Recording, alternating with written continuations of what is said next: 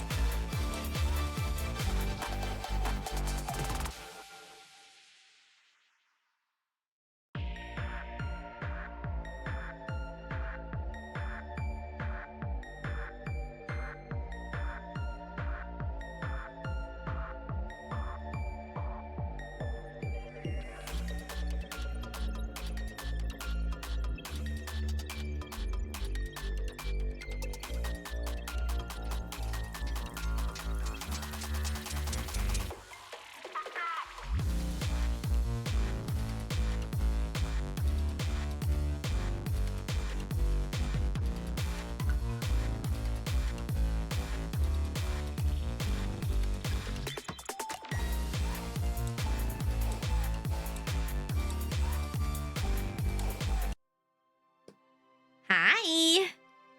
Hi, have you found the channel card? Do you like it? Do you like your silly little channel card? Yeah, the daily tooth tax actually does something now. Isn't that cool? It doesn't always work. I don't know. I set it up yesterday. It kind of doesn't. No. I see you found the other thing as well. Okay, I see we're having the same issue of my physics lagging, so that's cool. Let me go into windowed. Is it better now? Yeah, it's better now. Okay, I don't know what it is about full screen games lately and making my physics lag, but it's a thing, it seems. Card's kinda neat. Yeah, and everyone can do it once. Just a little bit more. Hell yeah.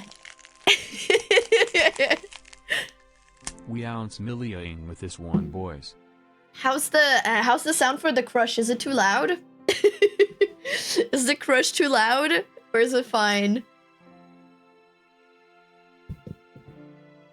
What card? Oh, on bottom left, when you do your daily tooth tax, you get a little card pop up now. I can do mine, hold on. I can do mine. So you can see it, or someone else can pay their taxes. Hold on, let me pay my tax. Look, you get a little channel card. You get a little channel card, wow. And it shows like your stats and stuff. I just don't know how it is if a lot of people pay taxes at once, if it does them one after another, but it's still pretty cute. Yeah.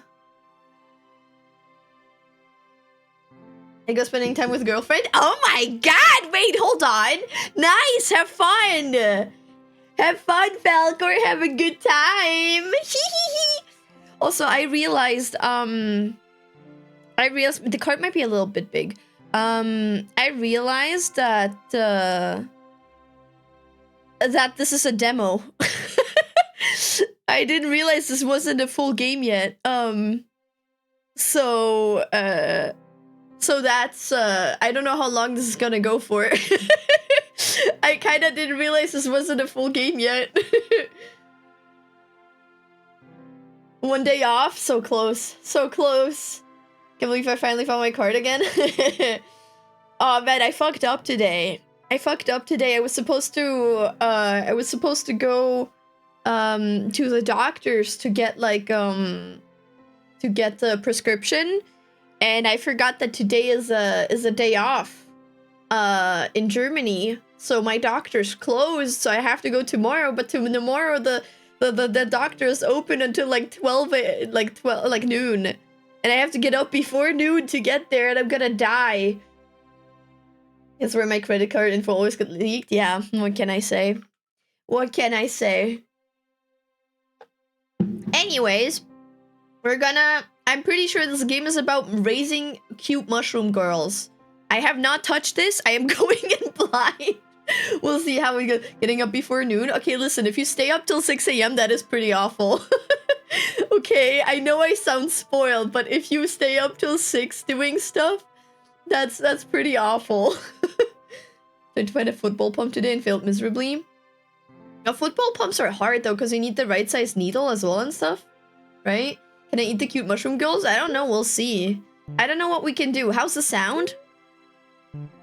Is it okay? Too loud? Too quiet? I think it's fine. Is the music loud enough so you can hear it properly? Testing sound this time before I play something, so you can actually hear it. Let's make a stew. Hell yeah! Don't stay up till 6 a.m. But that's when I'm most productive. Although I gotta say, since I swapped back to working with music again, it's going well. It's going well. I was in a Helldivers game. Okay, let's see. Ah, I like the graphics. I saw the... Once upon a time, there was a humble recluse.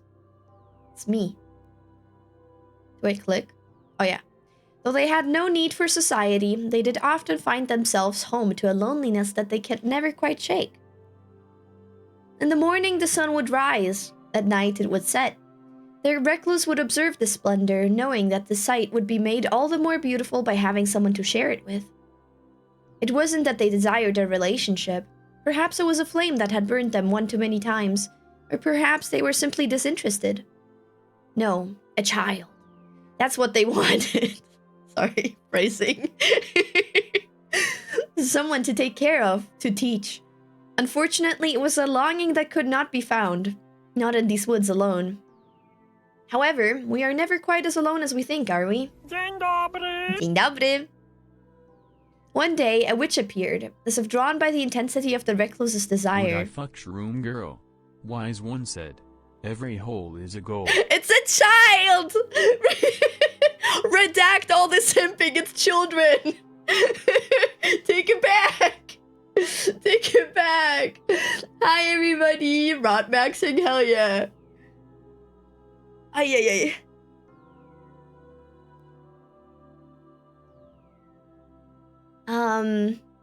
The lumber that the recluse had spent in the morning gathering slipped through their hands as they spotted her, the witch of the woods. She began to speak. You desire a child, yes? For some, those are quite easy to come by, but not you, it would seem. Let us make a deal then. If you do 3 simple chores for me, I will present you with a daughter of your very own. The recluse, caught up in a moment of naivety, quickly agreed.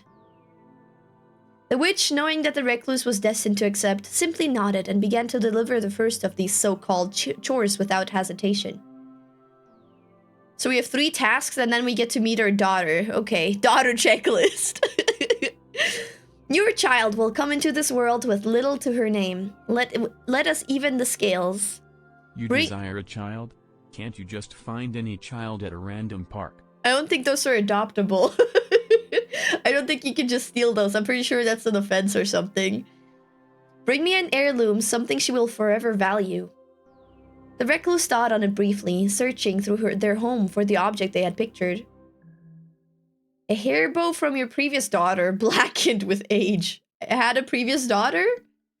An old bottle of medicine that has sat unopened. A glimmering music box. Ooh, I like the music box. Let's give her the music box. We haven't had a child yet, so we can't do the first one. Medicine or music box? Surprise adoption. What do you think fits our daughter better? I don't know her yet, but you know. I think a music box is a good gift for a first child. Yeah, medicine is an heirloom. You use it up once, it's gone forever. Surprise adoption. You're being sold a child. I'm not being sold a child. It's a mushroom. I mean, I don't know it yet, but we know it. Yeah, let's go music box. A soft, beautiful tune played from the jeweled box. It had been created to bring joy and beauty to all around it, which you found admirable in theory. The recluse hoped that their daughter could have that privilege. To think she could focus on soft things like music and avoid the dark, painful things in life. Bringing their prize back to the witch, she simply gave a smile. How perfect. After their brief detour to meet with the witch, the recluse resumed their normal day-to-day schedule. The second day. The recluse slept more soundly that night than they had in ages. Having a purpose again soothed them, even if they had found themselves caught up with a witch. Possum can read. M. Yeah, true. Dr. Sat might have rheumatoid arthritis with some... Wait, you went to the doc? Need to check it through the blood test. I'm officially off the business, now I feel empty. Damn. I mean, enjoy your break, I guess. But good job going to the doctor. That's very good. I mean, it's bad that you have that, but it's good that you went to the doctor, because it probably could have gotten worse if you didn't. So very good. Hi, Shoko! Have a good day yourself. Are you going to submit a cringe story or a sinful one? I don't think I have any. I think I submitted my worst that one time, and I think that's it. I don't know. I wouldn't know what. Oh my god, Kiki just got 1K. Jesus. Having something and figuring it out sucks, no doubt.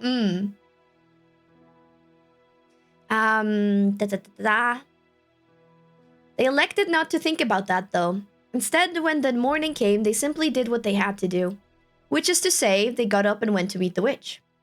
Upon watching the recluse's approach, a sardonic smile lit the witch's face. You completed your first task admirably. 2 more and I can finally give you what you want. She paused for only a moment before delivering her next message of import. Growth struggles to be achieved without presence. Offer me that which embodies the emotion you would provide for your own daughter. The recluse pondered for a moment, thinking of what they had to offer. A deteriorating book of poetry. Oh, that's kind of cute. A tear-stained portrait. A prized gem fragment. I like the poetry book. Almost shamefully, the recluse located an old book of poetry from when they were young and going through a phase. The prose wasn't good by any standard, but it would nevertheless serve as an excellent expression of angst and youthful rebellion for their daughter. Returning to the witch, the recluse held out their offering. I suppose all growth comes at a cost, no? Feeling a tender hollowness, the recluse declined to answer. The third day. With 2 assignments complete, the recluse could feel their excitement grow.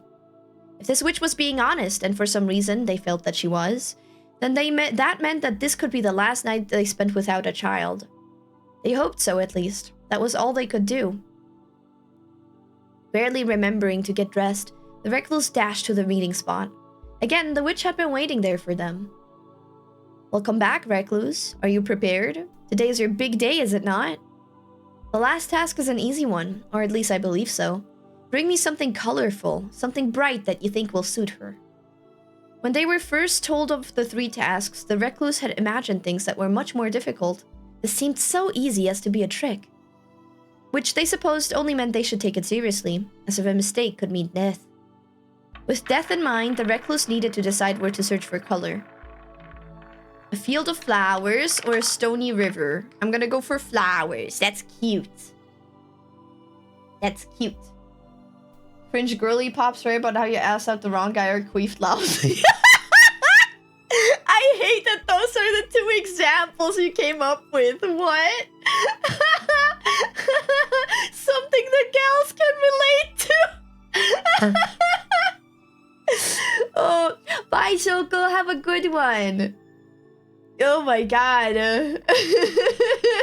Soft voice, I'm trying. I'm trying. Oh, hi. Hi, Falsey. Hey, Falsey, fakey. Falsey. My head. It buffered wrong. Got some bold. Gold back? Good job. Okay, let's do Field of Flowers. If someone wanted color, where else was there to even consider? The recluse decided to make their way to a particularly idyllic field of flowers. The field was filled with an overwhelming amount of choice. Before long, the recluse narrowed the option down to a few. Bleeding hearts, sanguine, and symbolic drops. Foxglove, purple bell, like blooms, that's gonna be poisonous. Forget-me-nots, ooh! Light-hearted blue flowers. Flowerets. Black pansies, a Stygian omen. Milkweed, the bright orange herald of the butterflies. Oh, I want forget-me-nots. I love forget-me-nots. Oh, I love forget-me-nots so much. A cerulean sea of forget-me-nots bobbed with a gentle breeze. Fitting for a moment that would never be forgot, the recluse plucked one, gently storing it in their pocket. Oh, we discovered blue. Okay. The recluse returned to the witch's hut. No! Stop! We're being comfy. We're being comfy and cool. Hello? Your rice is already soft. Oh my god. Oh my god. Don't flatter me like that. That's a lie. I know it. The recluse returned to the witch's hut. Oh, also, if you haven't done your daily tax check yet, do it. You're gonna find a surprise. Colored item in hand. She silently took the object, nodding her head to the recluse in recognition. The recluse stood there for a moment, unsure, before finally the witch realized what they expected. Oh, you want your promised daughter, don't you? Her voice was almost mocking, but at least it was not overly cruel. I suppose I must tell you that I lied, human. I do require several more trifling things from you. First is the matter of payment. The recluse should have known that everything is for a cost. Pay me now with wealth, or pay me now with life? Pay me sometime soon and in larger quantities, or pay me at a much later date in the way I choose. Ooh. Shit, we're making life-threatening deals already? Is this making a sacrifice, or is this like... if I die, I'm not gonna have a daughter, right? I want to see what happens when we pay with life. They told the witch they would offer life as payment. Certainly. Stepping forward, she took them in a cold, yet not unkind embrace. They woke hours later with an uneasy feeling that something was missing. The witch was still there, waiting for the recluse. With the payment settled, the witch simply smiled and handed the recluse a small pot. Humans are tricky, but mushrooms are much more resilient. Consider this an upgrade. Don't worry, eventually she will develop a mind. Simply give her time, as much as she needs. Soon your wish will be in full bloom. I suppose with all that settled though, there's one last thing for you to consider. The young girl needs a proper name. The recluse thought on the witch's demand before offering the final thing they had to give. Oh fuck, we actually have to name her? What do we name What do we name her? Joette? That's a hand you banged? Wait, did I? Wait, did we bang? Is she a succubus? Oh no. Oh no. Good jump skirt, why Discord? Because evil. Evil. Joliet. Joanne. I like Joliet. I've never heard that. Joliet seems appropriate. Let's name her Arson. Melia too. As soon as I paid with live stream died for me. Oh no! Then she walked away, only fate knowing if the two should ever meet again. Chapter 2. Cultivation. Though the recluse was unsure of the specifics, they did realize that it was important to heed her instructions.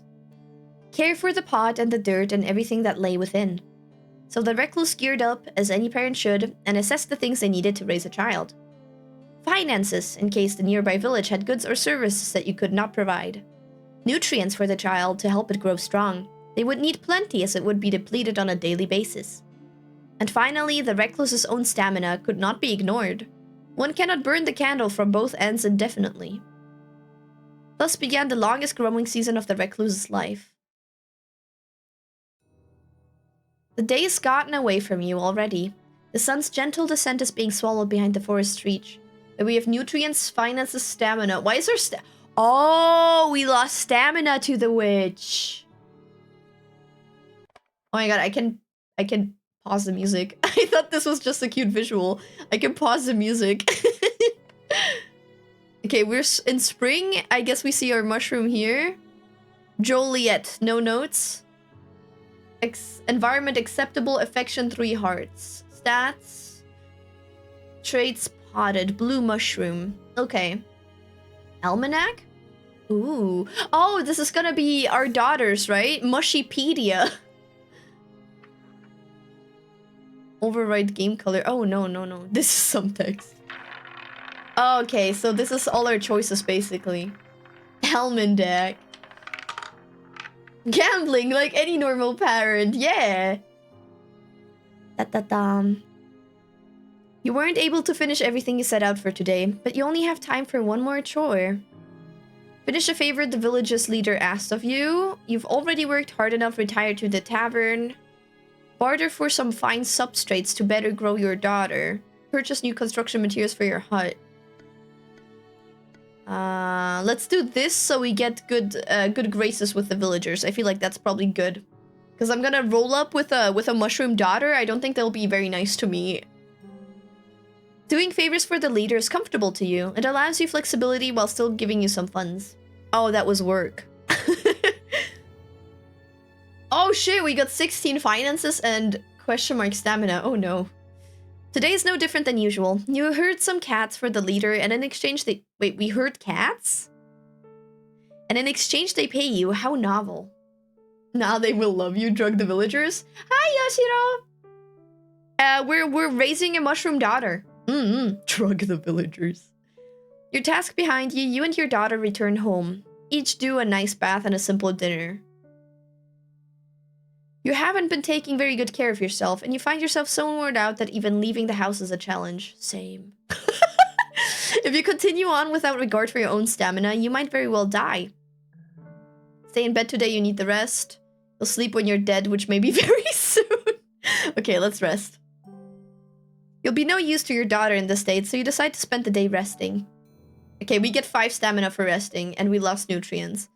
Sitting in bed, you think about your daughter and all the tasks you'll get done tomorrow. The decision being made, life continued. Oh. Oh my god, it's like an egg hatching in Pokemon!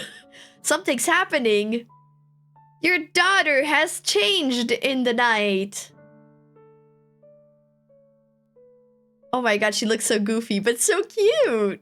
One morning you awaken with a weight on your chest and open your eyes to find a heavy mushroom sitting atop you. The creature has grown little arms and legs and demonstrates her newfound mobility by clambering off the bed as you wake. Her demeanor seems cheerful, wandering about in an excitable and inquisitive mood. Encourage her optimism, spend time nurturing her environment, motivate her to be more practical. No, fuck that. Drink water, you dehydrated bitch! Okay, I drink. Mushroom daughter? Sounds like schizophrenia. What's the deal with the witch, I swear. But yeah, herding cats sounds Interesting. Village that doesn't appreciate a mushroom daughter is not needed in this neighborhood. I'm gonna encourage her optimism. Your daughter's development is going better than expected, and you want to promote her cheerful nature. You encourage her to appreciate beautiful things, bringing her to that flower-filled glade you once visited. Enthralled by the wondrous sights, appreciating nature quickly becomes her favorite pastime, and she spends much of her time wandering outside. Oh my god, I'm cosplaying my own dad. The decision being made, life continued. We lost nutrients, so we need to do something that's gonna give her nutrients. Was your daughter on top of you? Because I didn't wake up fast enough, duh. It's like a cat or a dog. One evening, you hear a light knocking at your door, quite a rare occurrence. Peeking through the window, you witness none other than the Witch of the Woods standing at the doorstep of your humble hut. Could she be here for a visit, or to settle a debt? Introduce her to your daughter, privately request a stipend. Nah, I'm gonna introduce her. Perhaps it was time for your daughter to meet the witch. She could maybe even learn a thing or two. I mean, she's technically the mom, right? In a way. Herding cats, an idiom denoting a futile attempt to control or organize a class of entities which are inherently uncontrollable. That's a thing? I've never heard beg for cash. Yeah, man. Can you sugar mommy me, actually? Better than the other kind on top of you? Yeah. The two of you answer the door and invite the gloomy woman inside for dry and awkward small talk. Something about the way the two absently stare at each other. You wonder if they've made some sort of connection today. The decision being made, life continued. So Joliet is underdeveloped and simple. You've seen mushrooms before that have a certain special gleam. Your daughter does not yet have this gleam, but she could if you raise her right. Environment excellent in quality, affection 3 hearts.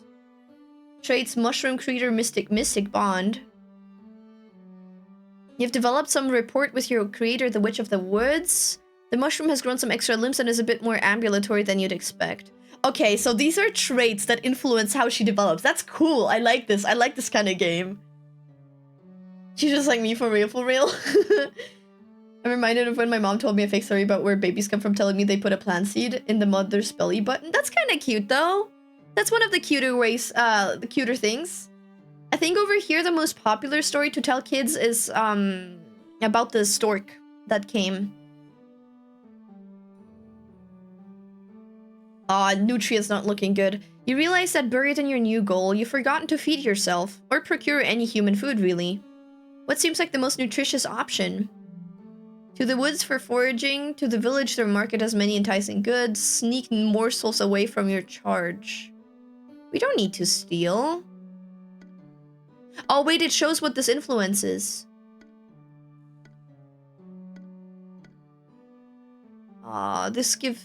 This loses stamina.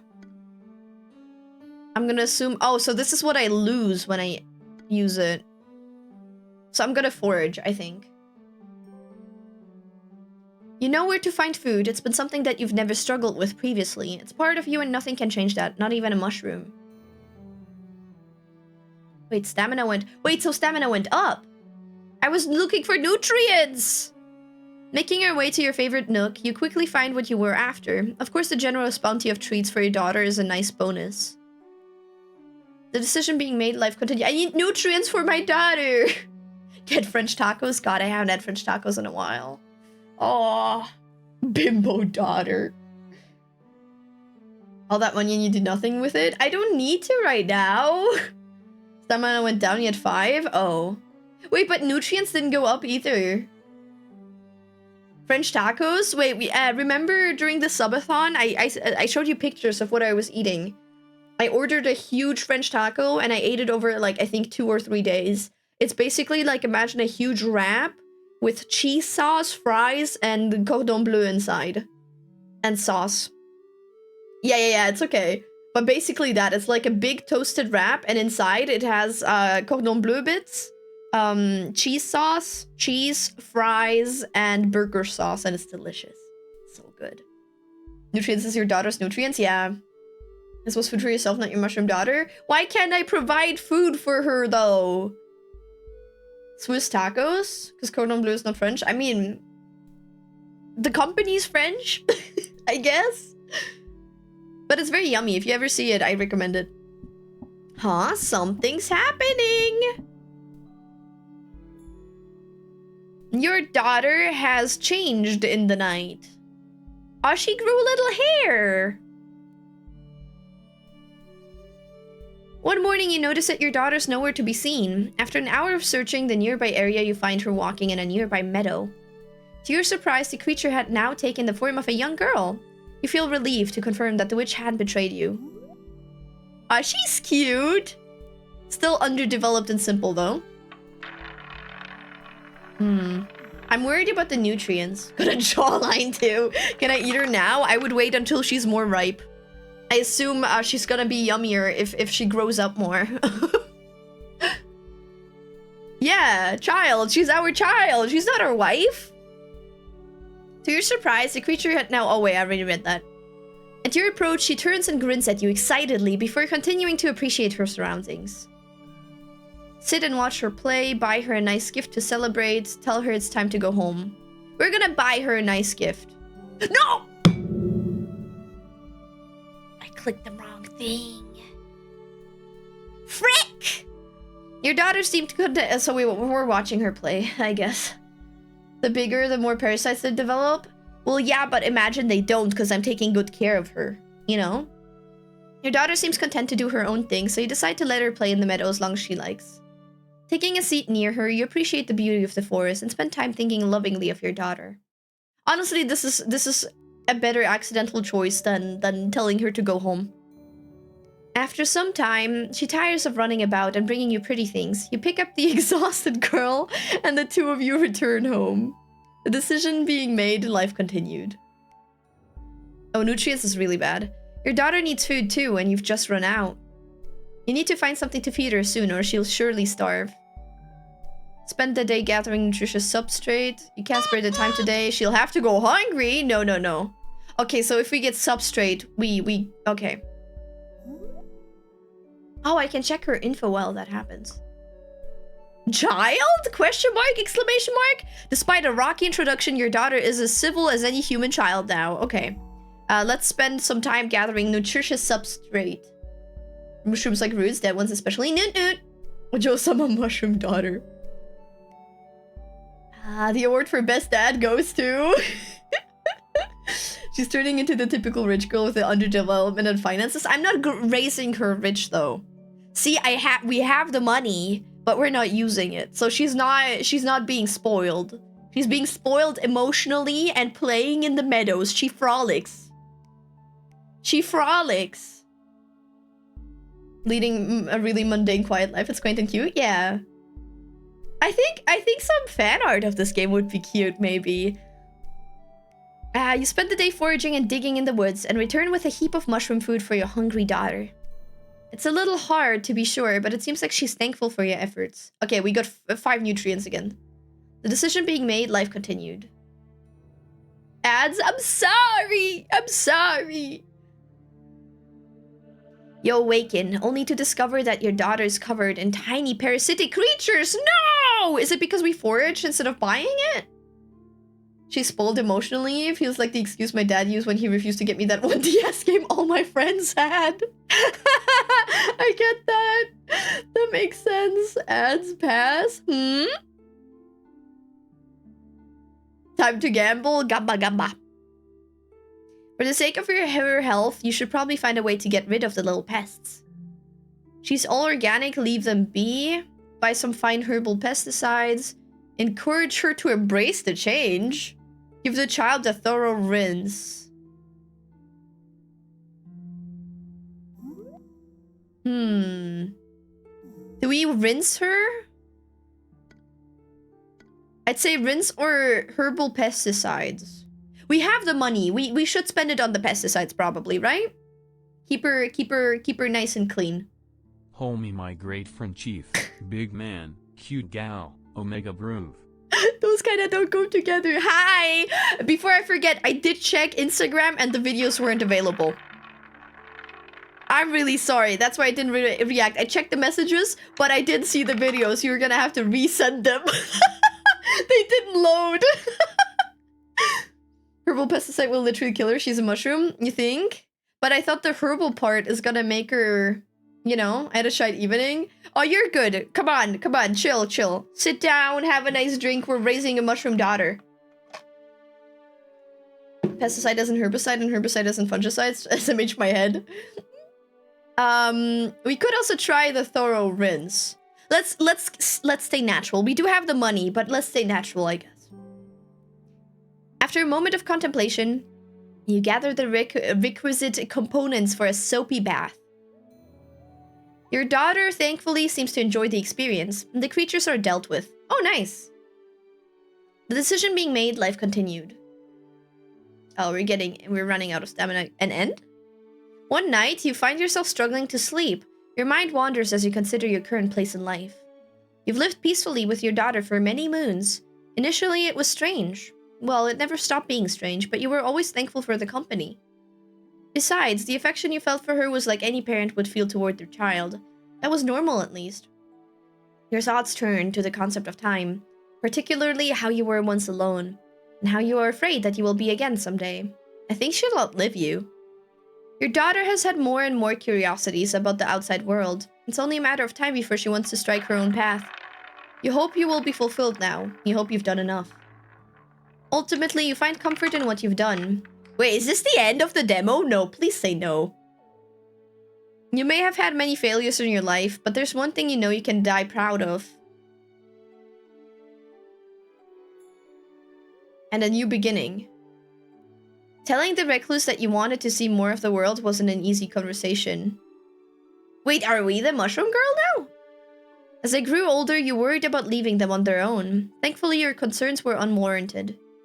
They were happy that you had grown enough to want to move out. They even offered to help you build your own home close to theirs. You were welcome to visit any time, obviously. Perspective change, yeah. Mushroom girl game, yeah. It is a demo. I know it is a demo. I forgot before stream, but I know it is a demo, so I don't know where it ends. It should come out this year, though, technically, according to Steam. Faster than you would have anticipated, the two of you built your home together. They showed you all of the tricks they knew and made sure to impart as much knowledge as they possibly could. Finally, the day arrived. You were officially on your own. You were scared a little, but also excited. Felt like a new chapter was just beginning for you. Oh my god! So Joliet is an elegant blue turkey tail. Oh, they grow up so fast, literally. Okay. Elegant. I want to look up what that mushroom looks like. Blue turkey tail. I assume it's a pretty mushroom. Oh, wow. It's a pretty mushroom. Hell yeah. I'll show you. Hold on. Hold on. Mush. No.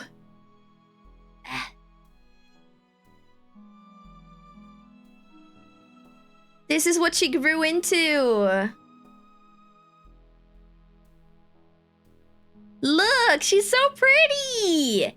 She's so pretty. She's really cute. I didn't think she'd grow up this fast, though. Man. Shroomy qualities. Dampness 27. Mycelium 55. Robustness 35. What does this mean? Dampness increased by a good soak or by a melancholic moment. This stat indicates how wet and slimy her body is, but also a murkiness of the soul. Mycelium increased by the right nutrients or by things that nourish the soul. This stat is associated with how generally healthy she is, and yet it could also be a persistent optimism. Oh, we did pretty good on that. Robustness 35. Increased by the ideal growing conditions or by a loving presence. Oh.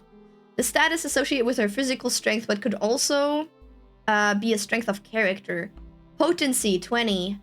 Increased by a titillating meal or by titillating danger.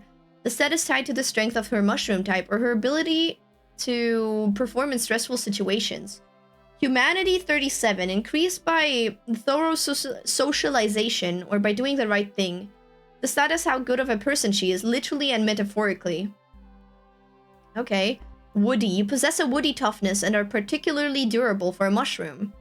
Animal friend. You have an endearing animal-like appearance. Cards and tokens.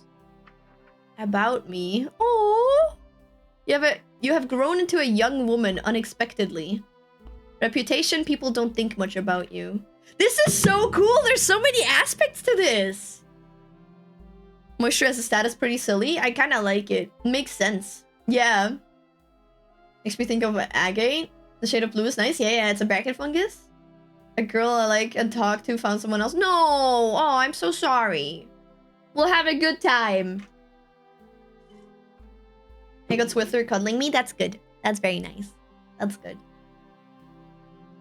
What is this? It's a mushroom game. We're raising a mushroom girl. Family matters. Loving parent. The recluse will always live in your heart and for the time being next door.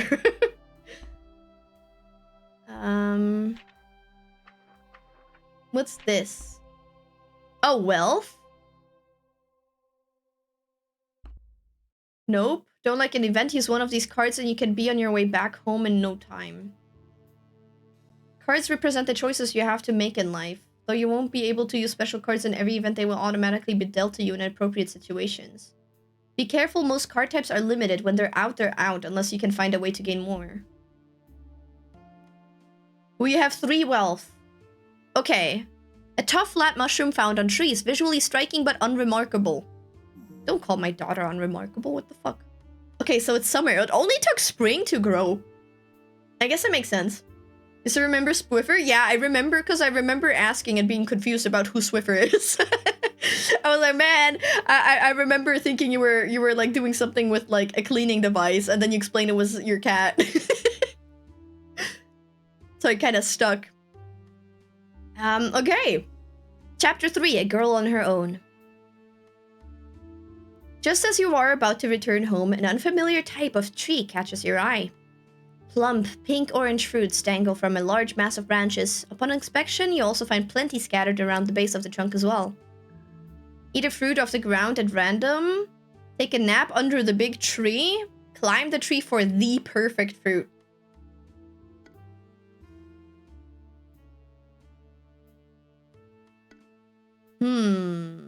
What should we do? Can we give the mushroom child candy? I mean, I guess we can't give her fruit. Do we give her the perfect fruit or lying around fruit? Let's do perfect. We only settle for perfection. Because she's so robust for a mushroom. Finding some decent... Oh my god, we roll a dice? We roll dice for events? Oh my god! Oh, this game is great! Finding some decent footholds, you hoist yourself up into the branches. After clambering around for a bit, you spot the shiniest, fattest fruit you've ever seen. Keeping a tight grip on your position, you reach out and grab the fruit. Victory's in your grasp. After admiring the view, you climb down. Now it's time to savor your prize. You enjoy it on your walk home, admiring the subtle sweetness. I didn't see what exactly changed, I'm gonna be honest. I think our robustness went down. Huh. What you want for stats and what you like of them? To be honest, I didn't get that, because it highlights multiple stats. I think it's a chance of what you get or lose. Like, I'm not sure. There's a knock at your door. When you go to answer it, you see a man dressed in an elegant black suit. Are you the fungal woman of the woods? He asks, as though seeing you in the mushy flesh was not enough. My employer wishes to invite you to a small dinner gathering. She's heard much about you and thinks her guests would relish the chance to actually be acquainted with you. Are they gonna eat her? Are they gonna eat her? You stand there slightly in shock as the man proceeds to outline the details of the event. When you should arrive, what sort of clothing you should wear. Oh, do you wear clothing? I'll have to double check the dress code, etc. Finally, after handing you a small scrap of paper with elegant writing on it and bidding you adieu, the man left your doorstep. You think about the event that's been described to you and ultimately come to a decision. Attend the event and simply be yourself. You have learned to not meddle in the affairs of humans. Oh, I only have one nope card. Let's try and go. You figured why not? If they would like to meet you, you should be kind enough to allow that.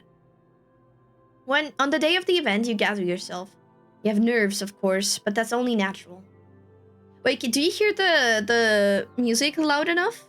Or is it too quiet? I feel like it might be too quiet.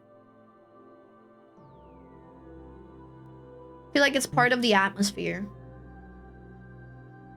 It's pretty quiet. Is it better now? Or should I put it even louder?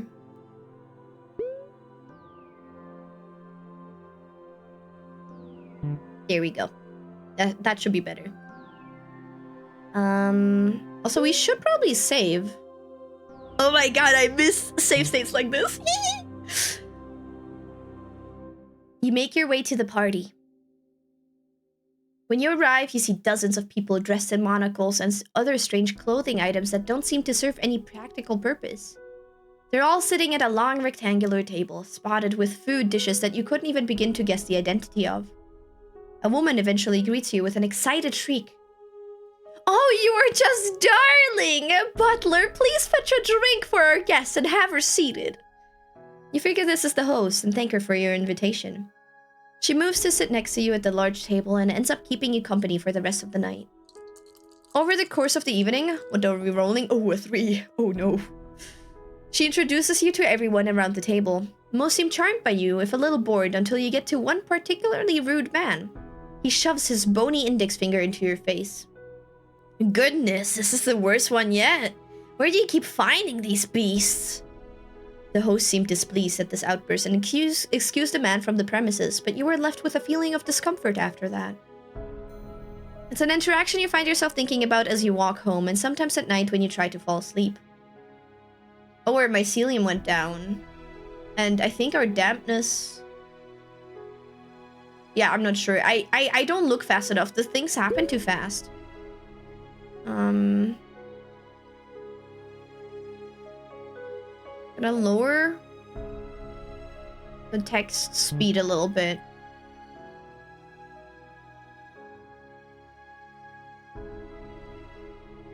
The sun is low in the sky, casting a beautiful warm tint across everything that you saw. Today it is a particularly beautiful sight. Blossoming fruit trees and the wind blowing through grass. Your eyes feel heavy and suddenly you find yourself falling into a deep sleep. In your dreams, you're sitting on a tree branch. There's a flute playing somewhere. Then suddenly the flute is next to you. Attached to it is the vague shape of a woman. I haven't seen you around here before. Welcome. Whenever you go to look at her, it feels like she shifts. You can't quite describe her. You probably won't remember me when you wake up, but it's nice to meet you. After sitting in silence for a second, she starts playing again. Sing along? Fly? Where do you go when I'm awake? Try to memorize this place. We're gonna sing along. I feel like that fits the personality we set so far. You close your eyes, absently singing along with the flute. Your voice sounds beautiful. Things could not be more perfect. Eventually, before you know it, your eyes are opening. It's dark out, and you should be getting home. Oh, this razor humanity. You feel a crisp breeze. The heat is relenting. Trees are changing in color. Fall has arrived. Did seasons change so fast? A man wearing vibrant multicolored robes and a large pack approaches your home. He's heard rumors of a beautiful fungal woman and has come to paint you. He asks if you will give him the honor of being the first to put your beauty on the canvas. Accept the artist's request and allow him to paint you. Refuse you're not so vain as to want art made of you. Convince the artist to teach you instead. Ooh, that sounds fun! What are we getting? A 3! Fuck! The man is too disappointed to register your request for a lesson. He simply turns and sadly walks back to where he came from. Now I feel bad! While tending to your home, you begin to feel an otherworldly pull towards the forest. You can't resist, and moments later you find yourself surrounded by trees and standing in front of a mushroom-covered hut. Deep within you, you know the witch that made you resides here.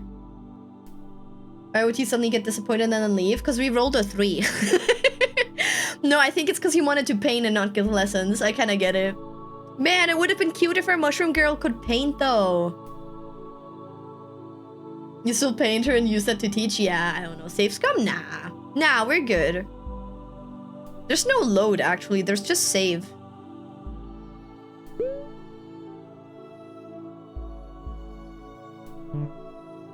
Yeah, I don't think I can save scum. I can only, like, save, but I can't...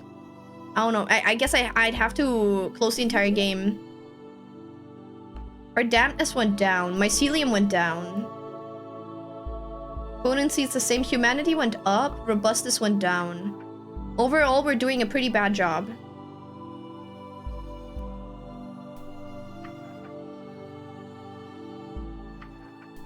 Okay. Force yourself to turn tail around and quickly head home. Enter the hut with the hope of learning some magic. Enter the hut cautiously and treat her as a stranger. Hope of learning some magic sounds fun. That sounds good. Don't let her become an artist. Look at her father. I'm gonna cry. Is her father bad? Do you not like her father? Not many appear after your face. I already saved, but I think you would just have to close the entire game and then load. Let's try and learn some magic, maybe? You enter the hut and bow respectfully, addressing the witch as you would an apprentice to a master. She accepts your want for knowledge and begins tutoring you! Time moves strangely in these woods, and you are unsure how long you read scrolls and practice channeling. By the time... Oh, our humanity went up again. By the time you leave, though, you find you've gained slight control over your magical potential. We gained a trait! Witchling! You are touched by magic in some significant way. Hell yeah. While on an expedition to a nearby swamp, you lose track of time. The sun has already set in the sky, and the trees surrounding you seem more menacing now. As you contemplate your situation, you try to figure out the best thing to do. Sleep in an abandoned building, wander through the woods, look for help, follow a random road, keep cool and calmly evaluate your situation. I feel like she has enough knowledge. We have enough knowledge of nature, right? To keep calm and whatever. And? 9! There we go. There's no use getting hot-headed and making even more trouble for yourself. You sit on the grass and absently draw on the mud with a stick as you think about your situation. You make a few little diagrams and consult the nearby foliage. After doing some calculations, you deduce your approximate location. Cross-referencing that with local landmarks, you have a plan to get home. Oh, humanity up, dampness up. Hell yeah. Thankfully, the plan goes smoothly. You rest your head on your pillow knowing that your sharp reasoning is one of your greatest assets. Tell me your secrets, shrubs! A chilling breeze greets you one morning, heralding the approach of winter. The end of the year approaches and you find yourself considering your aspirations. You want to accomplish something significant, you decide. Something you'll remember. Take on a dangerous quest, attend a charming evening at the gala, decide not to pursue anything. Those are only 3 choices? Dangerous quest it is. In your travels, you have been told of some particularly challenging quests, possible tests of your merit. Of the potential opportunities for glory you've heard, you decide to...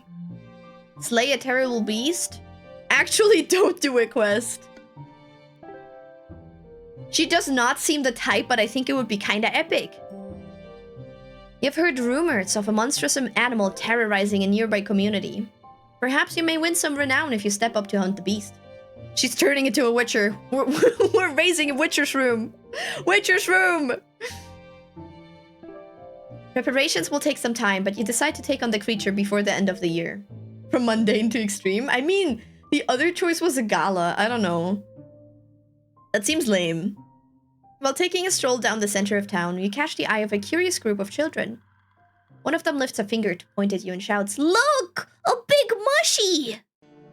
That's pretty rude, by all means. What do you want to do about this? How rude, point and shout right back at them. Go over and see if they would like to play. Ignore the children and just keep walking. Do you want to play, kids? Do you want to play? I thought the big mushy was cute. I don't think that's rude.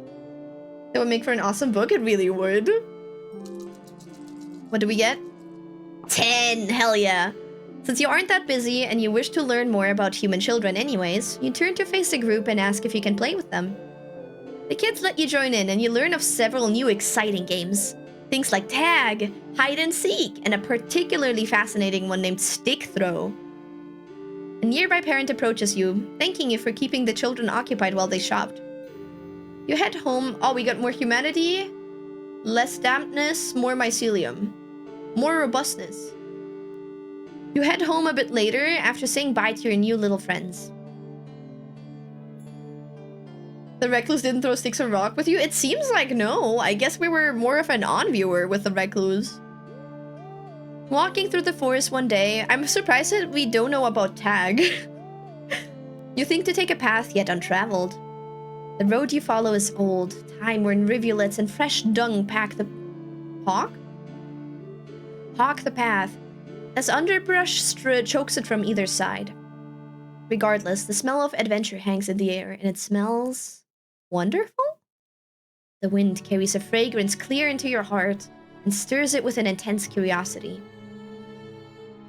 Before long, you find another, even tighter path branching off from where you're walking, and soon you break out into a glade. The area is smaller than a hut, but in the center of its intimate bow stands a statue long since forgotten. Examine the glade, examine the statue, leave the glade. Let's examine the statue. I feel like that's important. The statue is of a woman. The craftsmanship alone is worth commending. The proportions are incredibly lifelike. That's because it's probably alive. The figure's hair is short but detailed, with every strand perfectly held in place. There's a pain in the statue's eyes, one of loss and grief. It seems standing there that she's almost making eye contact with you. The music kinda... Yeah, same. Suddenly, aware of your surroundings, you feel a slight discomfort on the breeze and cast your eyes away from the girl's stare. Underneath, a plaque makes up the base of the statue. Without the skill to read... We didn't learn how to read? The recluse didn't teach us to read? I mean, I guess maybe this is like there's a gala, though. There's a gala and parents shopping. There's no way reading is not... I mean, I guess? That seems surprising. Without the skill to read, however, you can only surmise that this is a grave marker. One for a girl long lost to the world. You pause for a moment before turning your attention back to the glade at large. It feels as though there's a presence watching you from beyond the trees, but you chalk it up to nerves. Examine the glade. While the opening is small, there's enough room to wander around. Trees on all sides prevent you leaving aside from the way you came, and a thick canopy prevents light from flooding in, leaving only the spare ray of illumination. There really isn't much to the glade aside from the plants littering the forest floor. Several different herbs that have been cultivated to produce sublime results. Oh. 4. We pass with a 4? What do we pass? You meander around the glade, eventually finding a plant you originally mistook for a bush. Its branches are heavy and the primary source of the fragrance you caught on the wind. You break off a piece, enamored by the aroma, and store it on your person. We got something. What do we get?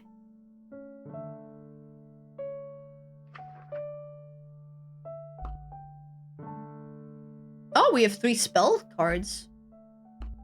Spore? Oh, is it a spore? Oh, did we find a mushroom spore? Empower spells or poison with spores at the cost of your own potency. Ah. Oh, reputation sorta reputable. You have been a good person.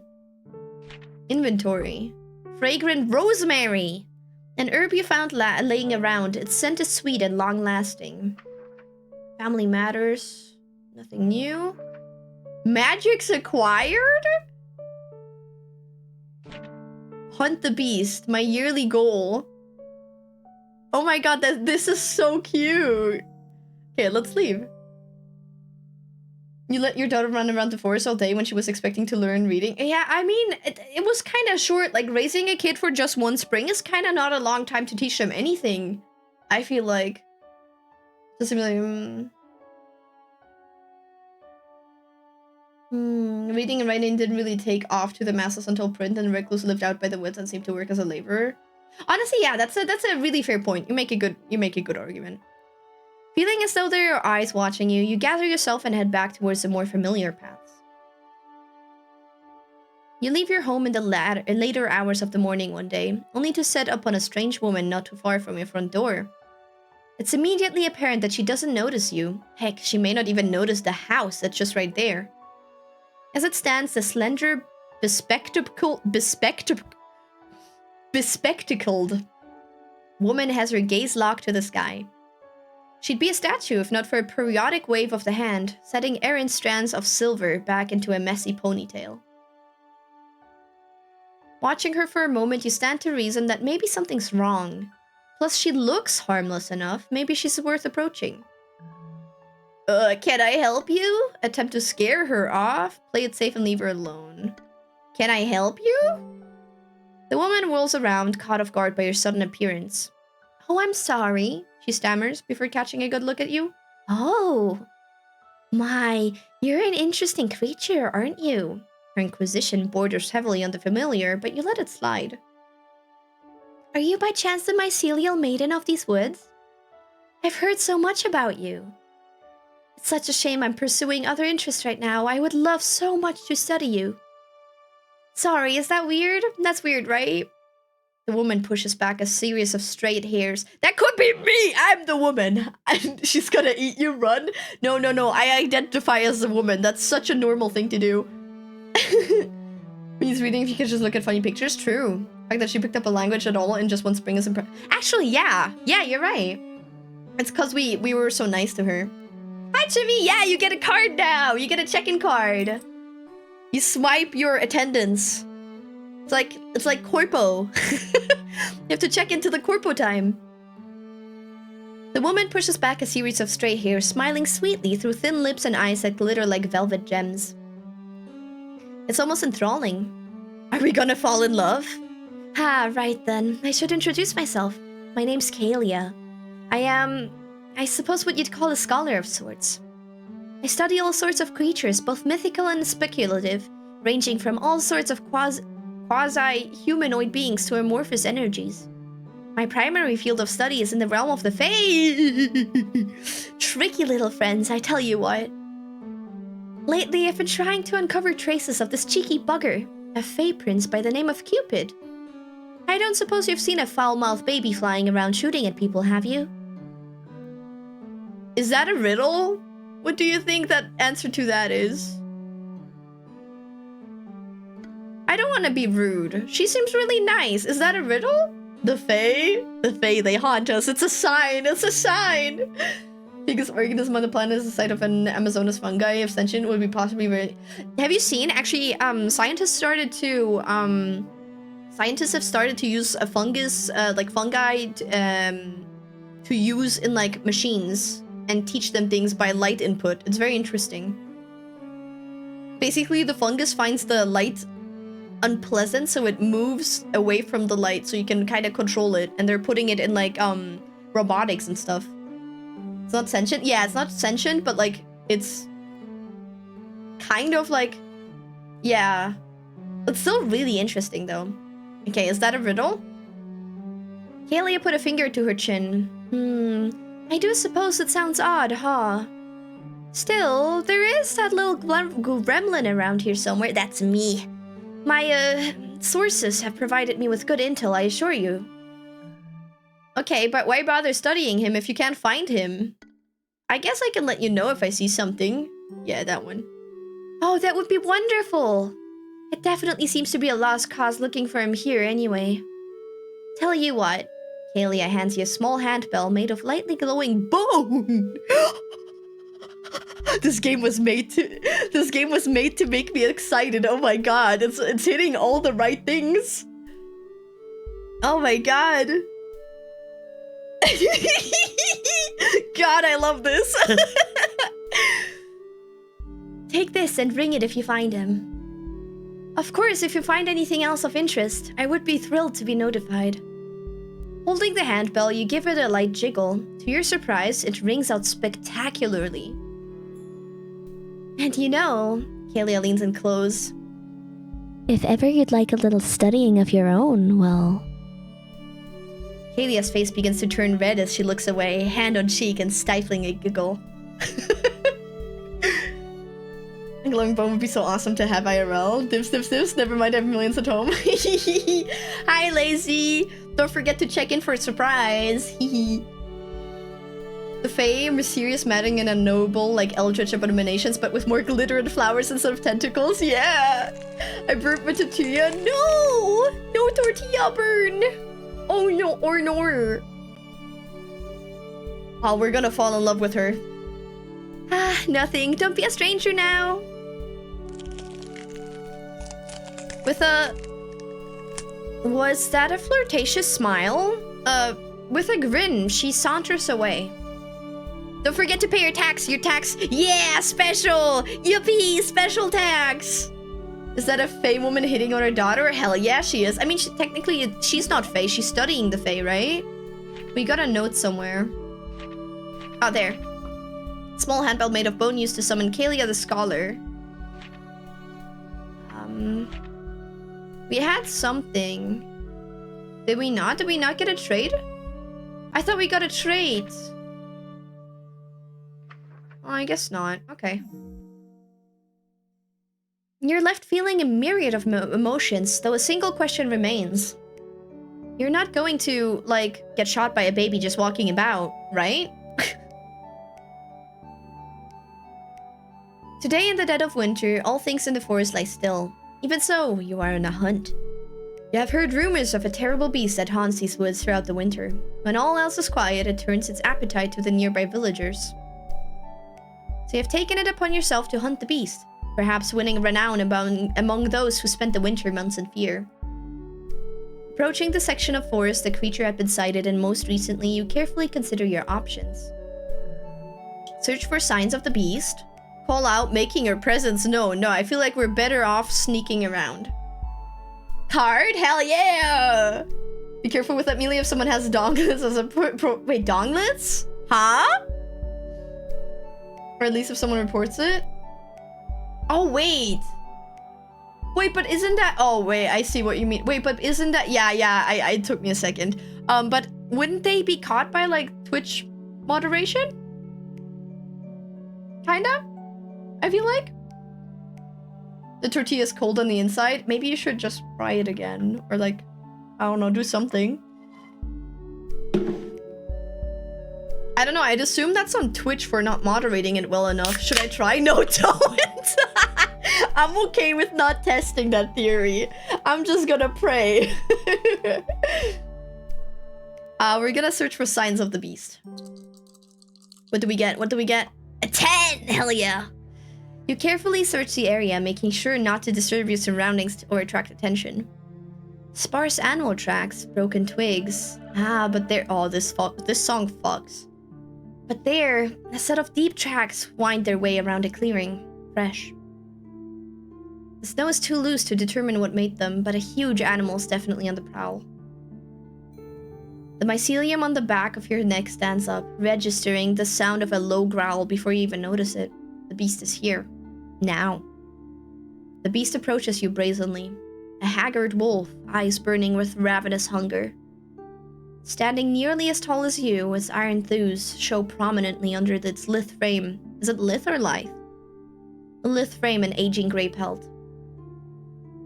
Its tremendously proportional head and glinting white teeth tell you just how effective at killing this creature is, and a blood-stained maw leaves no room for doubt.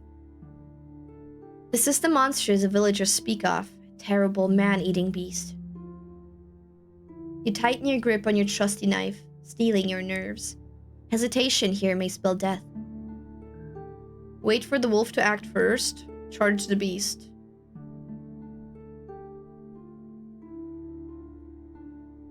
I know that hesitation... It's pronounced lithe, not lithe. Yeah, good one. Wait, which one did I say second? The I or the E? Lithe first, lithe second. Which one is it? I'll use a funny PvP. PvP? PFP. You said like this. So life. Life? I think I'm gonna wait for the wolf to act because we're a mushroom. So maybe he's not interested in killing us. You know? What do we get? 9. There we go. I'm so good at this. You coolly stand your ground, keeping your senses alert for any movement at all, and you find the moment to act. Wheeling around on your heels, you sidestep just in time to avoid the gnashing bite of a second wolf, a dark-pelted beast just as large and ravenous as the first. Despite its near-silent approach, the new wolf finds itself on the wrong side of the ambush, as well as on the wrong end of your knife. You slash at its worn hide, giving it an inch-deep gash across one side. The expert hunters are caught off guard, but recover within moments. 2 great wolves now circle the frozen clearing, teeth bared and salivating menacingly. Push one into the bushes, attempt to slay them both, cut your losses, and abscond.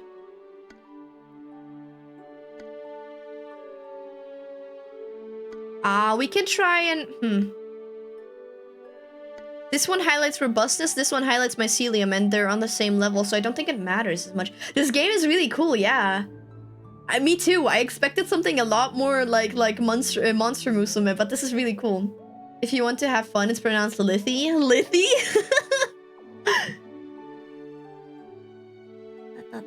All or nothing? Yeah, all or nothing sounds fun. What do we get? A 10. God, we're so good.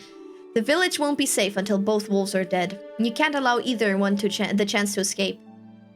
You watch their movements with the calmness of an expert hunter, examining their formation and surroundings, observing their behavior until, there, you're opening.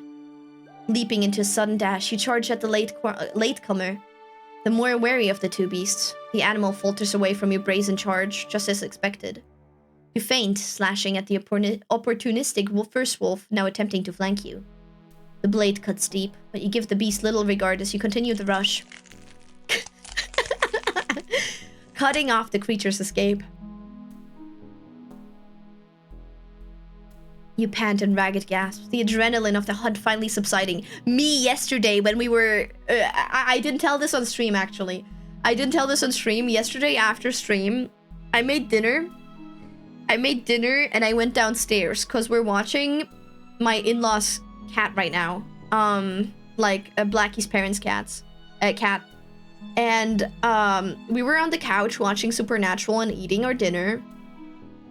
And guess who brought in a live mouse into the house? And was playing with it.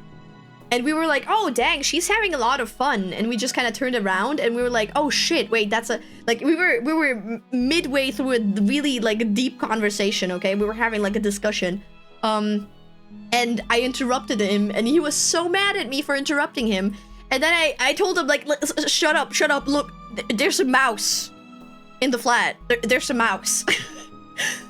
And he was like, oh shit, you're right, it's a mouse. And then we shut the cat outside, and we spent, I think, 1.5 hours chasing this fucking mouse around. And finally caught it.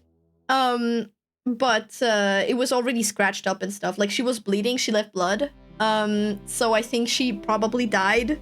We did release her, but she probably died anyways, because she was scratched up by like cat claws, and you know how that goes.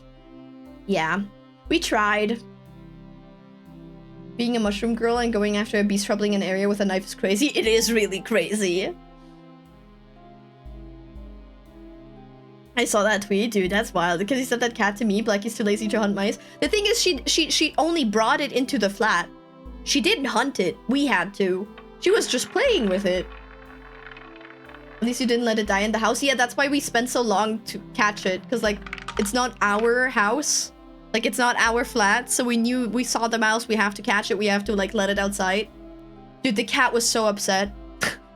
The cat was standing in front of the balcony, and she was like pawing at the glass. She was meow, meow, let me at the mouse.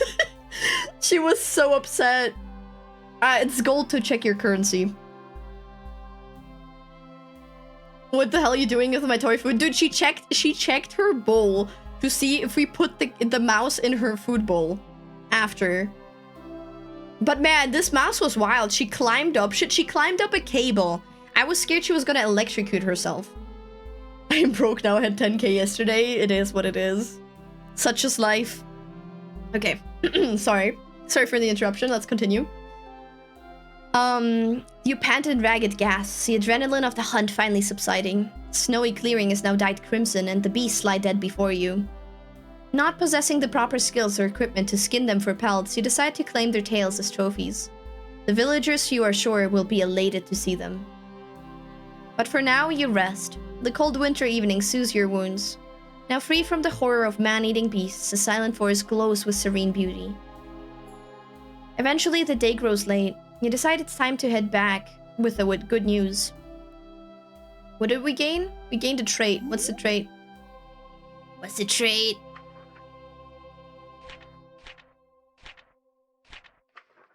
Where do we check the trait? Oh, perfect hunter. A pair of wolves tells you your skills are the envy of beast hunters. What's this? You have grown up. Oh. As you grow older, you look back over your life. You think back to the witch who created you and can't help but wonder if everything met her expectations. You wonder if you were the daughter your parent had hoped for. Ending after all this time. Is that it? Is that it? We lost some dampness in that fight. Wait, we're still sorta reputable after hunting down wolves? That sucks.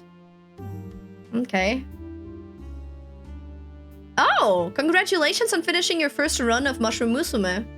You've just discovered one of over 30 endings available in the demo version of the game. We encourage you to experiment a little while growing your next daughter to see just how different she can turn out. Be sure to check out your almanac if you want to track your progress. We've got plenty in this demo to keep you busy farming for a while, but I thought I'd also tell you a bit about what awaits players in the full game. Oh my god, exciting! We're excited to be working on a new system of mini-games for you to play between sessions. Each grown daughter earns you spores, which can then be used to purchase mushroomy gardening supplies. What you grow in your garden can help shape future daughters, allowing players a little more control over her outcome, or even eventually allowing you to jump right into the third act. Instagrow. Your next daughter will be either 2 or 3 star- Wait, they have rarities?! Have a delicate hue, know how to read. Oh my god, wait, so that is a thing. Wait! Summon 200- You can summon? There's a gacha system? Not in a gardening mood? Then your hard-earned spores can instead be gambled away in exchange for rare goodies. How mysterious! Don't you want to know what you'll get? We're also hard at work writing. The full game will have double the word count and double the amount of story content. Yeah, including an expanded overarching plot. Delve into a dungeon, found a town bustling with fungal life, or maybe even destroy the Witch of the Woods for good, if you want. Oh my god, hello. Not to mention never-before-seen Mushroom Girls, a cavalcade of new music, even some unique collectibles that are something else entirely. We're aiming to release the full game in the winter of 2024. Wishlist doesn't seem to keep up with the newest news. Plus, it helps us out a lot. Since we're going to be buffing the core gameplay loop, players won't be able to transfer their progress from the demo version. You'll get a little bonus in exchange at least. Just thought you'd like to know. Thanks for playing. This is so cool! Wait, let me look at it again. This is so cool. We're gonna try and get more endings. This is very nice. I like this. I like this a lot. This is amazing. Oh, wait. Wait, okay. But you know what we'll do? We're gonna quit. We're gonna quit here. I'm gonna start it through Steam, because I'm assuming... because I downloaded it through itch.io and not Steam. So I'm assuming we'll only get the bonuses if we download it through Steam. That would make sense. Hold on, is there any updates? May 15th. Bug fixes, UI adjustments. Okay. Oh, I'm excited. This is really cool. Did they make any other games? They made a game called Making Friends. Oh, that's a lot older. No, wait, it's coming soon. Oh, but the art in the mushroom one is so much cuter. Feels so mean. Okay. Hold on, I'm starting it.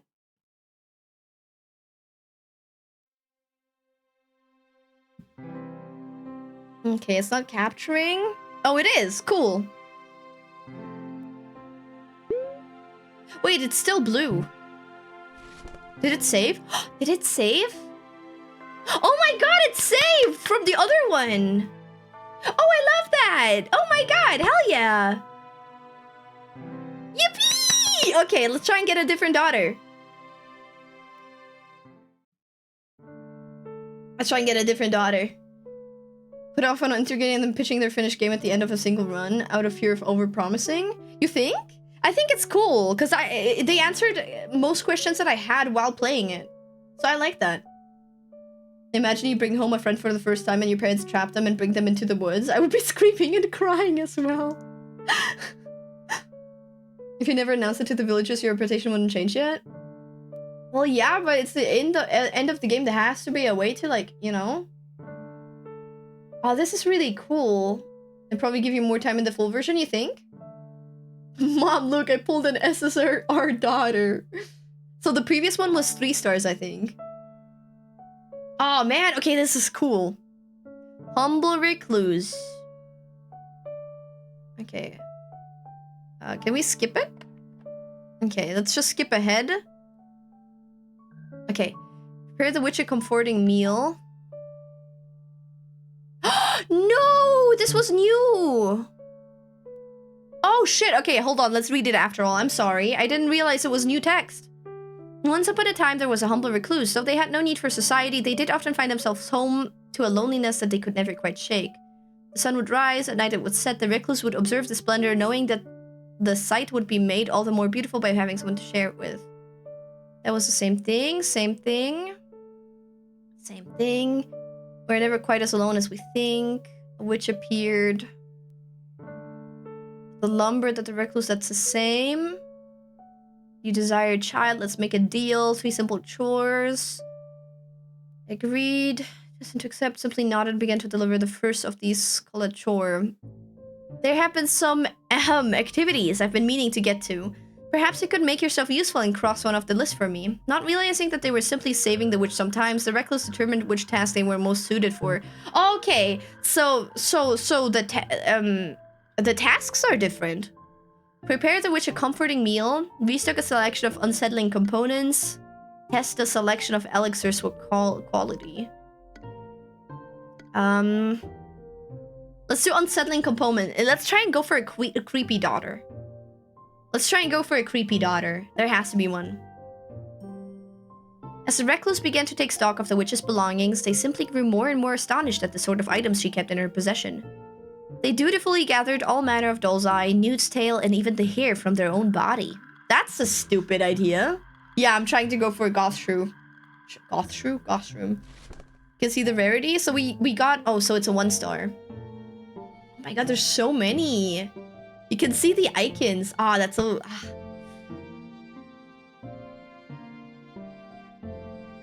I would not give a witch my hair. I feel like that's a bad idea. Or a fae. Man, we never fell in love. I wanted to kiss the scholar. Hopefully that last thing wouldn't cause too much trouble in the future, knowing the way that witches are. That's what I said! Arriving back to their meeting point, the recluse was excited to report their progress to the witch. Ah, very good. How kind of you. After quickly wiping themselves down, the recluse returned to their hut for the remainder of the night. The second day. The recluse slept more soundly that night than they had in ages. Having a purpose again soothed them. Okay, that's the same. Simply did what they had to do, which is to say they got up and went to meet the witch. Sardonic smile, first task. Second task, come on.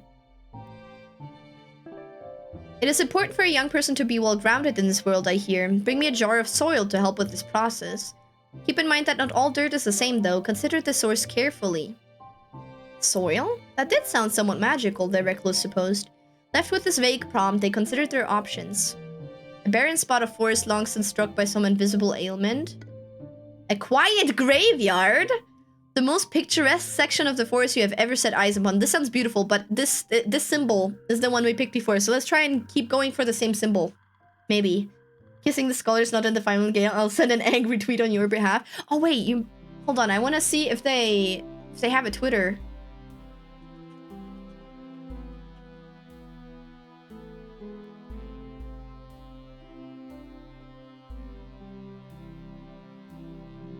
Composer, writer, overall chill.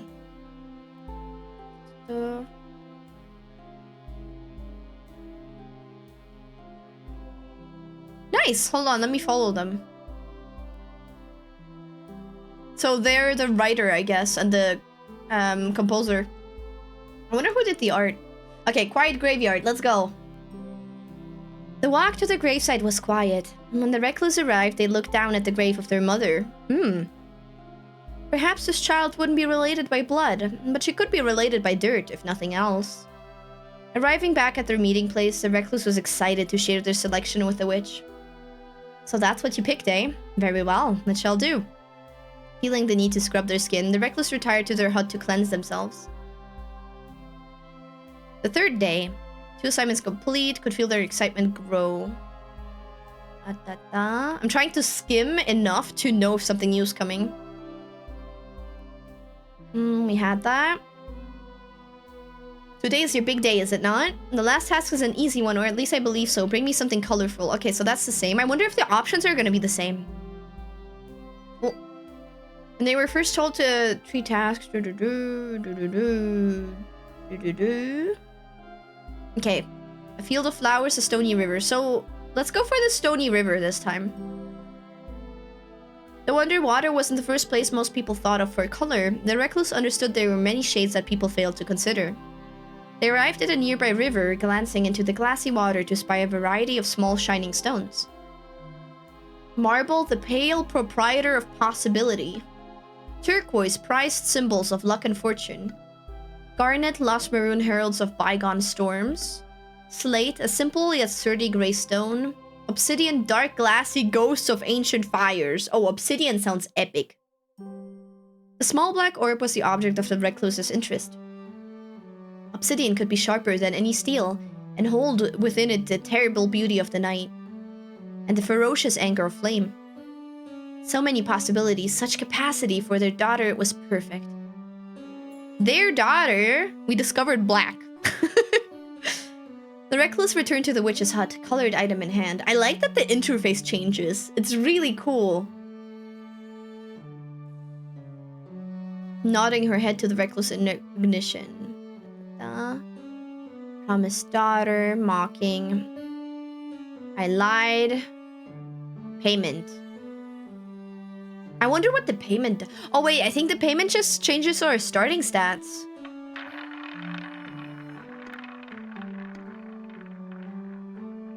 I want to see what this does.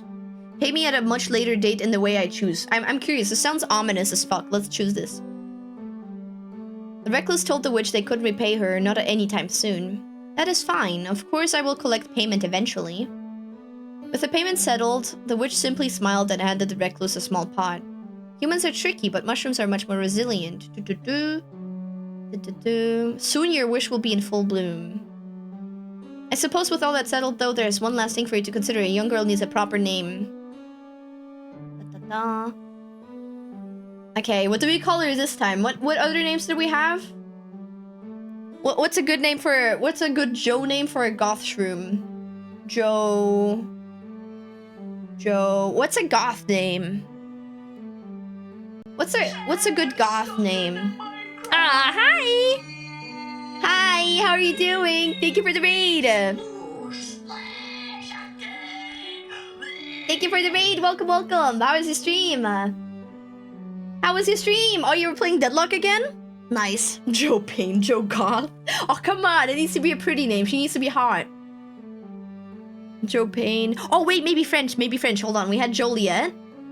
We had Joliet. Jora? Toxic and sweaty. Nice. Joker? Joe. Ah, fuck. Joe. What's a pretty French name? Joma? That sounds so ligma. We're trying to find a name for a mushroom. No, Johanna? I mean, I guess Joanne makes sense. Let's go for Joanne. Oh, Jolie? Ooh, but okay, Jolie, remember that for the next one. Remember that one for the next one, okay, please? Then she walked away, only fate knowing if the two should ever meet again. Joan Dark. Joanna. Cultivation. Though the recluse was unsure of the specific, they did realize that it was important to heed her instructions. Care for the pot. Finances. Nutrients for the child to help it grow strong. Stamina. Okay, we're gonna try and focus in on the nutrients. I want to see what happens if we min-max the nutrients. Oh, the mushroom looks way different. Look. The mushroom looks so different. It's like a Venus now. One day you awake slightly earlier than usual. In your somewhat somnambulant state, you hear an ethereal croon originating from your garden. When you go out, you spot it. A small fairy! Yes! Clad in black, sitting amongst your crops. Heard the fairy to use for food as food for your daughter! Oh my god! Oh my god! It's dark like Darkest Goth. Yes, we're doing so good. We're doing so good. You're great. Push buffered and censored you saying Venus.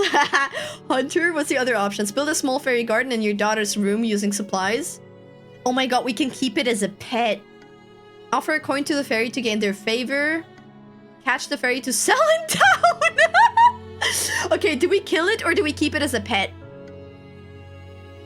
I'm gonna do a poll. You can choose. What do we do with the fae? Imprison. Or kill for daughter. 1 minute, go.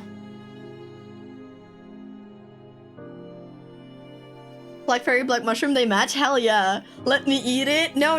I mean, I guess unless you identify as Joanna. You wanted to min-max nutrients? You're not wrong. You're not wrong.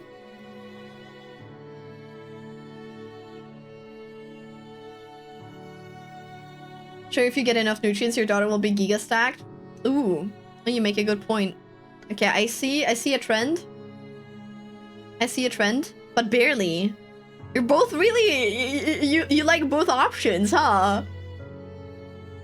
Looks like a kill right now, though. Get crushed! Get crushed!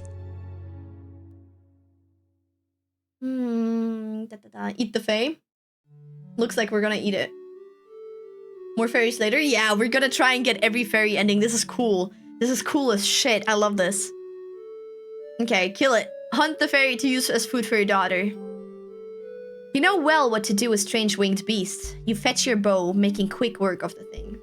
No ads? No! Maybe we should do a piss break so we don't get some for a while.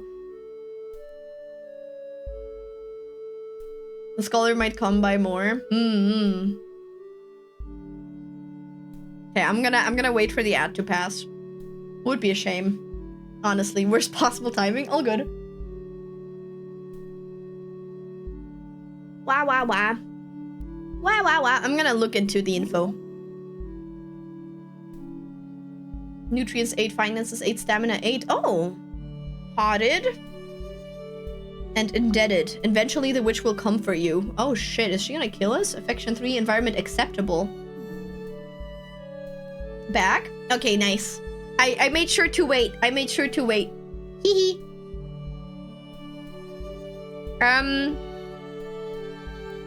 You fetch your bow, making quick work of the thing. You figure it can be used the same way as a bird, prepared over fire. Oh my god! We smoked crack! We smoked crack! Oh my god! Joanna! Fairy blood. You have been thoroughly saturated with the essence of dead fairies. You're also a magical creature. Is that cannibalism? Fairy blooded mushroom. We made it not goth! We ungothed it! Discovered fairy blood goes hard? Yeah. I think she's gonna be yeah, pastel goth probably. I don't know. You hope that will infuse your From daughter. goth to pastel. Yeah. Midhead mushroom. You hope that it will infuse your daughter with something special. She's already fey-touched. Perhaps this will fuel something in her. Oh, maybe she'll be really good at magic now. The decision being made, life continued. You realize that- oh, we lost some stamina. You realize that buried in your new goal, you've forgotten to feed yourself or procure any human food. What seems like the most nutritious option? Sneak morsels away from your charge? To the village?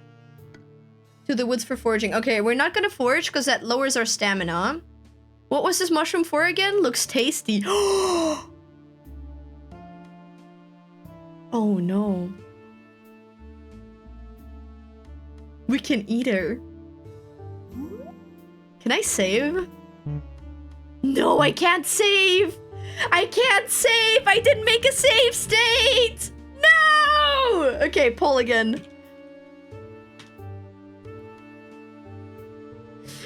What do we eat? Eat the child.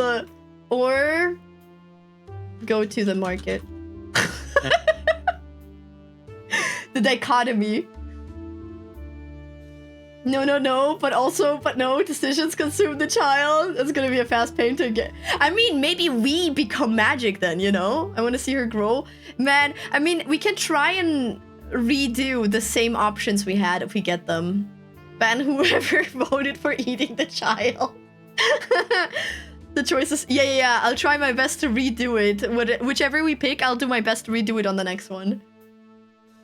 But the choices in the beginning were a tiny bit different before. I wonder what happened to trigger the option that we can eat it, because we didn't have that before. I really want to see what a fable-headed child will become. Yeah. I wonder if that's a random event. Okay, you want to go to the market? Woods, village. Okay. God damn it. It's okay. We'll try and repeat it. Killing your fairy probably corrected our clues. Yeah. Oh, wait. You think we're evil now? Ooh. Okay, we're going to the market. There are things that you cannot possibly find or make on your own, and sometimes you desire them. Rarely do you indulge, but today is different. We're having a burger.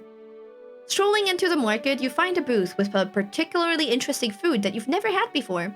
A strange soup that's thick, hearty, and incredibly spicy. You purchase more than you can eat and decide to give your child the scraps. They seem to invigorate her. This decision being made, life continued. Oh, what's it gonna look like? Something's happening. Oh no. Oh no, she's ugly. Oh no, she's ugly. The other one was cute. This one's ugly and looks in pain. Oh no. Hopefully the next one will be pretty. We're clearly evil. We ate a fucking fairy. We didn't. We fed the fucking fairy to our mushroom daughter. I was about to say wife. Oops. Got my feelings confused there. Are you ugly on purpose? Literally, Ahmed-chan. It looks miserable. One day you awaken to the sound of rustling movement and find your daughter has grown enough to be capable of rudimentary locomotion.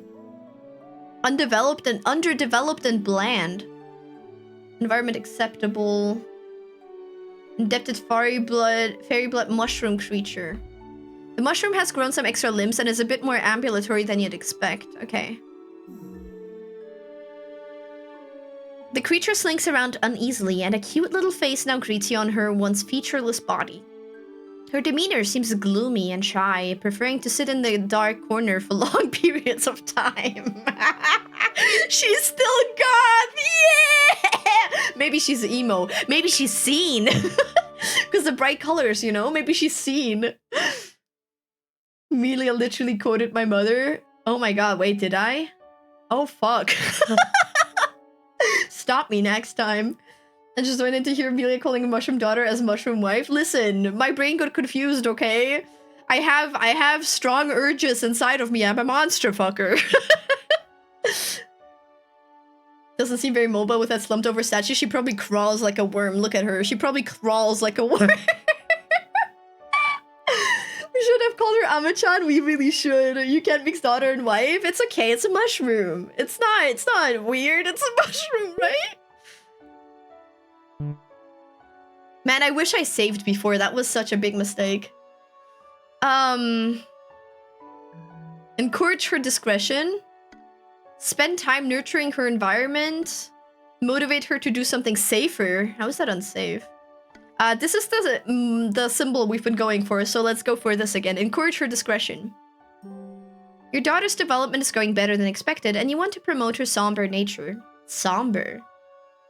You clear out some space in your closet, making a little spot for her to sit in complete darkness. She contentedly lies in the closet for much of the day, seemingly finding some enrichment in the activity. Parents be like, oh, she's not depressed, she just really enjoys that. We are making her worse. Here you go, sweetie, crawl into the closet. Go back to the closet, child. You're just making her depressed. She seems happy. Our emo daughter lies in the closet, yeah. Man. The decision being made, life continued. We lost nutrients, but that's fine. One evening, you hear a light knocking at your door, quite a rare occurrence. Peeking through the window, you witness none other than the Witch of the Woods standing on the doorstep of your humble hut. Could she be here for a visit, or to settle a debt? Introduce her to your daughter, privately request a stipend. Let's introduce her, because, like, I mean, this would be the other option, but we don't need money. And we're already in debt. That makes 0 sense. Let's not do that. Perhaps it was time for your daughter to meet the witch. She could maybe even learn a thing or two. Yeah. I owe you. Let me get some more, please. This is the equivalent of bed rotting as a magic mushroom. Double stone of magic? Yeah. Oh, wait. Hold on. Oh, my butt is sweaty. Hold on. Let me change. Ugh. The two of you answer the door and invite the gloomy woman inside for dry and awkward small talk. Okay, gloomy woman, gloomy mushroom, huh? Something about the way the two absently stare at each other. You wonder if they've made some sort of connection today. The decision being made, life continued. While tapping some trees one day, this is new, you overhear a noise. It sounds like the clinking of coins and dice. Before long, you manage to track down the source, a wingless fairy sitting in the eye of a tree. Damn, we really keep meeting every single fairy ever, huh? Gamba, you're a wizard, Mushroom Harry. Oh, that's so cute. Wait, those emotes are so adorable. What the fuck? Ah, wait, why is the stairs so cute? Ah. Eat her. I swear I'll pay you back tomorrow. I just need 200 bucks. I can feel it. I have the perfect strategy for slots. Spooky month, it's so cute. A human? Oh no, now I'll be forced to gamble. The Fae cried out unconvincingly. I'm the dice Fae, you see. I have no choice but to gamble with every human that passes by. You even get to pick the stakes. Oh my god, it's a gamble fairy. You just made a joke about gambling. The rules are simple. If I roll a 5 or less, I win. But if I roll a 6 or higher, well, that means you win. Compelling, right? Gambling with a fairy? What the hell? Why not? What do you want to offer? A coin? A significant bag of substrate?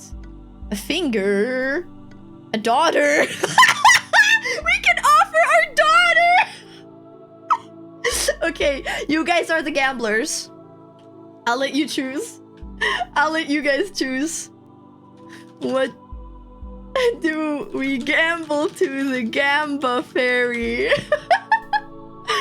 Hold on, last one was our child.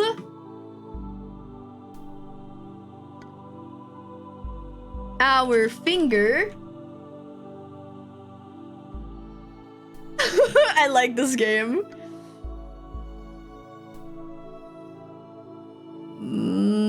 Bunch of substrate.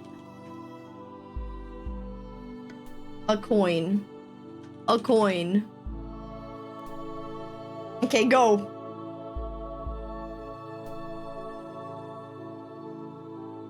Don't need to do poll, we are all in sync. Oh my god, what is wrong with you? Yeah, it's a 10 dice. It's a 10 dice. I would never. Good for your daughter. It can't be that hard. All we have to do is not lose. I mean, it's literally Gamba. I did save before this, though. It's a calculated risk. I just gamble better.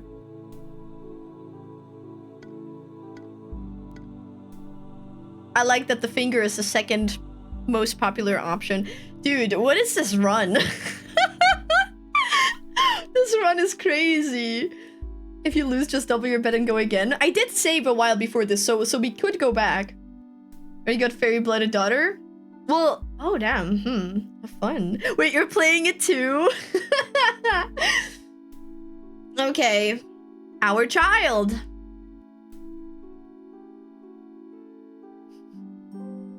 The words leave your mouth before you really have the chance to think about it. It shocks you to realize this, with a flash of guilt quickly stinging you. But there are some things a person just never gets over. You know fairies are tricky, but you wouldn't be a bad parent to let a chance like this pass you by without even trying! I mean, to be fair, if we give a fairy-blooded mushroom to fairies, it might grow up better than with us, and then we get to play as her. So I think either way, this is gonna be really interesting. The fairy grins and nods, rolling a 10-sided die in his hand. Very good, very good. I do love high stakes. Then he casts a die. Rattle, rattle, rattle. We win! Shit, we won! You eye the die with a certain skepticism as you see that it has landed on an 8. That couldn't possibly be right. After all, that would mean that you had won. Fuck, now our daughter will hate us. Man! Oh man, so you see, because if we lost... Wait, you're right. Wait, we get a second daughter. Wait, you're right. Fuck, what do we get? The fairy laughs anyways. Let's save over a new slot. Oh my goodness, I'm so happy for you, human. This is going to be such a big moment for you. His saccharine tone is strange. You don't like it. I'll just have to get you your prize then. It'll take a while. Magic is temperamental, you know. But you can expect to get your luxury top-of-the-line daughter no later than summer. Goodbye, human. Enjoy your prize. You walk off, unsure of how to feel. Perhaps this was all a dream. Maybe it's best that you get home. What's the trait that we got? Fey won. You have won a bet with a fairy and are expecting your daughter to return any season now. Return? It's a new one. Jesus Christ. We're horrible parents. I think we want a second daughter. Top of the line daughter is gonna be 5 stars. 5 stars SSR. I'm gonna steal a daughter to give you? I don't know. I'm so curious. Mama, am I adopted? No, I want you at Gamba. Amit-chan and K-Angel. It's like ordering a Japanese royal baby via Amazon. The fairy's just gonna abduct another child. I mean, or a mushroom child, right? Maybe they grow a new mushroom child and it's just better because they're better parents or something. We just upgrade our daughter? Maybe. I'm not sure. We'll see in summer. Oh. Something's happening. Oh, she looks like Marceline with a mushroom cap. She looks like Marceline with a mushroom cap. Look, she's like lying on her belly. That's her leg like sticking out. And this is... No, I was confused too. But like, look, this is like bangs across her face. And then one arm is tucked in like here. And one arm, she's resting on one.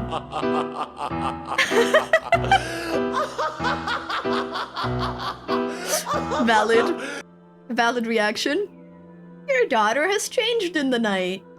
You think our daughter hates us after we put her on a bed? I don't know, we'll see. I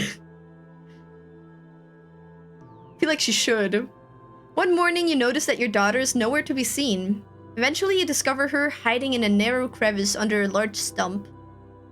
To your surprise, the creature had now taken the form of a young girl. You feel relieved to confirm that the witch hadn't betrayed you.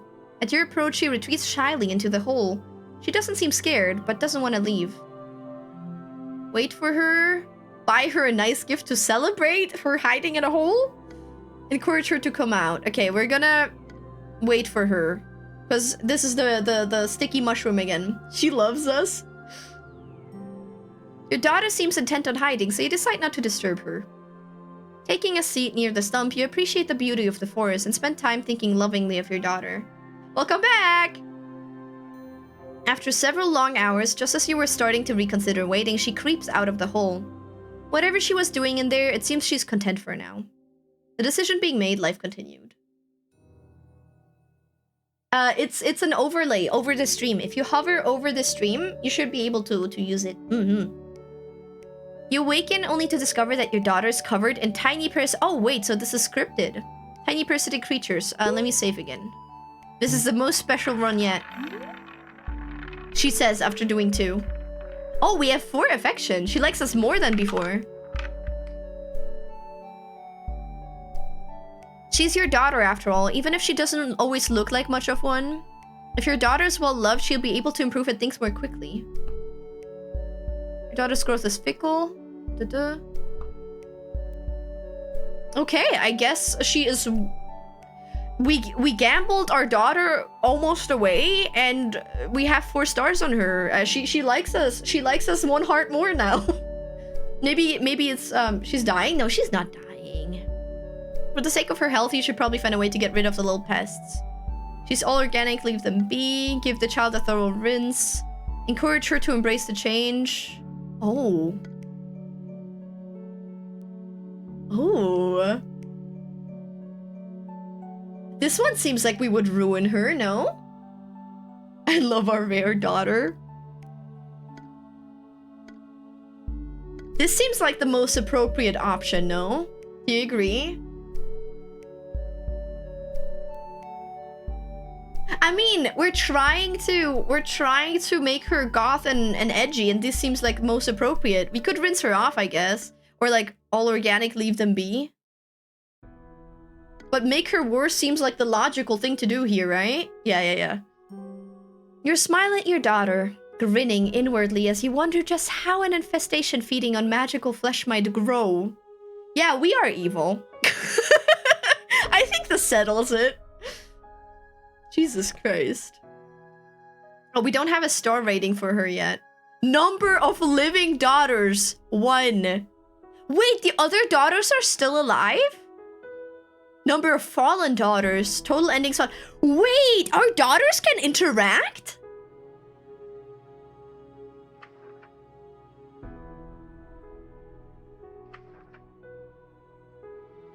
Oh my god! And we can find more music. Oh my god! This is great! 34 endings? We're gonna find them all. I'm obsessed with this now.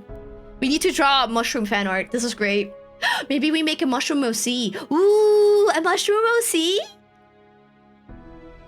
You silence your daughter at any and all opposition, convincing her that this is a good development. Convincing her to embrace them as friends and fond family. Oh my god, we're gaslighting her. We're gaslighting her.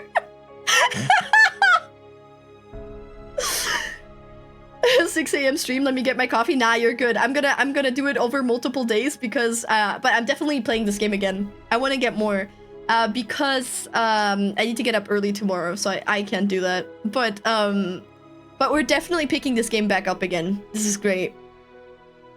Whenever she goes to swat at one that bites her, you slap her wrist. Oh my god! Soon she stops trying.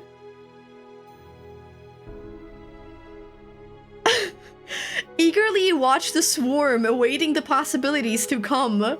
What the fuck? Oh, she hates us. There's no affection left. Oh no! We We were at 4 hearts, and now we're at 0. But hey, she's carefree and brave. She's carefree and brave. Infested. The decision being made, life continued. Oh my god. Infested. Your body is home to some strange small bugs. Oh, we're out of nutrients. Your daughter needs food too, and you've just run out. You need to find something to feed her soon, or she'll surely starve. Spent the day gathering nutritious substrate. You can't spare the time today, she'll have to go hungry. We could try and kill her. I didn't save. No, it's the least we can do. We made her live with bugs, yeah. We made her live with bugs. We made her live with actual parasites. We can't do this. You spent the day foraging and digging in the woods and returned with a heap of mushroom food for your hungry daughter. It's a little hard to be sure, but it seems like she's thankful for your efforts. The decision being made, life continued. A reunion. One night you find yourself unable to sleep. Your thoughts are consumed by something foolish. Thoughts of Faye. In particular, you contemplate your encounter with the one who called himself the Gambling Fairy. The bet that you seem to have won. He told you your daughter would be returned to you by the end of summer, and temperatures had been dropping lately. As though nature was toying with you, this lonesome daydreaming was interrupted suddenly by a cold gust of wind. However, you had left no door or window open. You jump out of bed to investigate, expecting that perhaps the girl was up to something. That wasn't unlike her after all. Oh my god, we're such a horrible parent! You find the front door open, and you step into the night to investigate. From the edge of your vision, you see something approaching. You can hear a shrill Faye voice in the back of your head. Here she is, recluse! Have fun! What steps toward you from out of the shadow renders your brain useless. Like a pair of bonded sisters. You see your daughters before you. The younger girl clinging to her lost sibling as though they were one. They give you a smile, but you can give nothing in return. Oh my god, we got 3 traits from this. And we got a new song. Wait, let me save a new slot. This is interesting. It's dark. You awake after a long and unusually fulfilling rest. What did we get?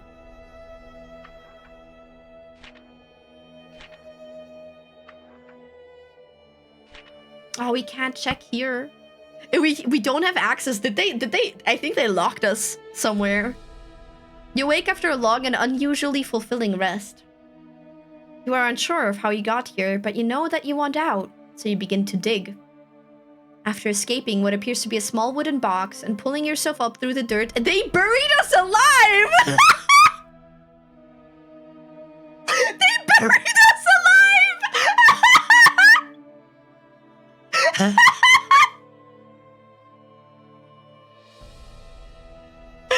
I mean, deserved. Deserved. Sheesh. I mean, we did raise a beautiful goth child then, huh? What is a goth child if not thinking of killing their parents, you know? Daughter's POV? No, I think we're still the recluse. You started this run with the goal of min-maxing nutrients and fed her fairy, almost gambled her away and then grew insects in her body. But now she has a second body. Should have just eaten her to save her from this torment. Maybe she poisoned us. I'm so proud of as a father. You pull yourself up from the dirt. You find that you're in an area you recognize near the edge of the woods. You blink feebly, getting used to experiencing the world through a new set of senses. Oh no, wait!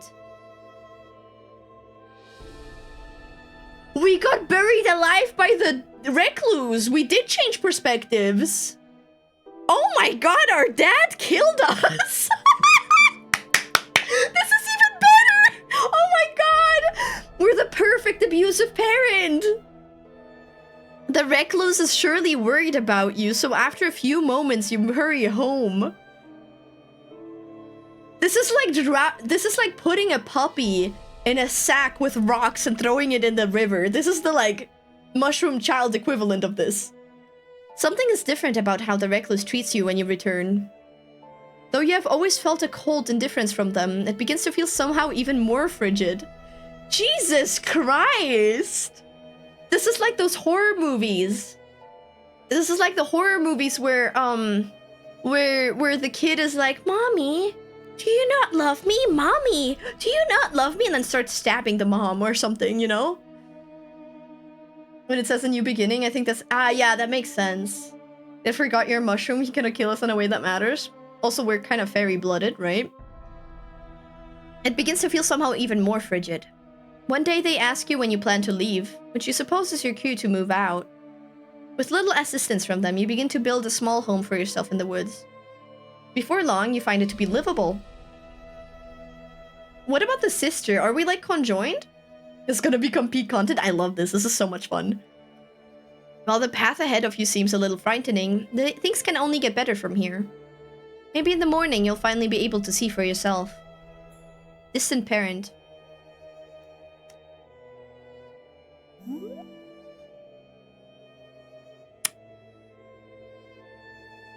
Wood.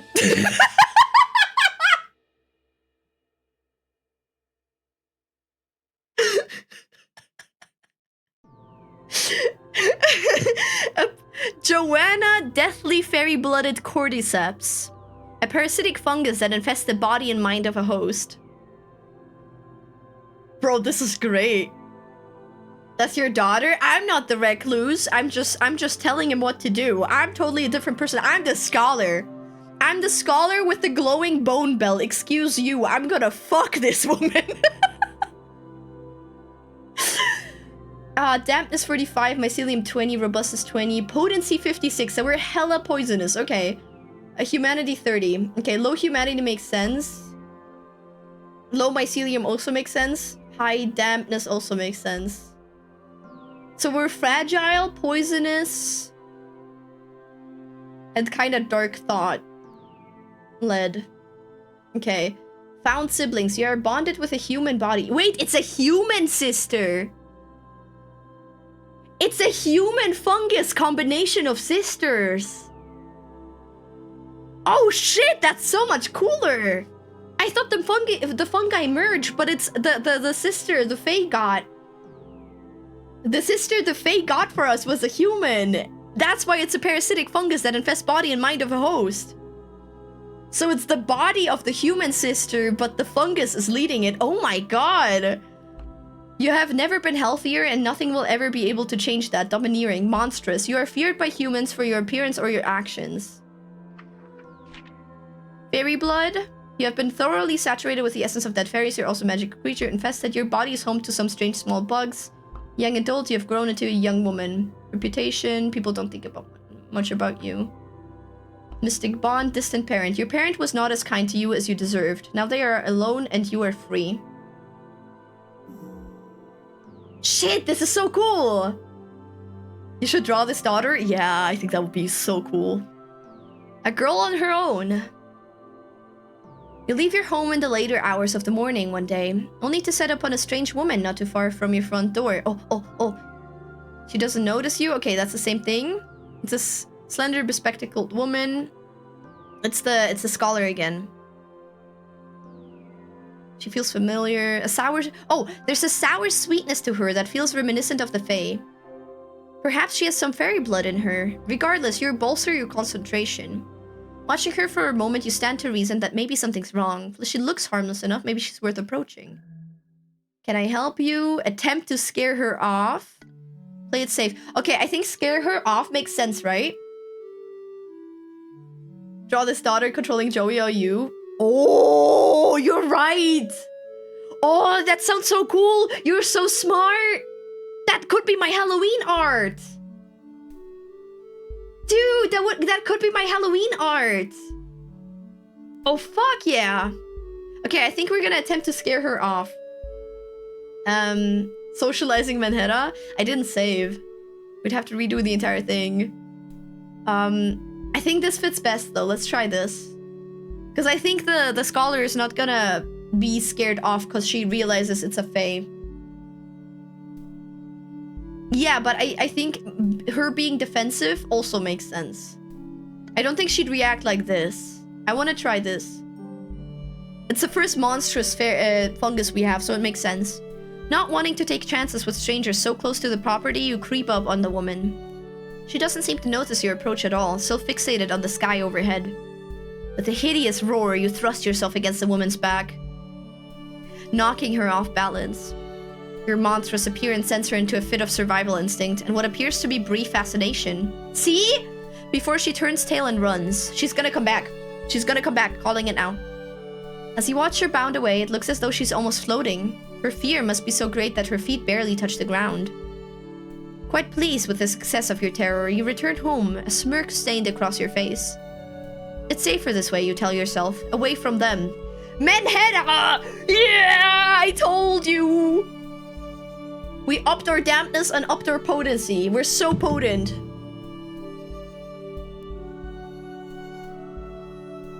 As you take an evening stroll, I like how the portrait is just a fungus. It's not the human daughter, it's just the fungus daughter. As you take an evening stroll through the nearby woods, you happen to overhear something of a loud commotion. When you approach the noise, you're able to see the situation more clearly. Two teenage miscreants seem to be harassing a child. Try to help and solve the situation diplomatically. Give the teens a scare. Leave them to their own devices. I don't want others in my forest. Get them all out of here. Okay, pull. Do we kill them all or do we just scare the teenies? How monster are we? Scare the teens? Get out of my swamp.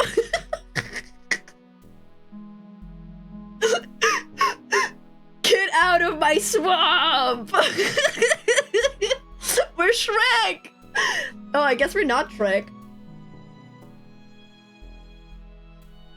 I got a common fairy blooded witch's butter. Oh, that's cute. Oh, I didn't. Oh, wait. So you chose something different. Oh, man, I love this game. This is great. Shit, this is gonna be so much fun. I didn't expect to have this much fun with this game. I love this kind of game. Rip their arms off. Okay. Okay. Yeah, this is great. I love this. Also, side note, I love that you love this. Because this is like, I don't know, I feel like I always feel a little bit anxious before I stream like niche games. Because like everybody and their mom is doing like, oh, this game just came out, so I'm gonna stream this game. And I keep finding these like super niche, super unpopular games to stream. So thank you for sticking around, I appreciate it. I just want you to know that. I was actually a good parent. Menhera Shroom is my favorite. I mean, to be fair, you have one choice out of two, so... Can't send a picture? No, I want to discover her myself. And we could cross-reference or something when we both have had them and stuff. It's gonna bring me the course. I'm so happy to hear that. Okay, get out of my swamp!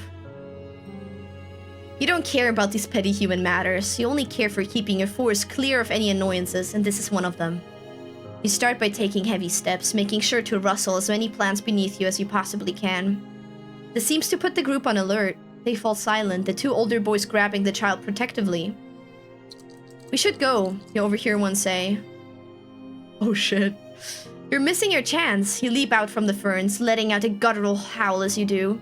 Droplets of spit fly from your mouth, covering the small group. They go running. They're gonna die because it's poison. Calling it now. You pat yourself on the back for another job well done. 76 potency. 50 dampness. Hell yeah. While wandering the woods near your home, you suddenly hear something rustling in the foliage ahead of you. Before you can react, a large boar bursts from the brush and locks eyes with you.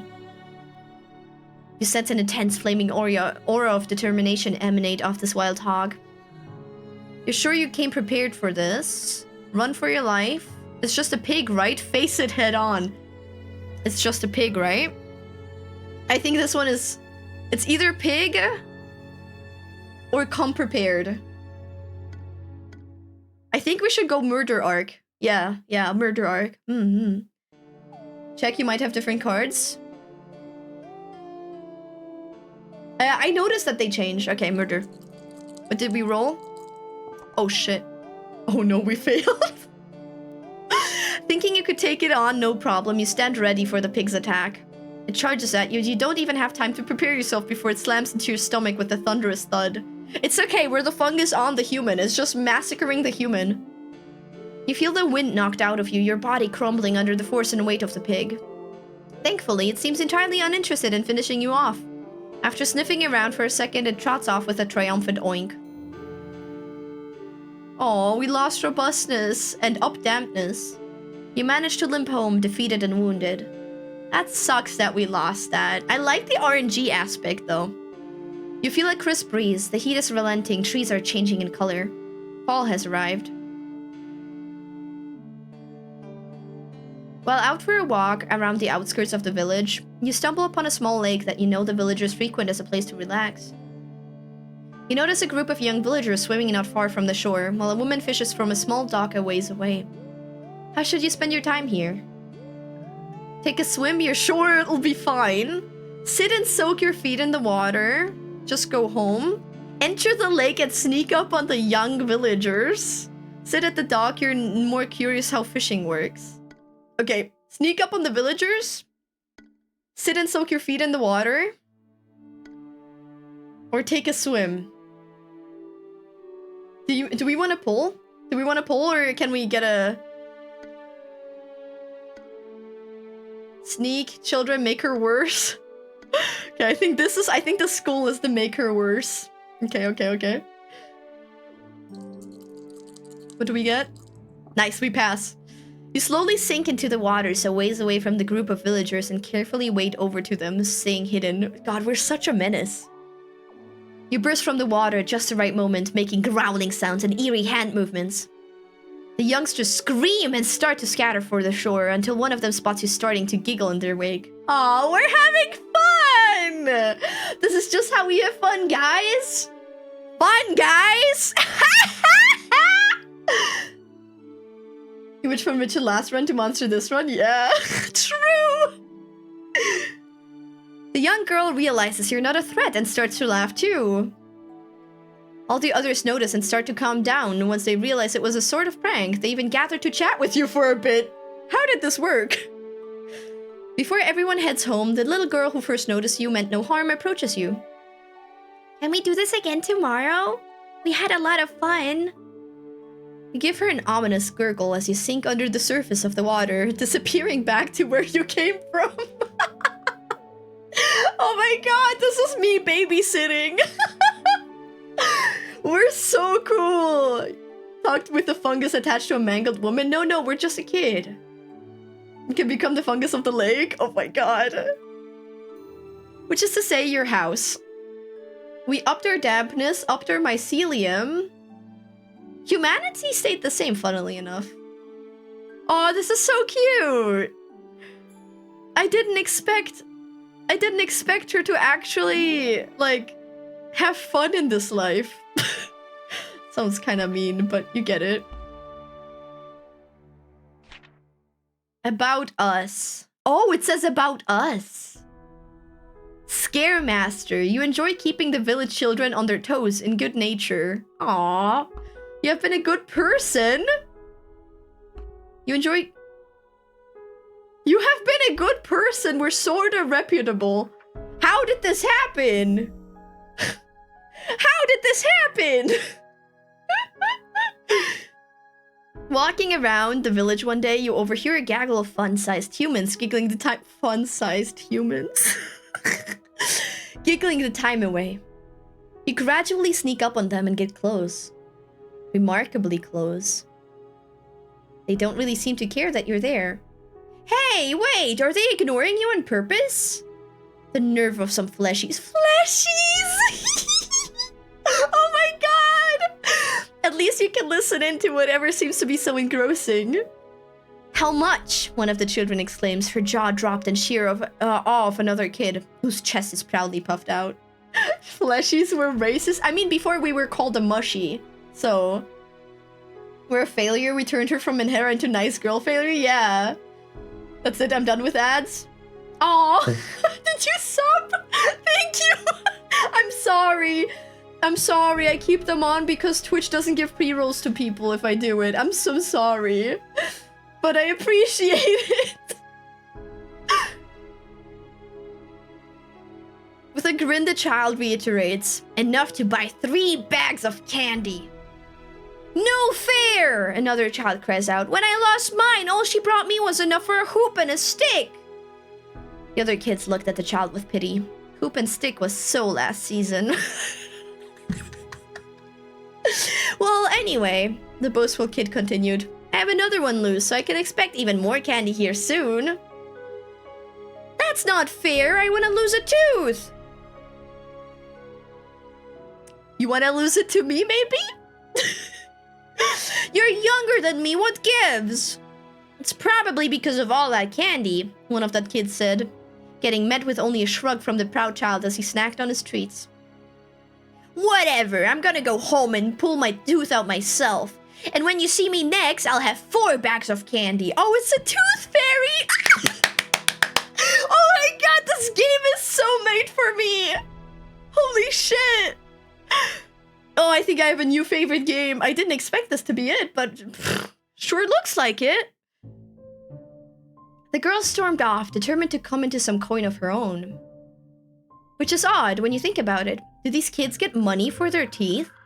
Oh my god, are we gonna get confused and steal people's teeth and like knock them out and shit? Oh my god, this is perfect! Perfect! Which is odd when you think about it. Do these kids get money for their teeth? Do they sell their other parts? You wonder briefly about the value of a kidney. When you hear one of the gremlins shout, be sure to put it under your pillow. Aha, you realize there's a caveat. One must need a tooth and then store it under their pillow, and then... money? Last you checked, what you'd consider your teeth grow back after some time. This could prove to be lucrative venture. Oh my god! Yes! Yes! Oh, it's my life's work now to make this game popular and get a lot of sales and money. Holy shit. Oh, hi, Alex! We're open infinite money glitch. At length you arrive home and find yourself less certain about this than you were in the village. It's not like the fun-sized humans are known for their honesty. You pause a moment and think. One tooth won't kill you, go for it. Decide against it. We're doing it! What kind of question is that? Not wanting to put any more time in attempting to convince yourself otherwise, you reach up into your mouth and grab hold of what passes in your body as a tooth. Fun fact, that means she works like 40k orcs, I guess. They use teeth as money. They are fungus, and tooth regrow always. Yes! Never seen her this happy while playing the game. This game is perfect! It's not even a game yet, it's a demo, but I'm so excited! Slowly, steadily, pressure builds as you pull, and then... Schnoop! A tooth broke off easily, like a bar of chocolate. But oh, mycelium's so much worse. Regardless, you are now in the possession of a detached tooth, and are eager to see what comes with resting it under your pillow. We're at 5 robustness. Do we die at 0? Is that a... Do we die at 0 robustness? Ideal growing conditions, loving presence. The stat is associated with her physical strength, but could also be a strength of character. So we have neither, that's great. Though looking at it, it's kind of unnerving to see the critters infesting your body squirm around in the tooth. Our parasites are inside the tooth! We have cavities! Yeah, this is just a demo! Our robustness, I think we're made of glass now? Maybe, You snap awake in the middle of the night, your first thought being of what lays beneath your pillow. But when you check, you find nothing, not even your tooth remains. So you's awake then, eh? Hurt. I bet it does. A small voice chimes from the center of your room. Glancing over, you spot an ill-tempered fairy and their few companions. Oh my god, are they gonna beat us up? See? Here's the thing. You's put a tooth under the pillow. All fine and fair, till that tooth turns out to be a tooth. The group of fails stare you down. You suspect it's for the best to remain still and listen to the big palooka up front. Now, I'm a reasonable guy. I clock in, I clock out. I don't want no trouble, no how. It's the Tooth Mafia. But this here, Sat the boss lady ain't too keen on these types of shenanigans. Now I can see you're just as innocent, mush lady, and so this ordeal can't be overlooked this time. Unfortunately, we ain't able to give back the tooth of yours. Company practice, capiche? Oh my god! I love this game so much! That's okay, they grow back. Keep it pretty sure that one was rotten anyway. Don't worry, we're on the same page, you, me, and my friends. Ooh, okay, we're back to the drippy mushroom. Shit, which one of these? No, that sucks. Let's do this one. This is the OG symbol we were going for. Oh my god, what makes a girl failure to fairy mafia to the tooth fairy so real? Maybe I should make like little Joey goons. Reasonable gay. Okay, don't worry. We're on the same page. You, me, and my friends. They may be small, but fairies make just as good of playmates as any fleshy could. And the swarm under your skin seems to feel the same way, jumping and writhing and tearing their way through. Are we killing them? Oh wait! Oh wait, are we killing them? Hey, what's the deal with yas, eh? Are you feeling— What's happening to you? But words can be so difficult when you're overcome with emotions. After all, your babies are leaving the nest. Well, for now. Instead of an answer, you just smile at the fairy, thrust out your arms, and hold him firmly in place. The other two aren't able to flee before the infestation is upon them, and you personally see to it that their leader gets a warm welcome. Look at all the fun they're having! The fairies are all twisting and jerking and squirming. Oh, what whimsy! You're such a good mushy mommy, making sure your swarm is all taken care of. Fuck! Fuck! Oh my god. Oh. I'm in love. I'm in love. Fuck. Like the bug guy from Naruto. Oh my god. Fuck. Waiting for some time, eventually the swarm has had its enrichment and returns to you, feeling so much better.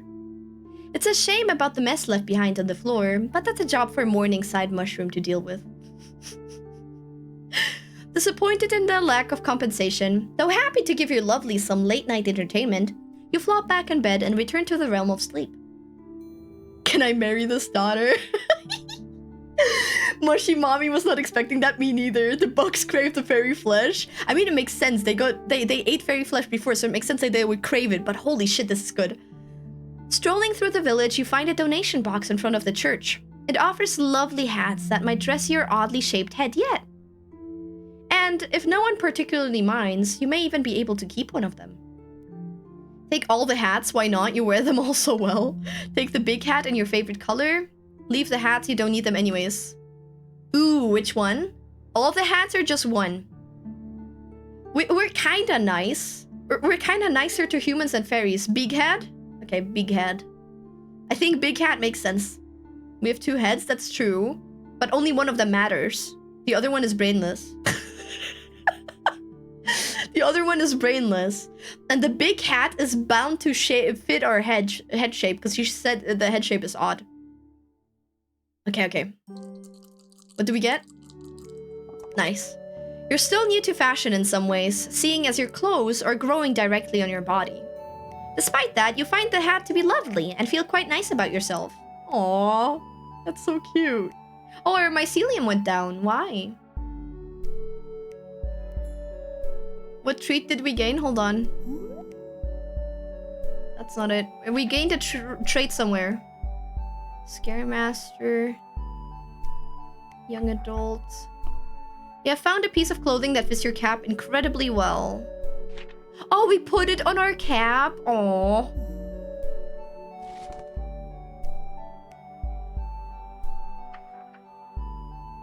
Oh my god, these mushrooms look fucked up. Over the past few days, you've developed a growing sense of unease, and one particularly gloomy evening, the feeling intensifies. You are in the dying days of autumn, and a chill in the air bites at your skin. As you look out into the nearby woods, you can feel a strange calling, an invisible force pulling you towards something. It seems you are being summoned. That's your darkness, I think? No, the darkness is the dampness. Wait, let's check what mycelium is again. Increased by the right nutrients or by things that nourish the soul.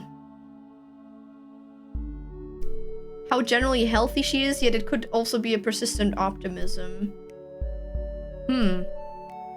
Doesn't make sense to me, but it's okay. Before you decide if it's a good idea to follow, your body has already made the choice for you. You find yourself uncontrollably walking into the woods. Sometime later, you find yourself in a dark and unfamiliar grove. You're relieved to see your summoner, none other than the Witch of the Woods. However, your relief is short-lived when you see the cold and serious look on her face as you approach. Oh no. She's disappointed, guys. She's disappointed. Oh no, we owe her payment. Oh fuck. I forgot we owe her payment. Ooh. Let me save just in case. My daughter, the time has come. Though it was not yours, there is still a debt left unsettled, and I always find a way to collect payment. It seems she really does intend to make you pay for your parents' debt. After such a long time, you can't imagine what she would require of you. It certainly won't be easy. Ask her for a reprieve. It's not your debt after all. Take care of a dangerous and unsavory matter. Fight the witch. I don't think we can fight her. I mean, we have high potency, I guess, but... Strength of her mushroom type, ability to perform in stressful situations. But our robustness is so low, we're gonna die. We could try. Ah, fuck. Okay, I'm gonna pull this. I don't know. Oh, fuck. I forgot the slash. You didn't see that. You didn't see that. How do we repay the debt? Fight the witch?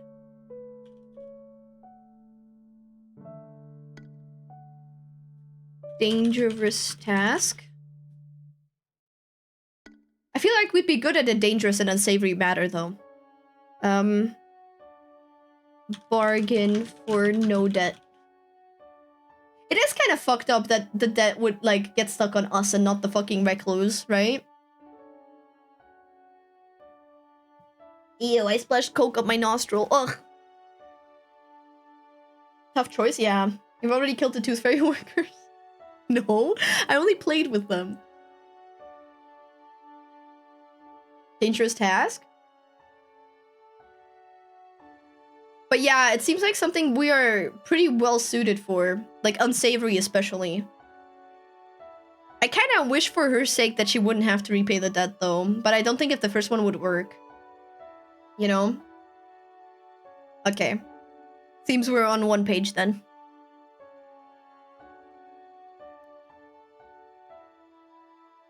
Oh my god, I should make an accessory for the stream avatar Joey's, like fairy wings. Oh, that would be so cute. Okay, dangerous task. There's one matter, you are told, that you can deal with for the witch in exchange for clearing your debt. One of my daughters has become dangerous. She tells you, a wandering, mindless monster that has proven to be quite the annoyance. Deal with her for me and you can consider us even.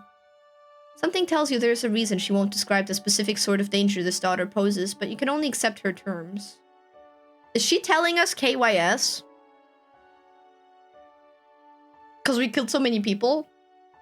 While sitting outside near your garden and taking in the fresh air, you hear the caw of a crow, then another, and another. You look up to find a rather large group of sleek black birds perched in the trees above you. A few are eyeing your garden, while others are just birding around, as birds are wont to do.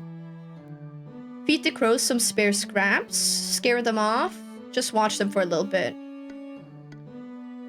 I feel like we could feed them. That sounds cute.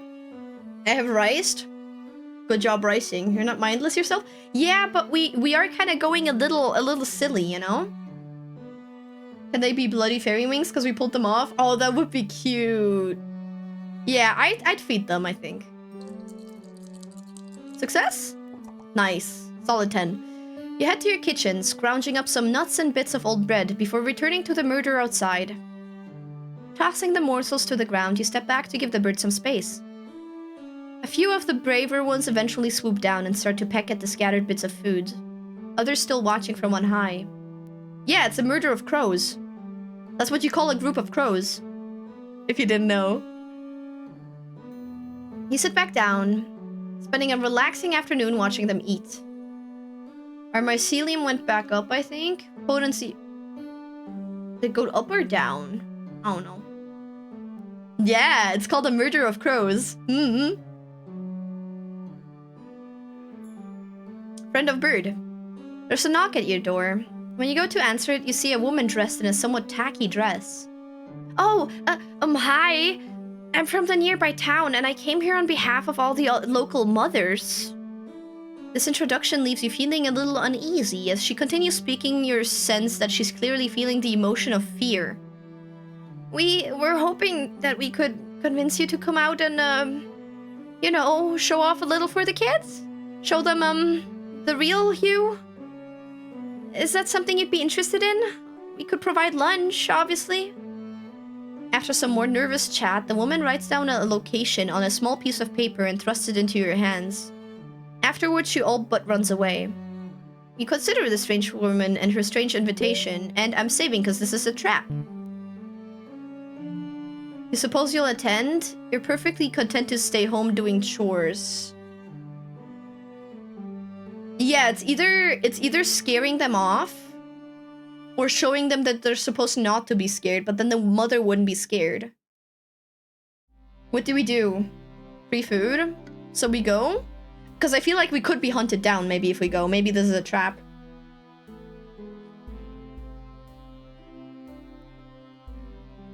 I feel like they could have hunters. You're becoming the Baba Yaga for them. If it's a trap, we kill them? Okay. Weirdly, some part of you feels compelled to attend. Perhaps some small obligation to help children. Or maybe just a thought that if you introduce yourself to a lot of them at once, they wouldn't trouble you if they saw you in the woods later. Quickly, the day of the event arrives. You gussy yourself up, or at least as much as possible for a girl like you, and make the calm walk to the village schoolhouse.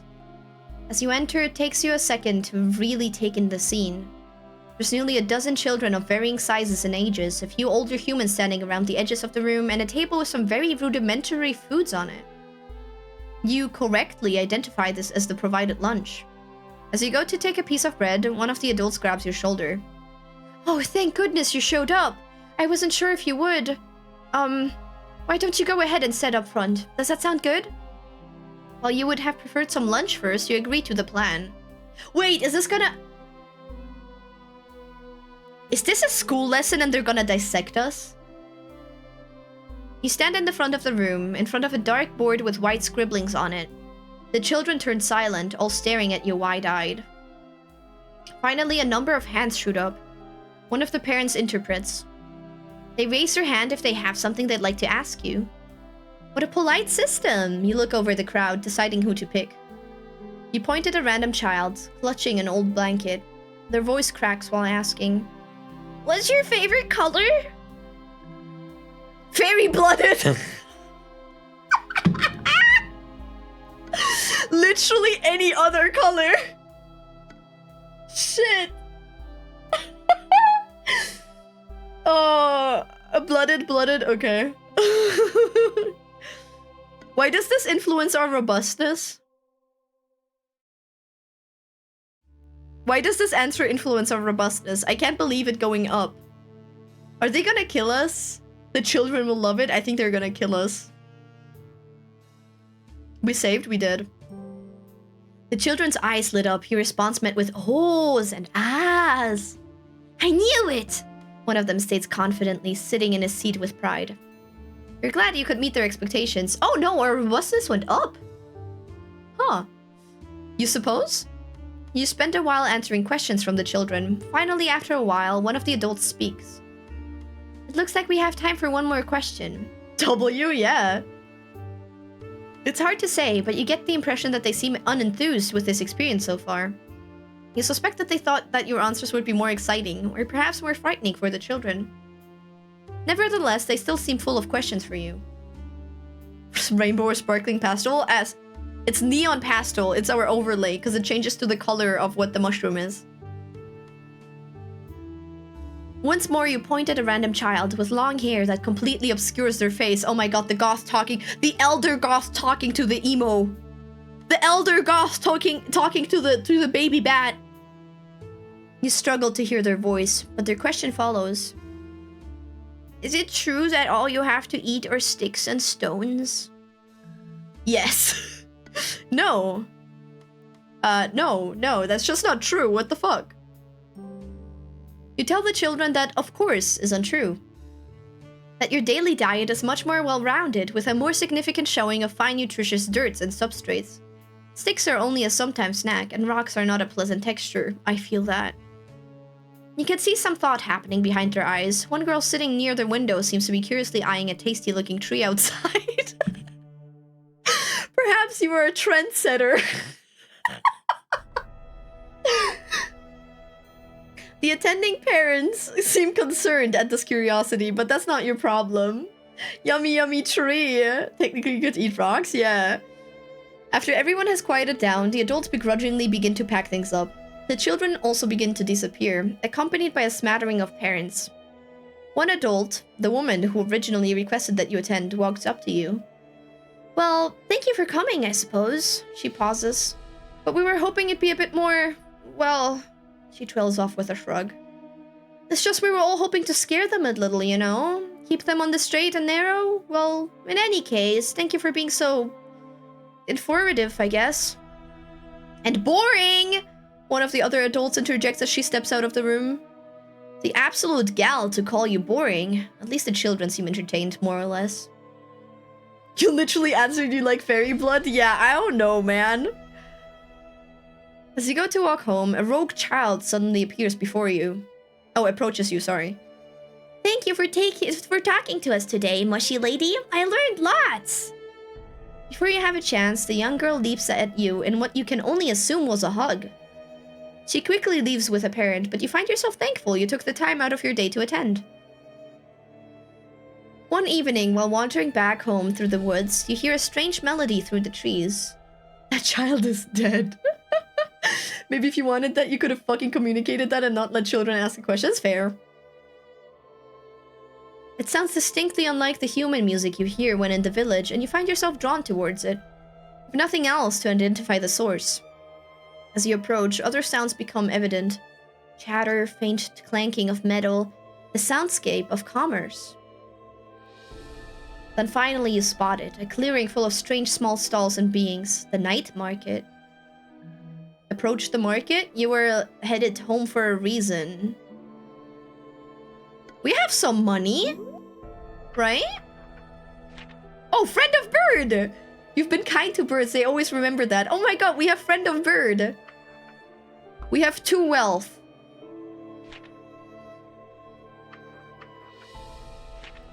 Oh, a debt for the witch. You have offered to kill one of your sisters to clear your debt, right? Let's go to the market, right? Because we have some money. Fairy market, night market. I don't know what that means, but I guess, maybe.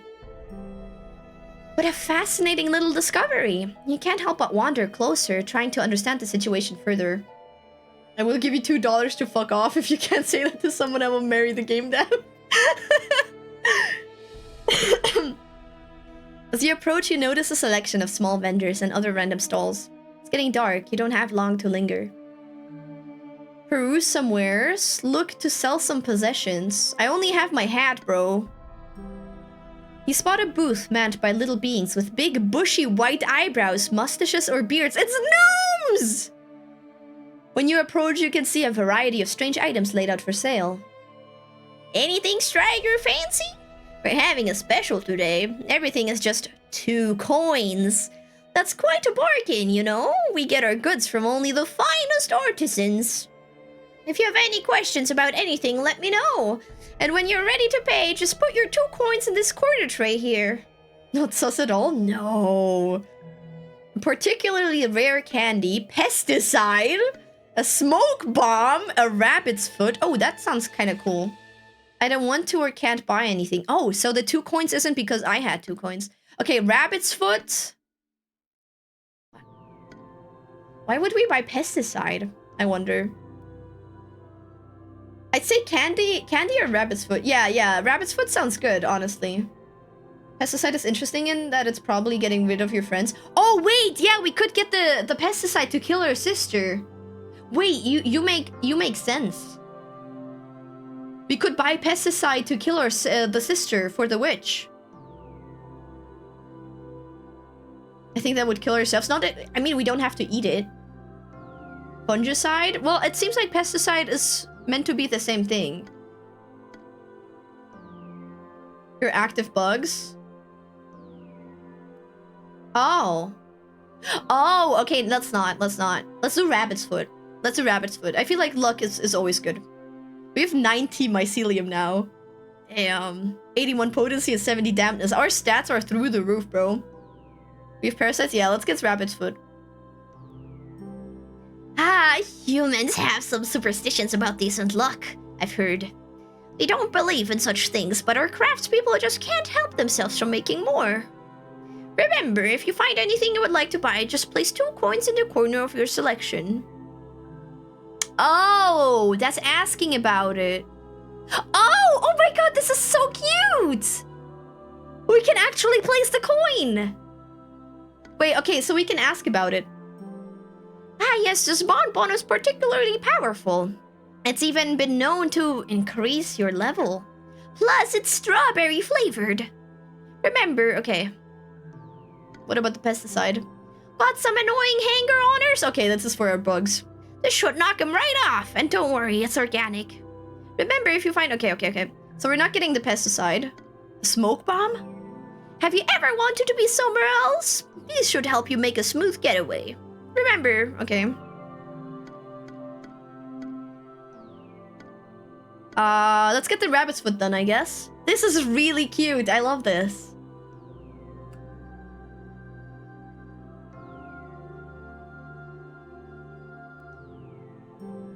Ah, wait. I need to place 2. 1. Oh my god, you stack them! That's so adorable! Oh my god! How odd. You can't help but be curious about these so-called superstitious qualities. God, this is adorable. It's such a small detail, but it's so cute. After you pay the man, you hold the rabbit's foot close. Who can tell if it does anything, but maybe just thinking that it does will make you luckier. Snow begins to fall. Hold on, we got a thing. Friend of bird. We got another trait, no? Perhaps it will bring you luck, or perhaps you're just carrying random body parts around. Have these rocks to make you happy. We're gonna become Minhera with astrology beliefs? Oh yeah, maybe. It's quite a way to provide info in the selections and make your selection. Yeah, I love this. Snow begins to fall as you make your way down an unfamiliar road. The day has finally come for you to settle the matter you agreed to with the witch. Over the past few days, you've heard a rumor that a wandering mushroom creature has been spotted lurking around nearby villages. A mindless daughter of the witch, overcome by the urge to destroy and consume. You've tracked her to the vicinity of a particularly remote village in the region. You get the feeling that successfully slaying the creature will be a minor miracle. Very on brand. Hide somewhere with a view. Oh, this is our mushroom again. Ask around the village. Search for tracks. Okay, we're gonna do this. We're gonna do this because it's our mushroom. Oh fuck, we failed. But we got 100 mycelium! You pick a spot to sit and watch out for any strange movement. But once you're set up, I mean, it makes sense. We won almost every other roll. But once you're set up, hold on, I have like snot in my nose holes. Hold on. Ew. Okay. But once you are set up, you realize you can't actually see much from here. After spending a few minutes considering if you should look for a better lookout spot, you suddenly realize the creature is already upon you. You just barely notice in time and manage to grab hold of your knife before putting plenty of distance between yourself and the creature. New song! Got something in the almanac. What is it? This is so cute. What did we get? Oh, it's because we got a new song. You first notice the buzzing, nearly omnipresent, but clearly originating from her misshapen and corpulent form. We have weapons? Nope, we have a hat and a rabbit's foot. But we're poisonous, I think? I mean, potency is our strength. We're just not very tanky. We're like a glass cannon, kinda. Stinging insects fly about, crawling on just about every nearby surface. The wandering sister is a pale, lumbering corpse of a mushroom girl. Any reservations you had about destroying her vanish in the horror of the sight before you. Her cap is a mottled brown, and large crevice-like holes mar her already inhuman body. Little intermittent clouds of insects convene at various points on her enormous form. She takes a lumbering step toward you, and finally managing to suppress your fear for a moment, you devise an approach. Maintain distance, try to talk to her, rush in. Distance. Nice, nice. You consider the murmuring beast carefully, making sure to maintain a moderate distance from her. The thing hunts relentlessly, but obliviously lacks the ability to effectively track targets. Taking advantage of its limited perception, you find the perfect moment to act. Feint and throw your... Oh, we only have one option. Pesticide would have been a good buy? Maybe. I could see them maybe working. Hi! We only have one option. Okay. Feint and throw your knife. Okay, nice. Having outrun the worst of the swarms for a moment, you turn on your heel and dig your feet into the ground. In a smooth pivoting motion, you arc your arm into a beautiful throw, releasing your weapon with a deadly trajectory. A visceral thud resounds through the clearing, and the murmur of insects ceases unnaturally. The wandering sister falls to the ground and lies still, your blade buried in the center of her bloated abdomen.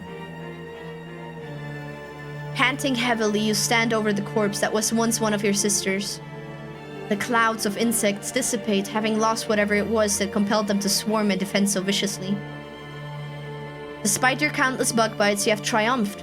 You feel an unpleasant gloom lift and know that you are no longer beholden to the witch. You spent the rest of the evening making camp and burying your sister. You hold a private little service for yourself and the insects of the woods. While taking a nice midday walk to the lake to gather some sand, you happen to catch a glowing out of the corner of your eye. Okay, we did it! We did it! Okay, do we have anything new? Noot noot! Oh! Fairy Realm 2, you have left the human world for something more suitable. Huh? So Rora's side. You've triumphed over a monstrously powerful abomination, one of your own sisters. Ooh. You stop, trying to find the source. It's strange, ethereal, and seems to be floating at random. Some part of you feels like you know what it is. A fairy. Fairies are a rare creature. Yeah, totally. I have not made them more rare in this run. Worth far more than their weight in gold. But you have little interest in gold, don't you? Your time in the human world has taught you that much, at least. Affairs that involve niceties and human rules are always so, well, boring. You decided to follow the fairy for another reason. Curiosity. You wanted to know more. Some part of you felt a connection with fairies, though you weren't entirely sure why. You kept quiet and low, following the fairy for a while. Maybe more than a while. After a long while, something occurred to you. It wasn't getting any darker. Oh, that's how we get to the fairy realm. Looking around, you realize you were no longer familiar with your surroundings. Trees took on many different colors here, and there were plants you had never seen. Strange critters, too many or too few limbs, and often with wings, passed you idly by with no sense of fear. You feel as though perhaps you have finally found your way home. Fairy realm. Nice! Cute! We are the reason they are rare. I'm back. What did I miss? Oh, a lot. I'm so sorry. She might not know that she is a fairy blood. I don't think she does. What is this art? I don't remember taking LSD. That's nice, but no Eldritch Horror ending. I think she deserves a good ending. She took so much shit in her childhood. It makes sense for her to have a nice ending, I think. The fairy murderer ended up in the fairy realm. I wonder, she's gonna make her own gang. She's gonna make her own tooth gang. This is how they went extinct. All you can eat buffet. Nice! Okay, I'm gonna go piss. I'm gonna go pee. We're gonna take a short ad break. So I can go pee. And then we're gonna do another one. Let me... Actually, before I do that, hold on. Can I like rate the game? I want to write a review. This is amazing. This is like my favorite game ever. 4 curators have reviewed this product. I didn't see that. Oh, what do they say?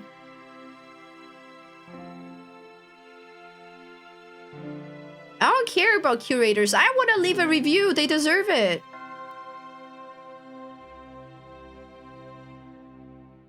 I can't. It won't let me. It won't let me. What the fuck? I want to DM the creator though. Cause this fucks. Oh wait, so wait, this is not the creator. It's been someone who has been helping develop. Who's the developer? I want to know who the developer is.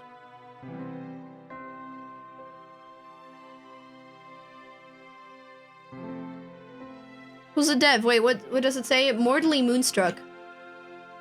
Mortally Moonstruck Games. Ha! There we go.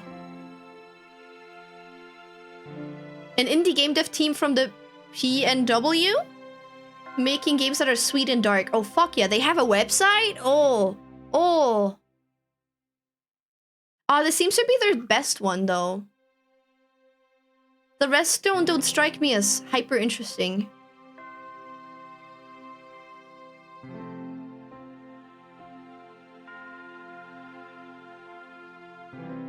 Fuck. Oh, we need to do art. I want to make this game big.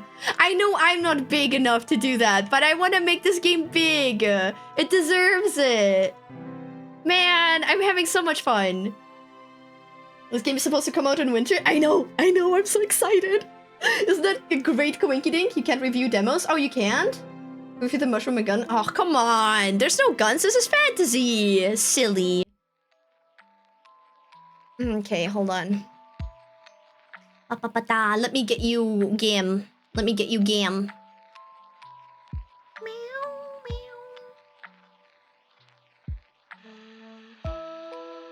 Hold on, let me get you game. So you don't get bored. Oh, wow. Wow. Get crushed, get crushed, get crushed. Oh, so nice, nice profile picture. Can we get those bloody fairy wings? I think I'll make them. Yeah, I think I'll make like a few costumes. I think maybe some Halloween costumes for the Joeys would be cute. Pull Mao chat. I love her. I love her. I'm gonna make autopilot on. And you guys do your thing. I'm gonna go piss and play an ad, okay? Pop off, kings.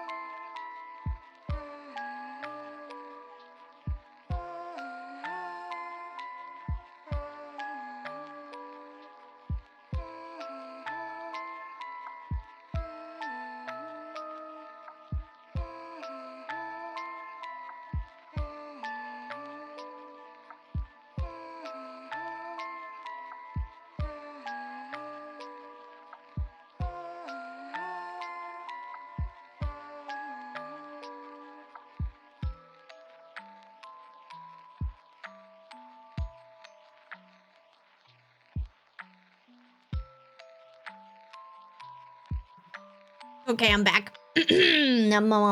Sorry, I totally forgot to play the actual ad. I was like, oh yeah, I'm leaving for a piss and I'm gonna play ads so people don't get pre-rolls, and then I forgot to play the ad. So that's great. But I have played it, like I came back after peeing and had a snack while you guys were playing, so all good, all good, all Gucci. And the ad just finished. Very nice. Very nice. I was sitting on the toilet, starting to like trickle, and I was like, oh fuck, I forgot to play the ad. I forgot to play the ad break ad. Oh, let me join you guys. One more level. One more level, or maybe two. No, one. I want to play the game. Drink water, you dehydrated bitch. I just drank Goga. Hi, Speedy. It was Reagan. Strip. The spur word. Okay, trips. Oh shit, we found almost all of them. Drink water, you dehydrated bitch. I will drink Goga. Mushroom to breathe fire? Honestly, might be possible because I know there's magic. We have been on the way to learn magic before. So possible. I think, maybe. Meow, meow. Rips? Oh shit, good one. I think this is as close to complete as we have ever gotten. Meow, meow, meow. Meow, meow, meow. Meow, meow, meow. Man, I love this game. It's so exciting. It's so exciting. Okay, exit. Yes, sorry. This was piss break. I need to know what happens to my new daughter. I was gonna say what happens to my daughter, but like... Oh, she was 3 stars! Hell yeah! She was 3 stars! Oh my god, there's so many! There's so many! Okay. Well then, another one! She's so cute. Yes, very much. Got some magical night soul. Oh, that sounds great. Don't think I got that yet. So there is definitely... there's so many things. Think winning the gap after betting your daughter locks you into that 3rd star? Oh, possible, because it has the monstrous trait, right? We have that. We have that. We have that. We desired a child. Okay, our main goal is to get a different result this time. Which, knowing that the recluse was destined to accept, simply nodded and began to deliver the first of these so-called... Okay, what is it? There have been some activities... Oh wait, we already had that. Okay, what are the activities? Comforting meal. Oh wait, so it is the same thing. Organize a surprisingly understated collection of keepsakes. Okay, do we do... Okay, let's settle on a symbol. Full goth? I mean, we can see. Because the fairy blood kind of threw us off the goth road last time, right? Okay, let's focus on... I mean, I guess we could go... I want to try a completely different outcome this time, though. I think that's more exciting for now. Shy cute one? I think that the, like, honey cat mushroom symbol looks shy cute. Although this one usually has the nice outcomes, I think.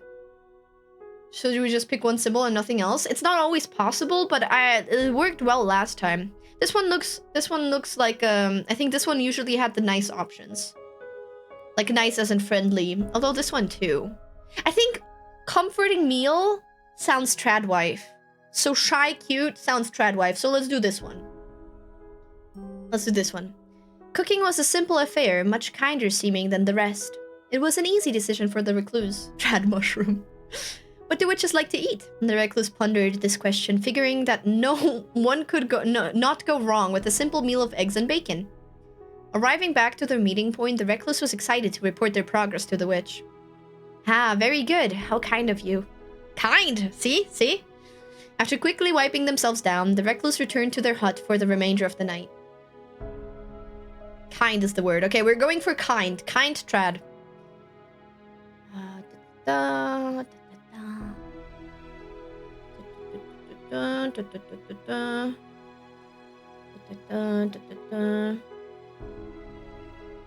Offer me that which embodies the emotion you would provide for your daughter. A silver-backed hand mirror, an unsettling misshapen sack, deteriorating book of poetry. Oh wait, we did this one the first time. Okay, so it doesn't have the mushroom. Wasn't the first child? The first child was a test child. The first child always is fucked up. You can never go right with the first child, you know? It was just like a test. I like how magical this one looks. On the other hand, we had that one, so I guess let's try this one. One of the two mushrooms. Those two are the ones we're going for. Whenever possible. While it could fetch a decent coin at the village, there was nothing else that the recluse felt could express the love that they'd show for their daughter. Because the truest beauty is not what's outside, but what comes from within. Returning to the witch, the recluse held out their offering. My, I suppose all growth comes at a cost, no? How could you say that about all the firstborn children? I'm a firstborn child! I like saying that firstborn children are like pancakes. The first one always is some kind of bonked up. You could go for a rich girl. Oh, I could. Let's see. Let's see what the mushroom symbols lead us down. The first child is the test and the last child is perfection. Everything in between is just trying to get it right. Yeah, everything in between is glass children. I'm a pancake, so am I.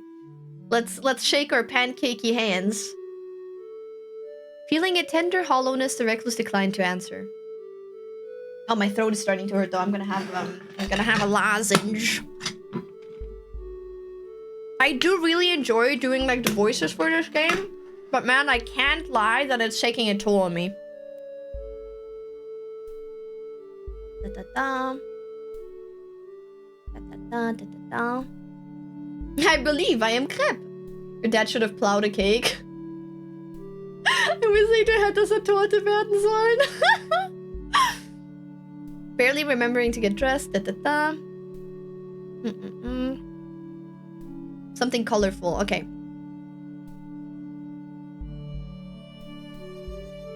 I want to try the flowers first. Because the river is cute.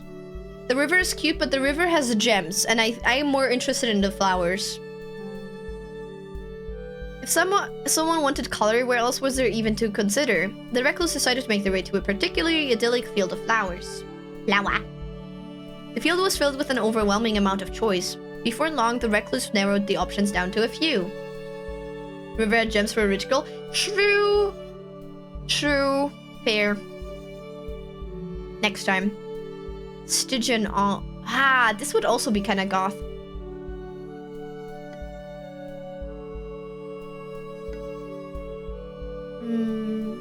Did you know that in terms of male human and female Pokemon breeding, Vaporeon is the most compatible Pokemon for humans? Oh, Pumpkin! Why would you have Snape say that? Of all the choices, why Snape? Why Snape? I need to know. Okay, I think Pumpkin is cute. Let's do Pumpkin. I haven't seen that option before. And the other symbols don't suit us.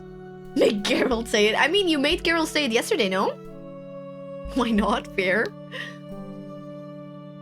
It's not a flower, the recluse figured, but perhaps that's okay. Oh, we're gonna... Oddball Halloween daughter? Ooh. Ooh. Most whimsical choices? I don't know, I'm just going with my... I'm going with my Doki Doki. Their daughter would be unique. I'm just that good. Like a single gourd sitting proudly in a field of daisies. Just like the pumpkin in their hand was... before they took it. Oh, we got a pumpkin theme! Oh!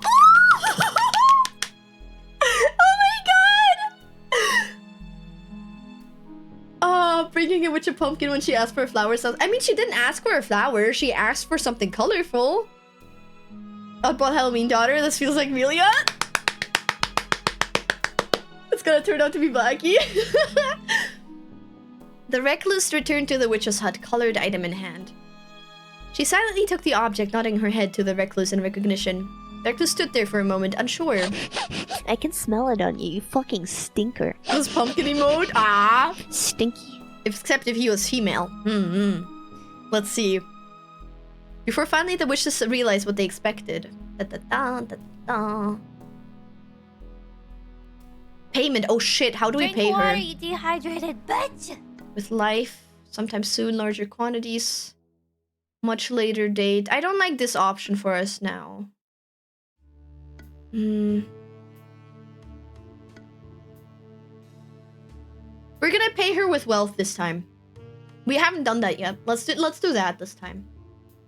Let's do that. I will drink. So close to getting my daughter a wife. I'm not. Well, no, not rich room because then we start out poor. But it's okay. We haven't needed in the beginning so far, so it's fine. God, this theme is so comfy. They offered their coin purse to the witch, and she took it wordlessly. After pocketing the whole pouch, she returned a single coin to the recluse's hand. This will be sufficient, the witch smiles. With the payment settled, the witch simply smiled and handed the recluse a small pot. Humans are tricky, but mushrooms are much more resilient. Consider this an upgrade. Don't worry, eventually she will develop a mind. Okay. Oh shit, what do we call this one? We need to call her something spooky. I'm gonna Google goth names. Spooky names. Chucky, what the fuck? Buffy! Joe Buffy. Buff Joe? Buffett? Buffett? I wanna... Joe Stein. I wanna keep the Joe in the name. I think that's cute. It's like a... It's like a family tradition, you know? Spooky Halloween baby names. Girl names. Agatha. Joadonna from Belladonna? No, I don't want pregnancy ads. Ew. Sorry. Joadonna. Jolantha? Jolipso. Jomilla?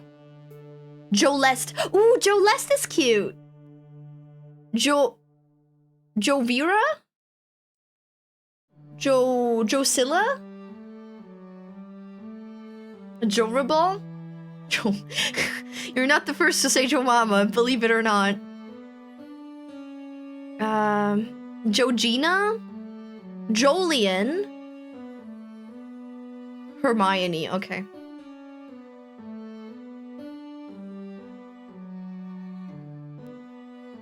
Jolene? Jolina? Jogana? Jorigan! Jotisha! Joe Lantern, that's cute. Jotisha is kind of cute. It sounds like Mortician or something, you know, like Morticia. Domestic abuse. People are more likely to love you and people feeling uneasy around you. Truly the daughter of all time. Like Jürgen. Oh, Joby, like Phoebe. I like that. That's a Joby. Joby. That sounds like a good name for a cute, spooky daughter. Her name is Joby.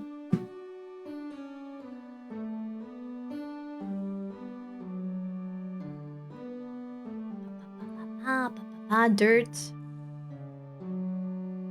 Finances, nutrients. We didn't pick the dirt this time. Ooh, she looks new. We haven't had her yet. Okay, we're poor, but we have nutrients and stamina.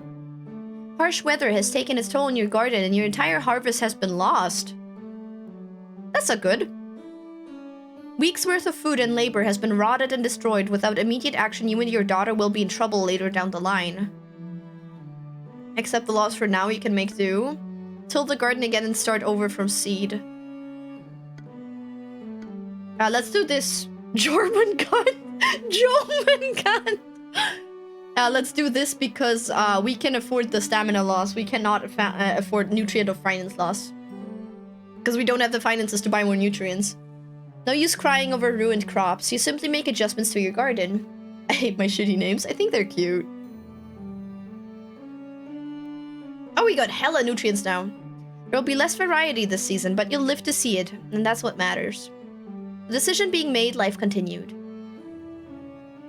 While tapping some trees one day, you overhear a noise. It sounds like the clinking of coins and dice. Oh my god, it's a gamble fairy already again? Fuck. It looks like a puffball. You know those mushrooms that you step on and then they do the big cloud of puff? Pumpkin mushroom! Sorry. Sorry. Before long, you manage to track down the source, a wingless fairy sitting in the tree. You'll be forced to gamble, you get to pick the stakes. I know. 6 or higher, we win, so same. A coin, a significant bag of substrate, a finger, a daughter. Fuck, we can do the daughter again. Okay, no, we want to raise her right. We can offer our 1 coin. Actually, no, then we'll get finances. That sucks. If we do substrate and win, that would be great. Then our daughter is set. What if we stake a... Wait, what happens if we stake a finger? What if we stake a finger and we win? What do we get back? Do we get an extra finger? Shroom kind of girthy. I have to get ready to take my last test. Oh shit, good luck, Doc! Good luck. Really, you're just nuts? Okay. You wanna see what happens when you lose the gamba? I kinda do, but not on this daughter. This daughter is gonna be nice and sweet and perfect. My mushroom was a 2-star? Nice! Finger from the daughter? But she doesn't have fingers yet. Let's do finger. We're gonna sacrifice her own body for her daughter. Well, if you're going to gamble with a fairy, you may as well get a keepsake out of it. We get a fairy finger? One way or another. The fairy grins, in fact. You swear you can even see him lick his little lips. This unsettles you. It's been a while since anyone's given me one of those. Good luck, human. Then he casts a die.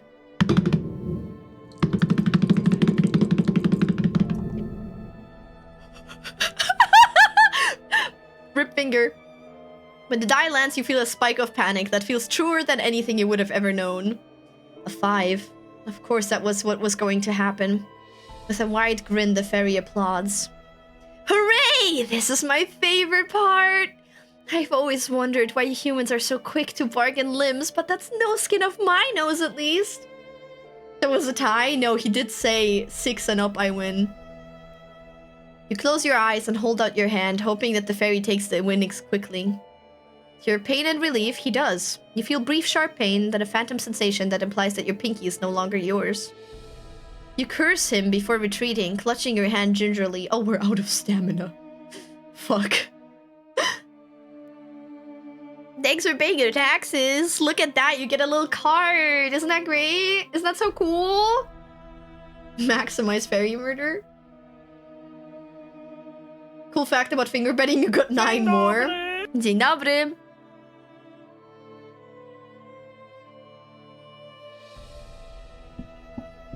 Something's happening. Oh, she's gonna be so cute. She's gonna be so cute. I can already tell. She's gonna be so cute. Yo, look at her. You awaken one morning to the sound of something moving about your home. Your daughter has grown a pair of sturdy legs, my dad be like. The creature walks about easily, using her new strength to push and rummage through your belongings. It's a muffin.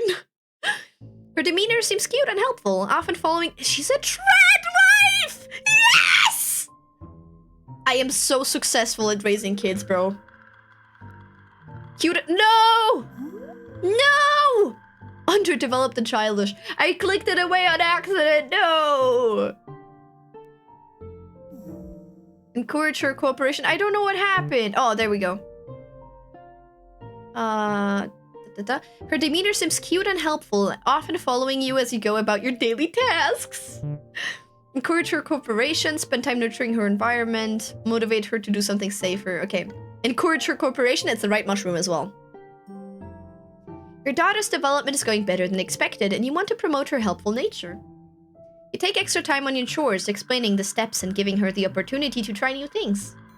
She doesn't actually help much, but you aren't sure if she actually understands you, but she clearly enjoys the experience. The decision being made, life continued. Bro, we've been doing so good. I mean, we ruined the last one, but she had a happy end. You haven't been taking very good care of yourself, and you find yourself so worn out that even leaving the house is a challenge. If you continue without regard for your own stamina, you might very well die. Stay in bed. You've been no use to your daughter in this state, so you decide to spend the day resting. Sitting in bed, you think about your daughter and all the tasks you'll get done tomorrow. But that's fine, look at that. Good stats. The decision being made, life continued. One evening, you hear a light knocking at your door. Quite a rare occurrence. Peeking through the window, you witness none other than the Witch of the Woods standing on the doorstep of your humble hut. Could she be here for a visit, or to settle a debt? I don't want to be in debt to her. This option doesn't make sense in any situation. I'm just gonna always take this one, honestly. You're actually broke this time? True. I mean, this is the run where it makes the most sense, but I don't feel like you want to be in debt to a witch, like, in general. That just seems like a bad idea.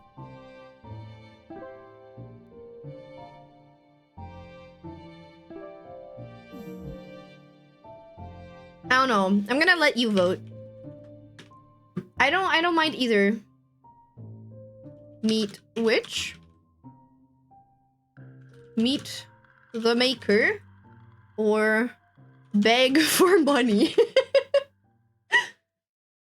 Tell me what to do, because I don't know.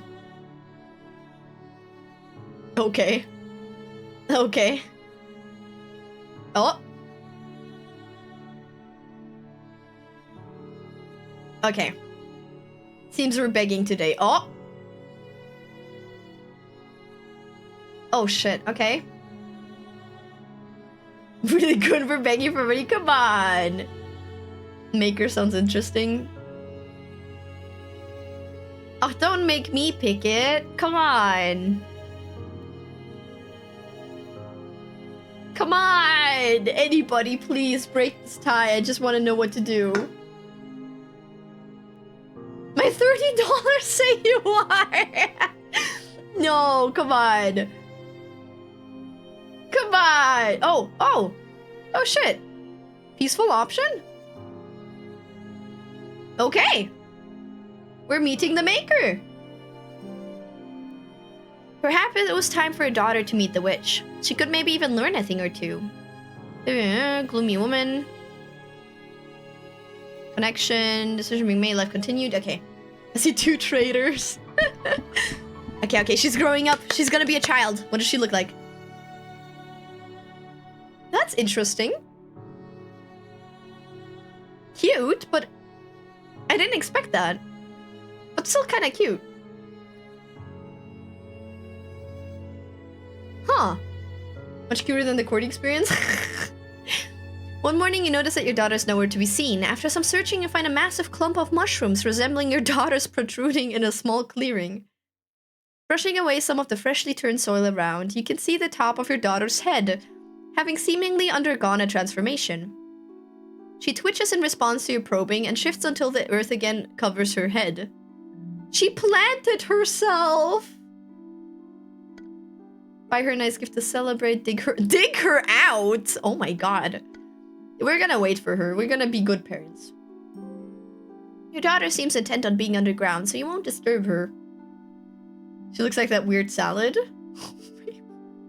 Weird salad? After waiting for an hour, you'll decide to let her be and go about your daily tasks, occasionally returning to check on her.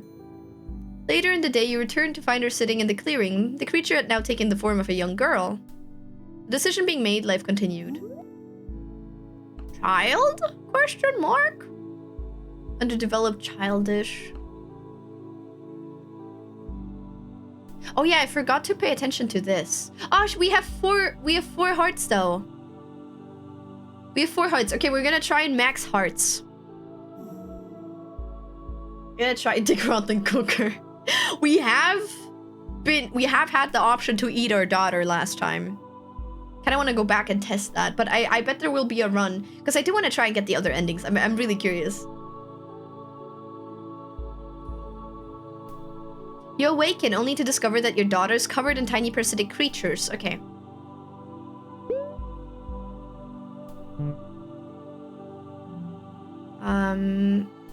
Herbal pesticides, leave them be, embrace the change. Thorough rinse. Do we have the money to buy these? Maybe it's time to test the herbal pesticides. They seem to be a function on purpose. Let's try. Dreading the potential spread of disease, you decide to seek some strong elixirs from the local apothecary. When you apply the potion, it seems to be instantly absorbed into her skin. It lends her a healthy shimmer and exterminates the bugs. Think I have a gamma problem? No. No, not at all. Get put into you gotta do a job sort of state? Maybe, yeah. We're in question mark. Although, I mean, question marks so far have been 0. Money option shows that daughter money... Shows the daughter that money is the best choice. Oh, you think? We'll see. Gamba gamba. And exterminates the bugs. The decision being made, life continued. You've been irresponsible with your funds. One more necessary expense and you won't have enough food to survive. You loathe to interact with others, but you may have to find some work in town. Suck it up and get to work. You'd rather die poor than get a job, and you just might. Let's do some work. You swallow your pride and head to the village to do manual labor. It's demeaning work, but the fruits of your labor will ensure you and your daughter will survive another day. Why did we lose food of that? I thought we'd lose stamina. The decision being made, life continued. One night, you find yourself struggling to sleep. Your mind wanders as you consider your current place in life. You've lived peacefully with your daughter for many moons. Initially, it was strange. Well, it never stopped being strange, but you were always thankful for the company. Besides, the affection you felt for her was like any parent would feel towards their child. That was normal, at least.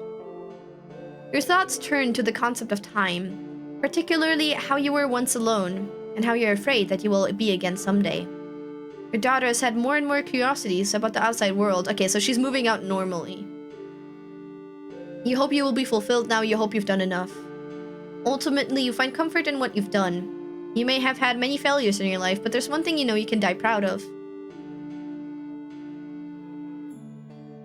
New beginning. Telling the recluse that you wanted to see more of the world wasn't an EVZ conversation. As they grew older, you worried about leaving them on their own. Thankfully, your concerns were unwarranted. They were happy that you had grown enough to want to move out. They even offered to help you build your own home close to theirs. You were welcome to visit any time. Okay, so this is the same as the first one. You found another fairy? Nice. Canonical option is second option? I don't remember what it was. Oh, die poor. Faster than you would have anticipated, the two of you built your home together. They showed you all of the tricks they knew and made sure to impart as much knowledge as they possibly could. Finally, the day arrived. You were officially on your own. You were scared a little, but also excited, and felt like a new chapter was just beginning for you. Okay, we got loving parent. Oh! Oh, she's so cute! Common pumpkin chicken of the woods! A common mushroom with a famously meaty texture. Truly a trad wife. That's cute. What does she look like, Oprah? Oh, come on. She's woody toughness, and a particularly durable animal friend. You have an endearing animal-like appearance. Okay. Dampness 20, so not very dark thoughts.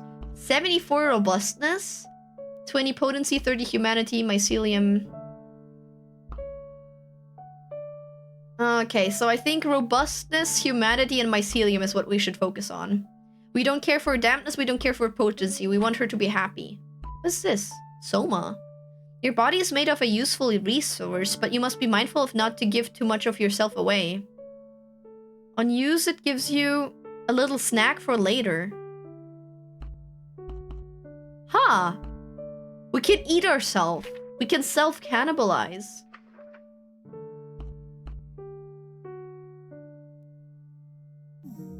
Huh, okay. Interesting. Lobster mushroom. Incredibly robust start. Similar kindness of first daughter, shroom that grows on trees. Yeah, chicken of the woods is actually chicken of the woods is like an orange mushroom that grows on trees, and you can eat it, and it's called that because it's like well, meaty texture. That's why it's called chicken of the woods, because you can like, it's kind of like chicken. I live? You live! Hell yeah! While on an expedition to a nearby swamp, you lose track of time. The sun has already set in the sky, and the trees surrounding you seem more menacing now. As you contemplate your situation, you try to figure out the best thing to do. Keep cool, calmly evaluate, follow a random road, sleep in an abandoned building, look for help. Oh, this is our mushroom. Let's go with our mushroom. What do we get? 8. Nice. Daughter is like Melia, built like a Polish tank. You figure that you've lived in this area your whole life. You know you can wander at night without incident. And if anything were to give you trouble, you're strong enough to defend yourself. You hear a distant howl and move yourself quickly. After a while of trying to figure out your way back, you finally spot a familiar path. You make it back without any further incident. So I guess the wolves are still alive. We got 2 special ones.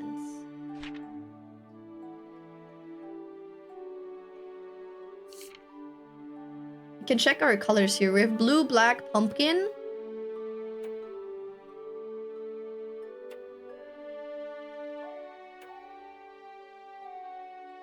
Wait, black as a flower? Wait, but we got black through obsidian. We got black through obsidian. Oh, it doesn't matter. Average dampness. Hold on. Look, they're alive! Joliet and Joanna. Cute. Number of living daughters. Okay, so they're still alive.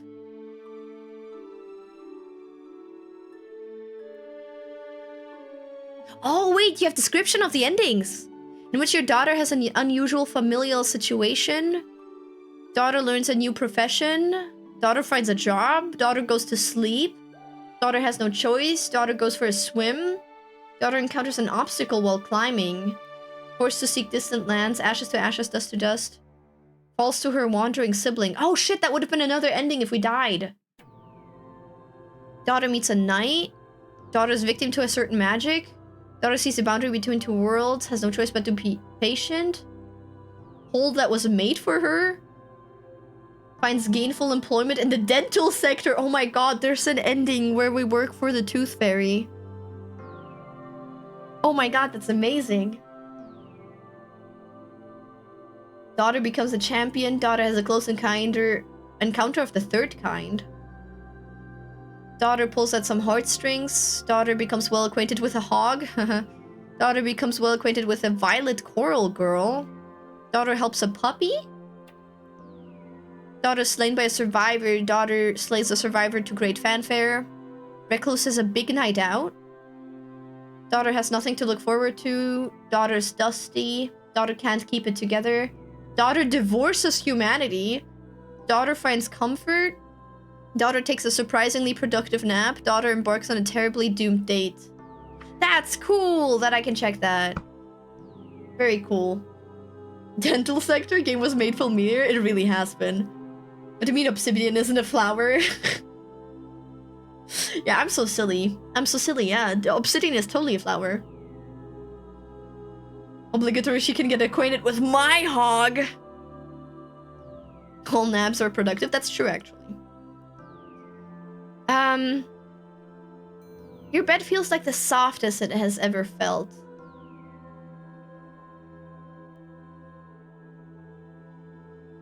I didn't see what went up. Was it our potency that went up?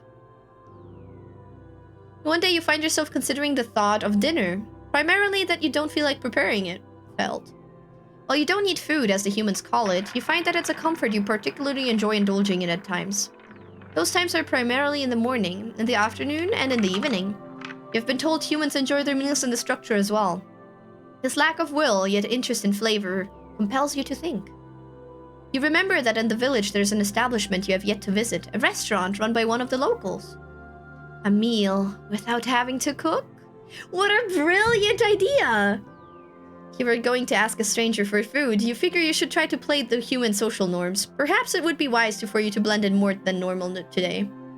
You decide to don a head wrap and dark-tinted glasses to conceal some of your abnormal appendages and make your way quickly to town. That's cute. Jesus Christ, Kiki, you're so lucky. That clip is so old. Why do you just have it on hand? Thankfully, you are familiar with the area it is located in. This knowledge helps get you to there with the utmost haste. When you arrive, you cautiously enter the front door of the establishment. Within, you see a woman nervously pacing. On your entrance, she jumps. "Oh!" she gasps and quickly straightens herself up. She gives you a thorough look over, as if trying to deduce something about you. Her eyes go from your glasses to your head wrap. Finally, it's as if she has a realization. "How discreet!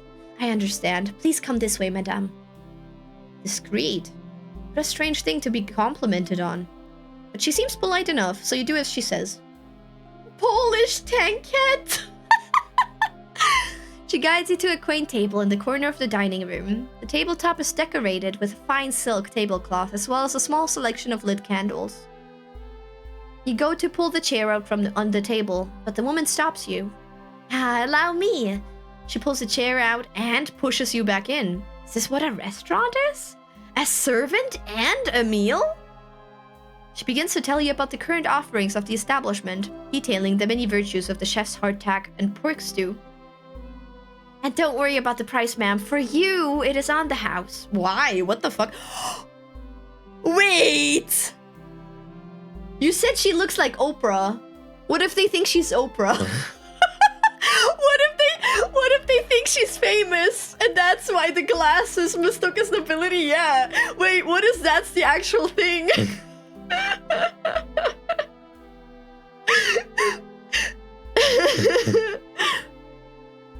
Everything does sound good for free, and yet so many options. Not like this. Pork stew with a side of hardtack, that's a bad symbol. Chanterelle and fiddlehead fern risotto, that's other mushrooms. Aerated squirrel liver pate with a rustic acorn soil. This is the symbol of the ending we got. Let's take the flowers. Let's commit cannibalism. Let's do cannibalism. What can I do with all this gold? You can either keep gambling it, or you could save it for when I do accessories for the stream avatars. Oh, Blackie's lurking. Hi, Blackie. I see you. I see your silly little Joey on screen. Look, we have a pumpkin. Get another email with a message. Wait, you got it today? You should have gotten two yesterday. No, or the day before. When did I send them? Okay, let's commit cannibalism because it sounds cute. Oh my, Chanterelle? Prepared by someone other than you or the recluse? Not to mention the familiar comfort of the fiddlehead. You simply had to try it. Gumimi! Excellent choice, ma'am! The waiters told you, quickly making her way back to the kitchen to deliver your order. With the waitress gone, a certain silence fills the room. You are there, alone, at the table. Admittedly, this is a situation you aren't used to. Oh, bye, Necro. Have a good one. Good night. Bomb farting. If you time a fart perfectly, you can rip it on Melia's face. Oh, come on. Do humans spend much of their time in such a manner? Sitting in a room in someone else's residence, unsure of what they are allowed to do? In any case, the time somehow passes quickly. You can just barely make out the faint sound of cookery in the background, pots clanging and wet squelches. The excitement does have an effect on your appetite, and when you finally spot the server coming with a tray in her hand, you can almost hear your non-existent stomach gurgling. Here you are, ma'am. She sets the tray down, the aroma slowly reaching you. She reaches out, placing an oblong white plate in front of you. It has an almost pungent aroma, one that takes you a second to adjust to. Drink water, you dehydrated bitch! Okay. Oh, I have my last sip. I'm on my last sip. I'm on my last one. I'm out of sips. Has an almost pungent aroma, one that takes you a second to adjust to. But underneath that, there's a subtle earthiness. The dish seems to be some kind of strange starchy substance. Admittedly, you had ordered without fully understanding what a risotto was. And yet the gloopiness goes perfectly with the fiddlehead. And the mushroom? Delicious. Oh, we got more Drink water, mycelium. you dehydrated bitch! I'm out of water, I just told you. As elegantly as you can, you shovel the rest of the risotto into your mouth over the next few minutes. After a sufficient enough time to finish your meal, the server reappears, accompanied by a rotund man wearing a chef's smock. The server quietly takes your empty dish as the chef approaches. I wanted to come out and personally thank you for coming by tonight, he speaks. I know you could be at any other establishment in the village right now, but I'm honored that you chose mine. They really think she's a celebrity, fuck. You suppose what he's saying is true, though a little odd to say. Nevertheless, you appreciate his kind words? I apologize if this is too direct, but could I ask? Did we pass muster? Did you enjoy your meal?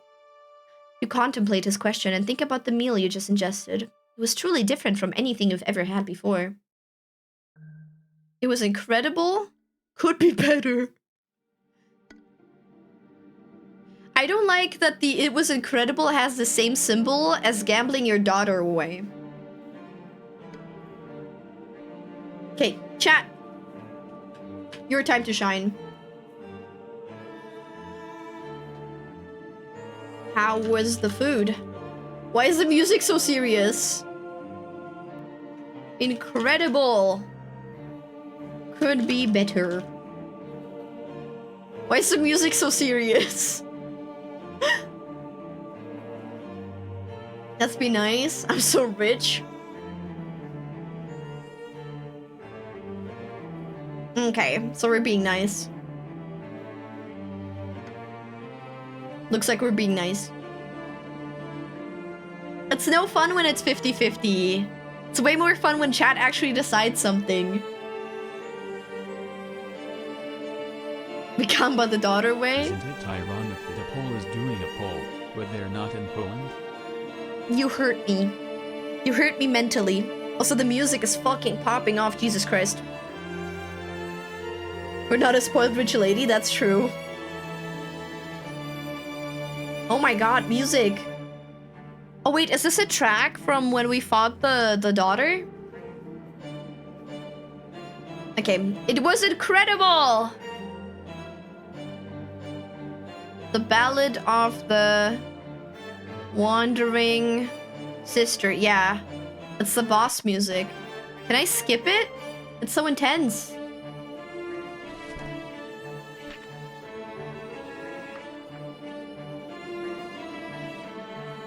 Like, it's a great song, but...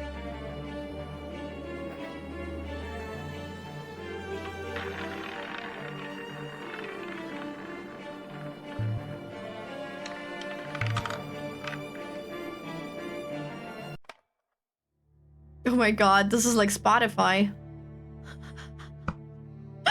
Okay. How is Kiki so rich he got lucky a bunch of times? What Polish national sport?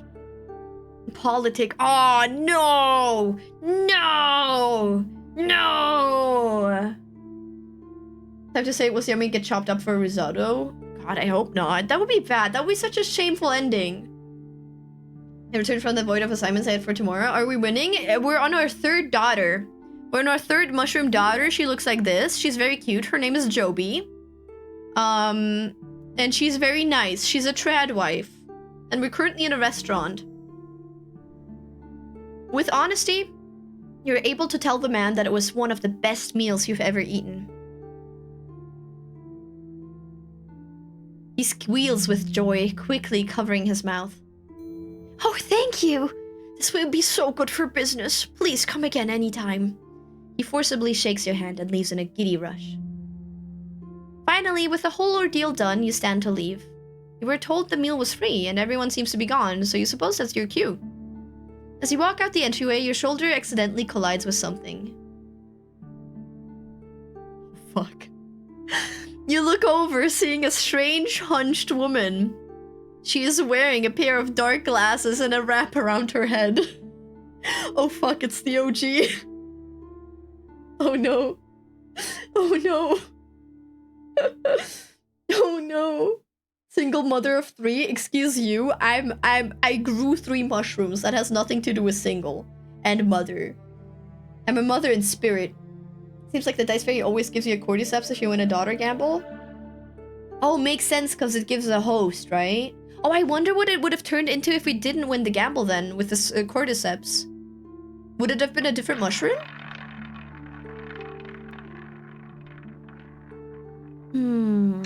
She's wearing a pair of dark glasses and a wrap around her head. In her hands, a scrap of parchment paper with writings on it, as if she is some manner of writer. You express a rushed apology and leave the restaurant at once. For some reason, you suspect that perhaps you were able to reap the rewards of a mistaken identity today.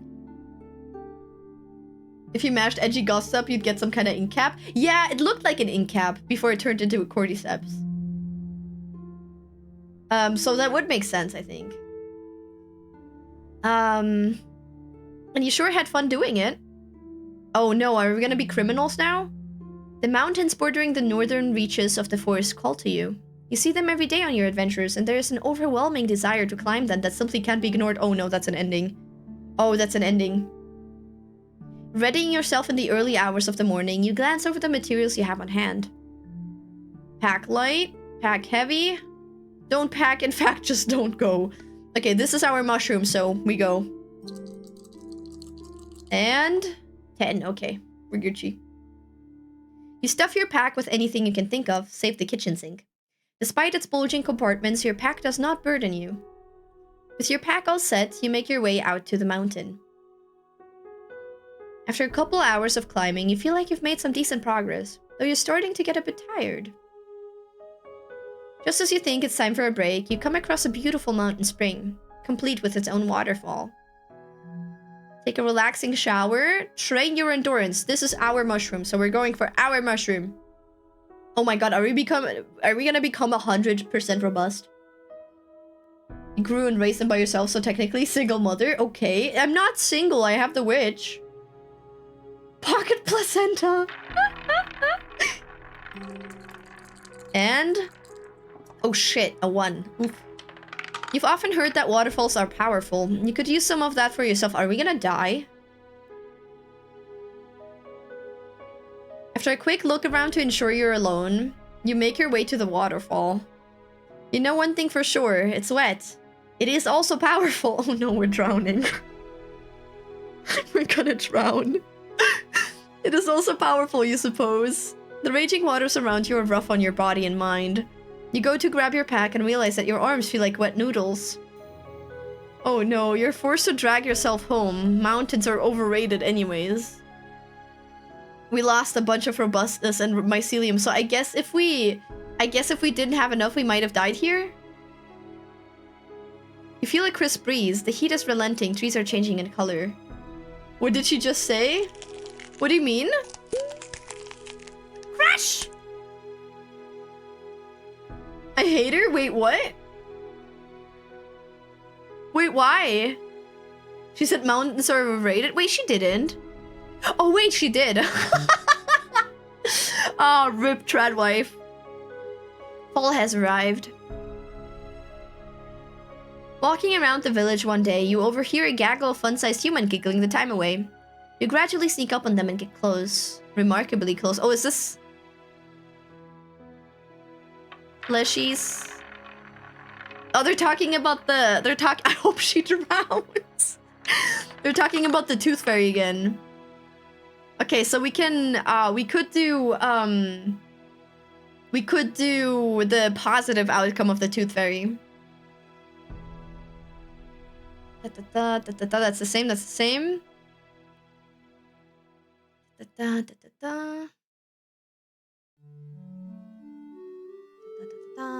Money, let's check. Okay, so her teeth also grow back. At length you arrive home and find yourself less certain about this than you were in the village. It's not like the fun-sized humans are known for their honesty. Ah, TTS died. Let me restart it, sorry. I mean, kinda deserved. You won that much. You kinda deserved to lose at some point. One tooth won't kill you, go for it. Decide against it. I wonder... Okay, let's do a poll again. Offering to the Tooth Fairy. Because it's gonna be a different outcome, because we're robust, but we don't have parasites this time. Offer the tooth. Deal with Mafia. Gift tooth. Deal Mafia. Or skip. My tooth hurts. No, it doesn't. Need a tooth to call them? That's what I'm saying. Do something, I need to gamble. Oh, hold on. Where are you?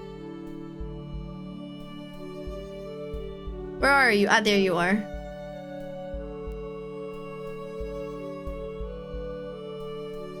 There you go. I'm gonna spawn some stars. So you can get richer.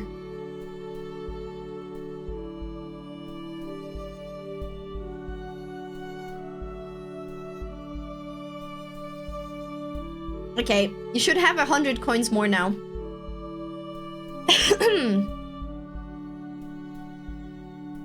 Gift tooth deal Mafia. Okay. Okay. That's pretty unanimous. Okay. One tooth won't kill ya. Go for it. Not wanting to put any more time in attempting to convince yourself otherwise, you reach up into your mouth and grab hold of what passes in your body as a tooth. Slowly, steadily.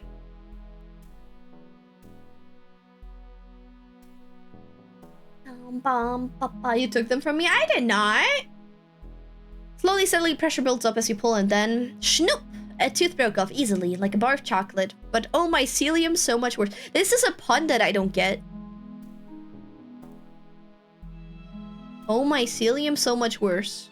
Oh, mycelium? I think I'm stupid. Regardless, you are now in the possession of a detached tooth, and are eager to see what comes with resting it under your pillow. You snap awake in the middle of the night, your first thought being of what lays beneath your pillow. But when you check, you find nothing, not even your tooth remains. So you're awake then, eh? A small voice chimes from the center of your room. Glancing over, you spot an ill-tempered fairy and their few companions. See, here's the thing. You put a tooth under the pillow, all fine and fair, till that tooth turns out tain't be a tooth. The group of fails stare you down. You suspect it's for the best to remain still and listen to the big palooka up front. Now, I'm a reasonable guy. I clock in, I clock out. I don't want no trouble no how. But the issue here is that the boss lady ain't too keen on these types of shenanigans. Now I can see you're just an innocent mush lady, and so this ordeal can be overlooked this time. Unfortunately, we ain't able to give back the tooth of yours. Company practice, capiche? That's okay, they grow back. Keep it, pretty sure that one was rotten anyway. Okay, we're gonna be nice. We're a trad wife. We're a nice, sweet trad wife. That's okay, they grow back. Well, yes, that's how teeth work. At least once. You got your baby teeth and your adult teeth. No, they just grow back. They what? The fairy appears incredulous, and his companions, volley fascinated, whispered between themselves. You saying you got a replenishable supply? You shrug. Essentially, you do. It's not particularly pleasant to lose teeth, but it's technically doable. Are we gonna become a harvest thing? The fairies all pause for a moment, the gears noticeably turning in their minds. Hey, so, sorry for any unpleasantries earlier. Boss lady just really wanted the message clear, you know?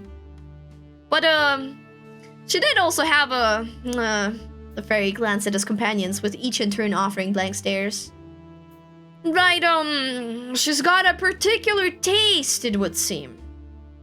What did he just say? You know, shaved over some food. It's like, nice mushroom powder. Oh no. And, you know, if you's got a seemingly infinite supply, The The fairy begins fidgeting on his person, and his companions all seem suddenly much more intrigued by your abilities. Mushroom cocaine. Here, take this. The fairy pulls an adorably small business card from his pocket, handing it over. So we can sell our body. I'm getting here. You look it over. There are words on the front and on the back, it seems. Is that a number? You're pretty sure that's a number. Though if it is, it's really long. Wow. The fairy in charge catches your confusion, and upon realizing the situation, procures a different card. This one simply has a crude picture of someone kicking multiple mushrooms arranged in a circle. Give us a ring sometime, yeah? The main fairy says. Looking back at the artwork, you can't help but feel it's a hate crime.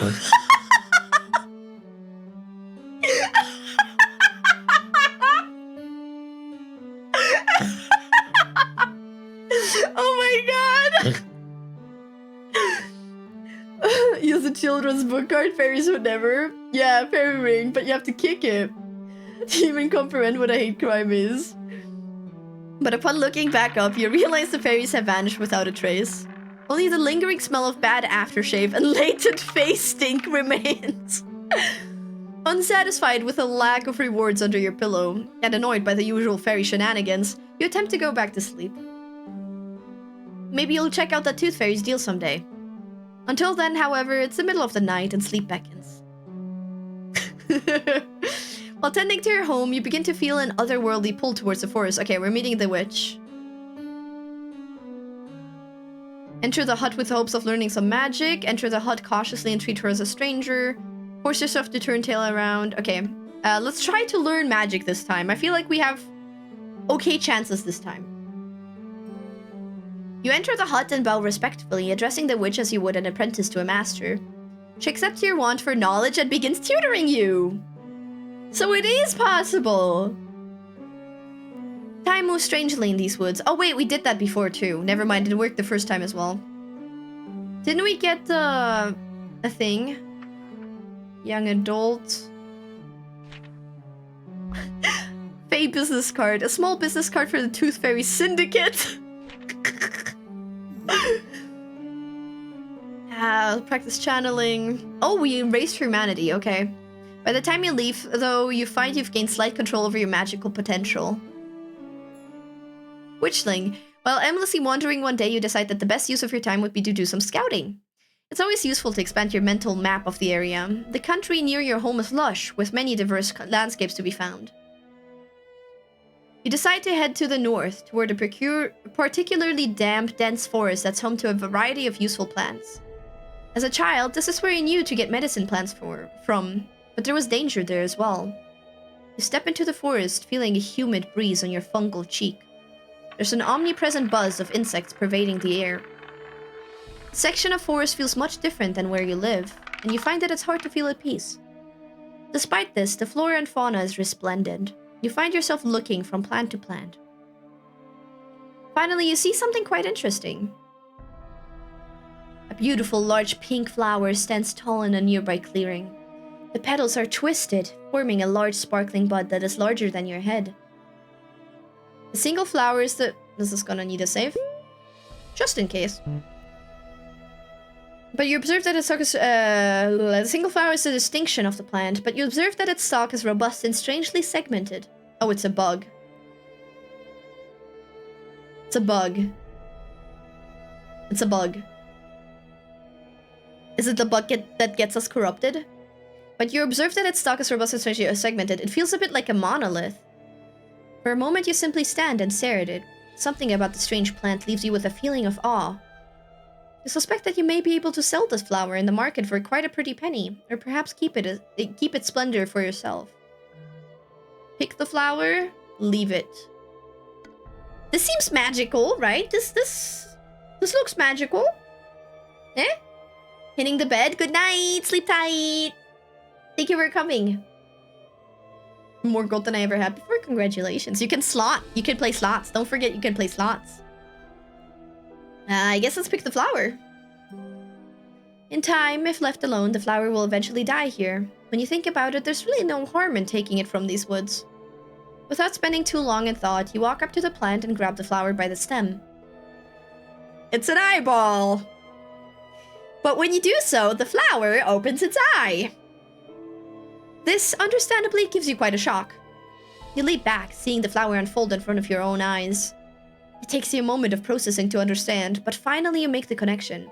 This is not a plant at all. It's a beast.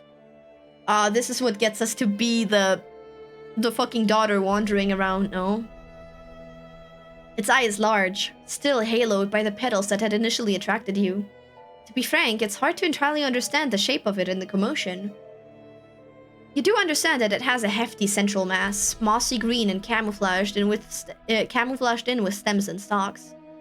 You also come to understand that this body itself is not a solid form, as it splits horizontally down the middle.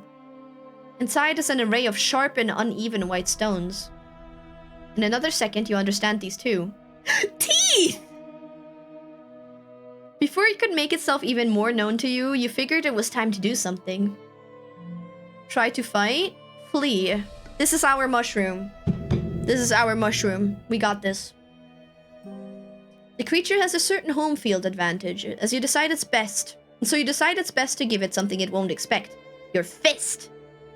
Before things can escalate, you wind your fist back and let it loose directly into the creature's eyeball. Oh, nice! Good roll. Your strength shocks you and your fist goes through the eye as if you were punching a melon. This is quite surprising. You find yourself unable to do anything but stand there for a second, just trying to comprehend the situation.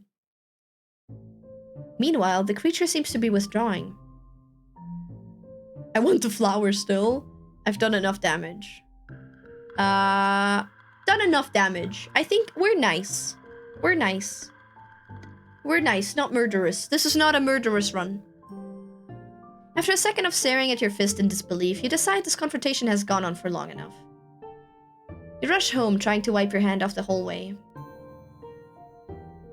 Oh, we went up in humanity, up in dampness. Even after hours of soaking and scrubbing, a certain sliminess prevails. A chilling breeze greets you one morning, heralding the approach of winter.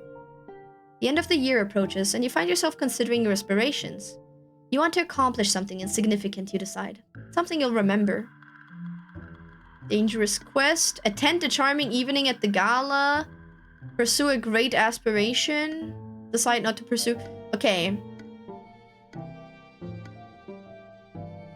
Gala or great aspiration? I'm gonna pull this. What aspiration? Great! Gala. No, not galal. Gala. Aspiration seems fitting? I don't know. Neither seems perfect. Depends on what the great aspiration is. Got to my test early. Can we do crime while I wait to start? We're looking for aspirations. I don't think we have an opportunity for crime right now. I'm so sorry.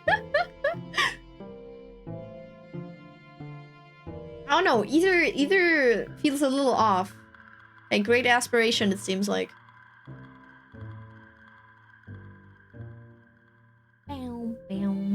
Aspirations make the Mafia great again. I mean, that would be a great aspiration. The only thing that I don't think fits and that we've already done is the Dangerous Quest one. This does have the heart symbol though, so I don't know. I don't know what this one is. Like, this symbol seems like destroying something. I don't see how going to pursuing a great aspiration is like destroying something. Okay, great aspiration then. There's something that you wanted to accomplish, actually. You need some great achievement to end the year on a high point. Heart symbol wasn't bad with a risotto compliment. It wasn't, but it was bad. I mean, it was kind of bad when we gambled our literal daughter. You know? Take the 2 syndicate up on their offer. Shit. Okay, guess you were right. Guess you were right. Actually, never mind. Okay, I guess we're going to the Tooth Syndicate. I missed the poll. You're okay. You're okay. Thank you for follow, Zelenus. Welcome. Remembering the business card invitation you received by your magical intruder, you decide to humor them. You're becoming a supplier. I think this speaks for itself. Dude, we're gonna... Oh, man. It's gonna be kind of tragic, I think. What do we have currently? Witchling. Oh, we have 3 spells.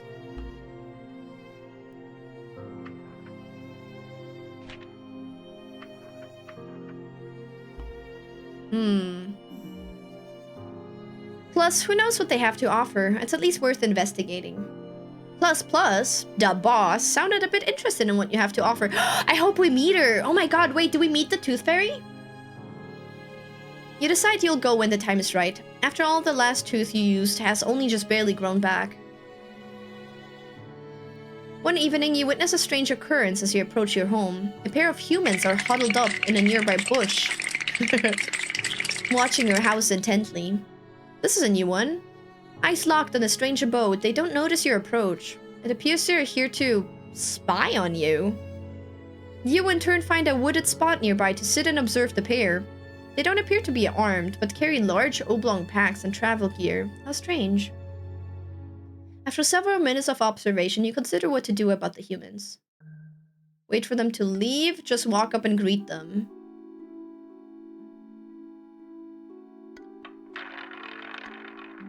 I mean, that seems like the thing she would do, honestly. What do we roll? Okay, we pass. Finally deciding they don't pose a threat, you casually walk toward the hiding spot, calling out a friendly greeting as you approach. They turn to you, wide-eyed in amazement. It really is here. One yelps, "She actually speaks!" The other chimes in excitedly. They look like academics, field researchers.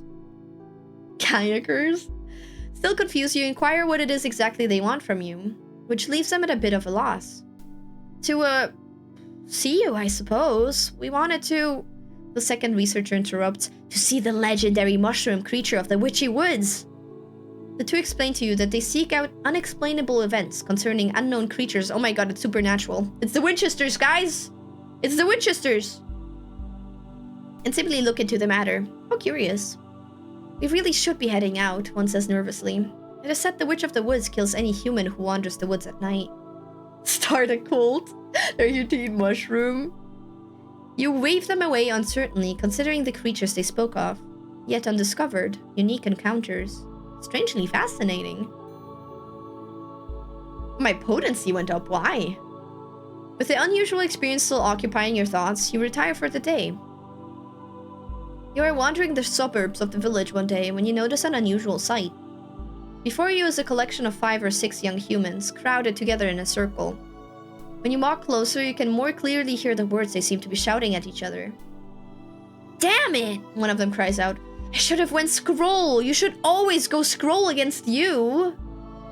Scrolls? Are these people scholars? When you take a closer look, you can see the group reset.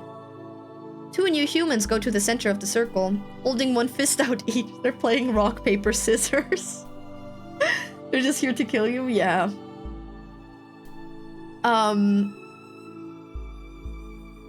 2 new humans go to the center of the circle, holding one fist out each. The rest of the group takes an anticipatory position, looking on in intense excitement.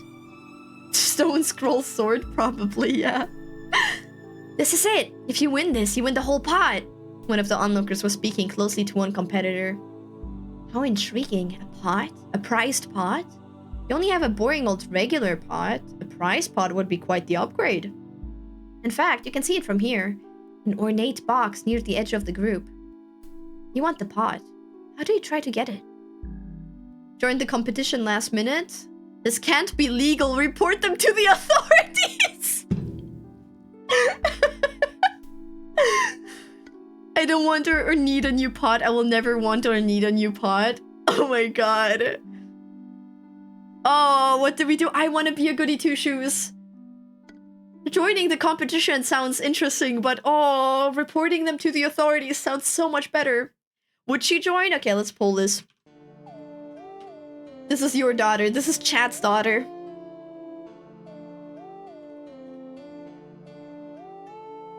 Rock, paper, scissors. Or authorities. Or skip. We could skip. We have a nope card. Chat knows best. No, I hate her. Let's snitch on them. Not surprised you're so into. Oh, come on. Come on. It's because I'm a woman, obviously, not because I'm Polish. This might become a 50-50, yeah. That's the worst option? I don't know. I don't know what this symbol does exactly. I don't know what... This one seems negative, but I don't think it is. And this one is just skipping. Yeah, there's no worst in this case, which is why I'm struggling to make a decision. Yeah, it looks like we're joining the competition. Nothing of this influences our stats either. Wait, noping is the worst, you think? I mean, noping is the most boring as well, to be fair. But we have not used a single nope card so far. Okay, rock, paper, scissors. You're not sure if it's too late to join, but you figure it's getting later every passing second. Without another moment of delay, you run forward and implore them to let you join this mysterious ceremony. The humans share looks with each other, then words. Do we have to? I just want to win this thing and get it over with. Of course you'd say that, Jeremy. I think a random mushroom lady showing up is a good curveball myself. But what if she wins the prize? Oh, whatever. She can have it. It's not that good anyways. Finally, they seem to reach a decision. Yeah, you can play. One of them finally tells you. You know the rules of stone, scroll, shears, right? You were right. You were right. Stone, scroll, shears. Unfortunately, you were forced to tell them that you don't know the rules they speak of. Thankfully, they are quick teachers. They tell you that a countdown is performed, and at the end of the countdown, you must perform a hand sign for either stone, scroll, or shears. Stone can defeat shears, scroll can defeat stone, and shears can defeat scroll. This all seems a little strange to you. This is a sort of game that you have not encountered before, that requires strange symbolic thinking. But it does seem to be a game of luck at least. With the rules now in your grasp, you watch the final round. Perhaps this will teach you the necessary strategy, if there is one. The two final human competitors ready for their battle. 3! The audience begins to shout, the players whipping their fists back and forth in front of them in time. 2! On the last seconds, a glance of intensity is shared by both competitors. 1! The two throw their selection in front of them. One with the symbol you have been told means shears, and the other... Stone! The absolute madman went stone! The crowd cheers and whoops excitedly. One of the players, the disgraced loser, mournfully re-enters the crowd. The winner, on the other hand, looks to you. Alright, stranger, let's see what you got. You're pushed to the middle of the circle. With barely a second of pause, this crowd starts shouting. 3! Oh no, what to do? 2! You have to think quick. 1!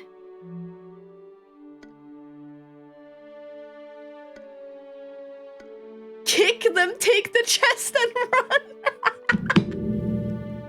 No, we're not illegal. We're nice. This symbol doesn't suit us, so shears? Shears or scrolls?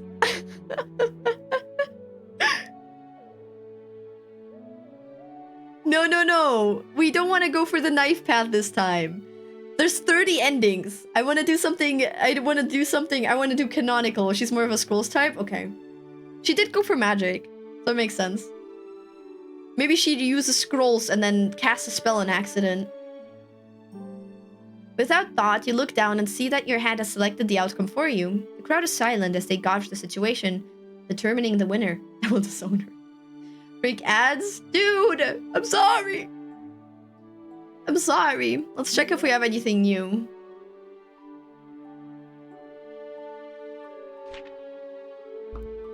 We have 2 coins, 3 spells, some Soma, Crash,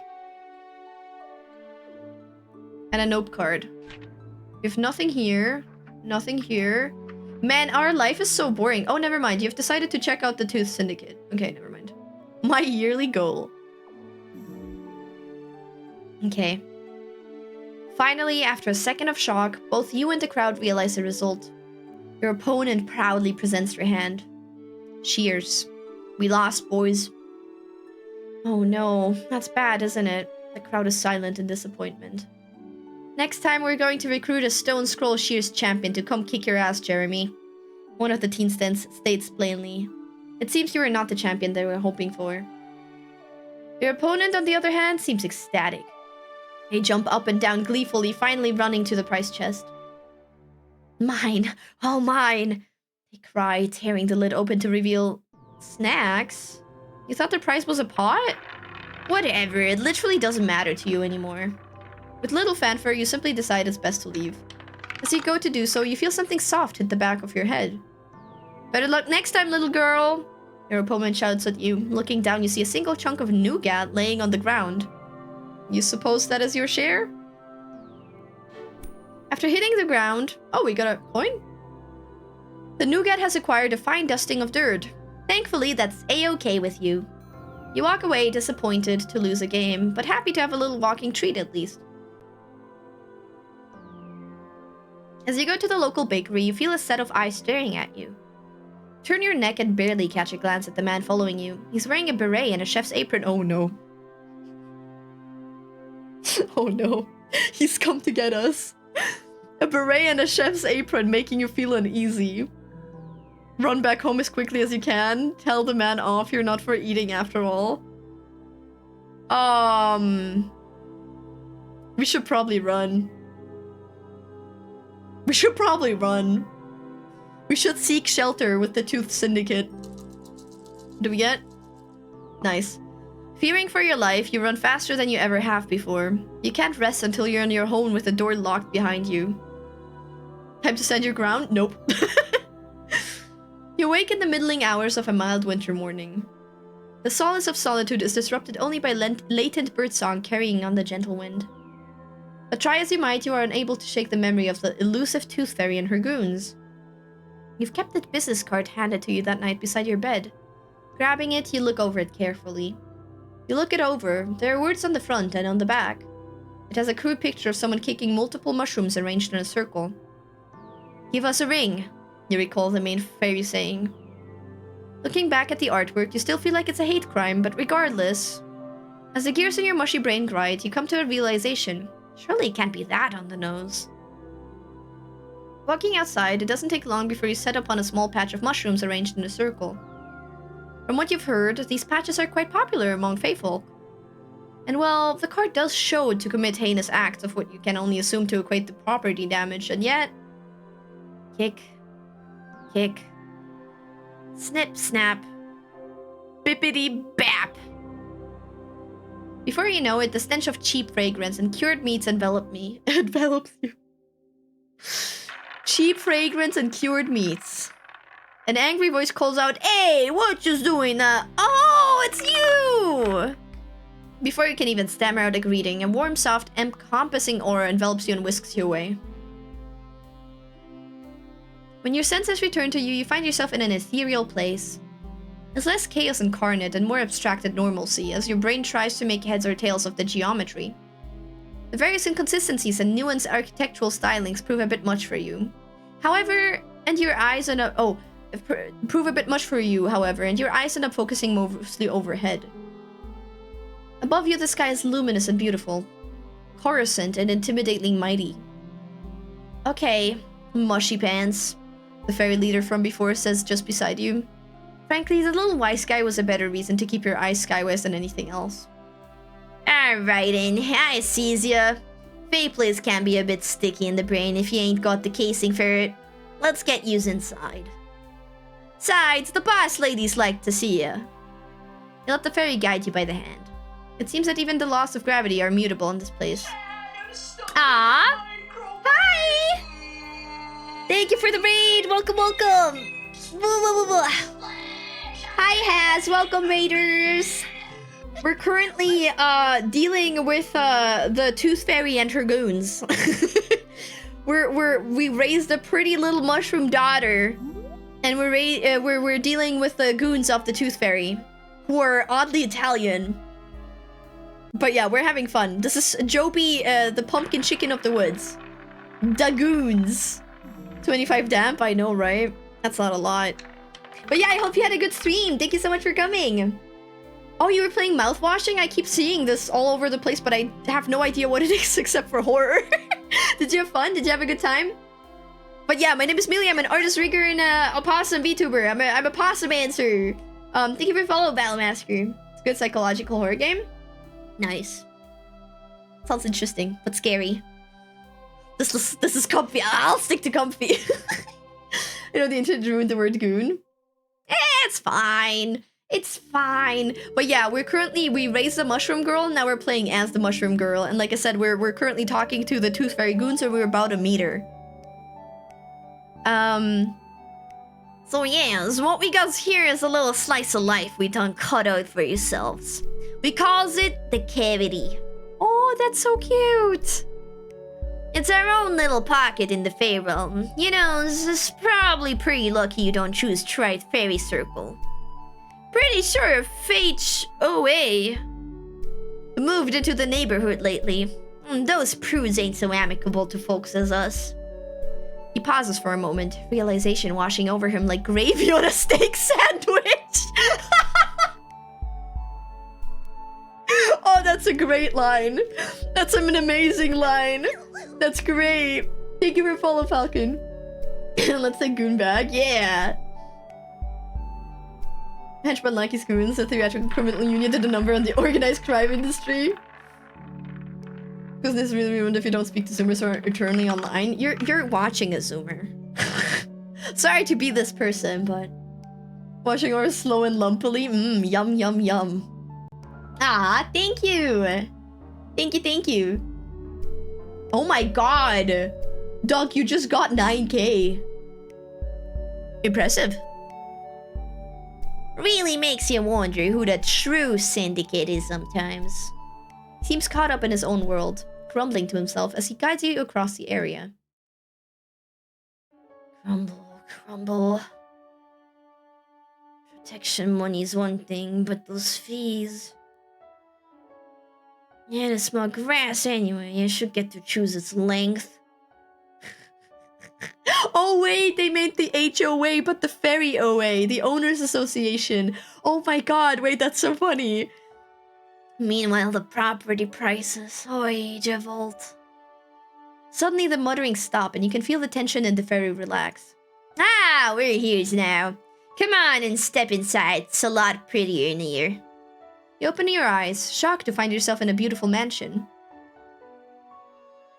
Like the stylings? Taken from the architectural taste of an old friend of the boss.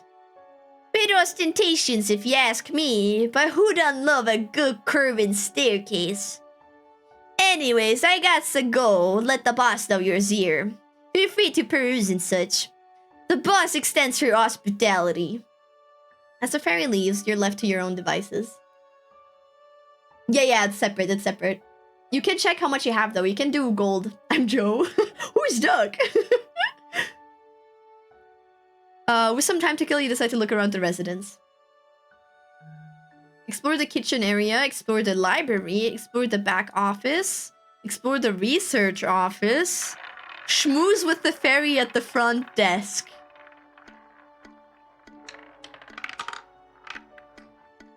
Kinda wanna keep using this one.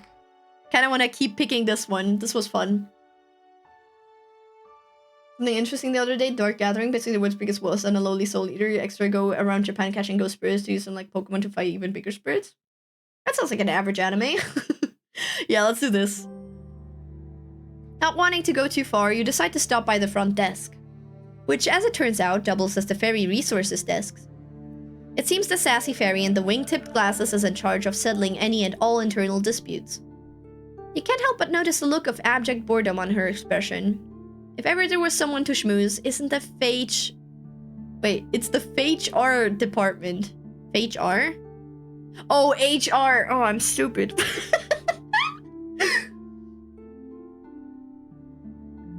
Compliment her attire, begrudge the incompetent employees, spread some juicy gossip. We're gonna compliment her attire because the symbol is fire. Please. No! We're an anti-Rizzler. Fuck. You attempt some chit-chat coupled with a poor stammering of compliment. The fairy looks at you with an eyebrow raised before silently returning to her work. Embarrassed, you return to the main part of the foyer. Still waiting on the fairy, there's time left to explore. Oopsie. Okay, I think this symbol has served us well. Please, please, please, with Riz. Let's explore the library. Walking into the library beside the foyer, you're immediately overcome with the smell of old books. There's even a magnificent mirror spanning the side wall, offering the illusion of a greater space. The room's quite nice, all things considered. Though, glancing around, you can't help notice a mezzanine high above that doesn't lead anywhere. It is by all means inaccessible. Who would do that? Bro, they have wings. Not everyone's a mushroom. Alright, little tricksters with the power of flight, of course. Yeah, that's what I said. Oh, hi, Jelly. When you pss at a cat and expect it to make it happy. Remarkably, it's silent in the library, despite the odd fairy or two fluttering about. Looking to kill time, you decide to... Oh yeah, anyone who hasn't checked in yet and paid their daily tooth tax, you get to show your little card on screen, so don't forget to check in. Looking to kill time, you decide to... Take a book from high above. Spell! Grab a book off the shelf. Gaze at your beauty within the mirror. Petition nearby fae for help grabbing a book. Let's use a spell. Why not? We haven't used that yet. That was cool, right? Never? I mean, I totally already did.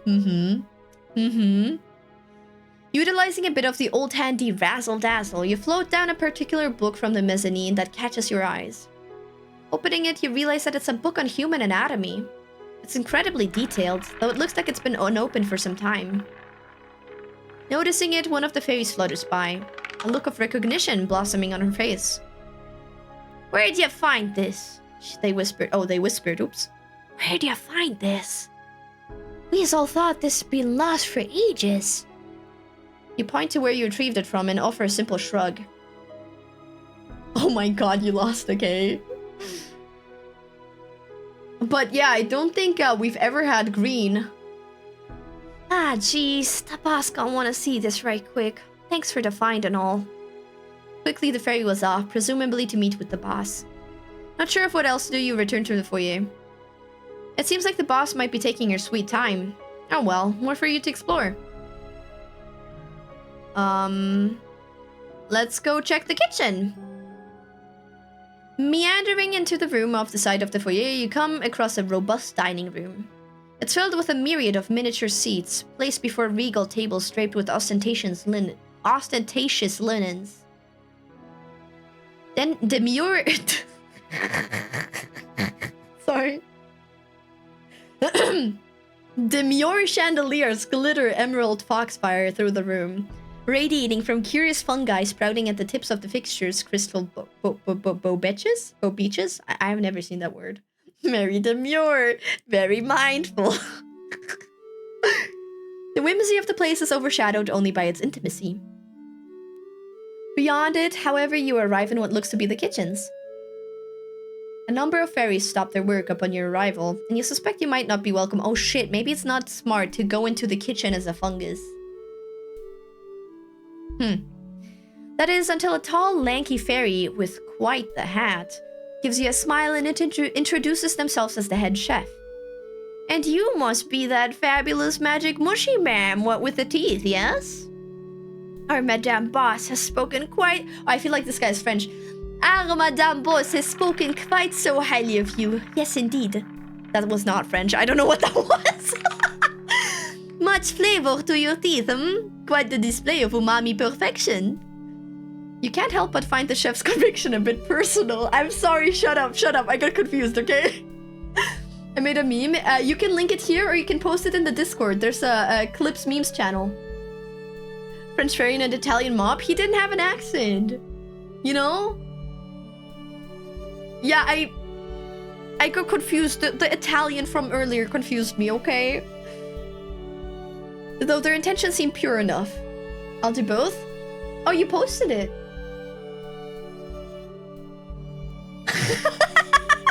Oh wait, that's so cute. Oh, that's adorable. Oh, I love that. That's so sweet. Aww. That's so cute. That's the French guy who got lost in Sicily. Aw, that's really cute. What the fuck? You must help us, I insist. Such a different background, such culinary prowess waiting to be tapped. Yes, yes. Please, make for us? Well, not wanting to spurn the chef's hospitality, and also there's not much else to do, you attempt to take a crack at what the kitchens have to offer. Use a tooth to make fine fairy cuisine. Make an attempt at fine cuisine. Make an attempt at dastardly cuisine. Okay, we have 2 soma, I think, so we can give them a tooth. Frankly, the food that's already being prepared is really only missing a little bit of that special something. And not being one to hoard all the delicacies for yourself, you break off another tooth and begin grating it onto the food.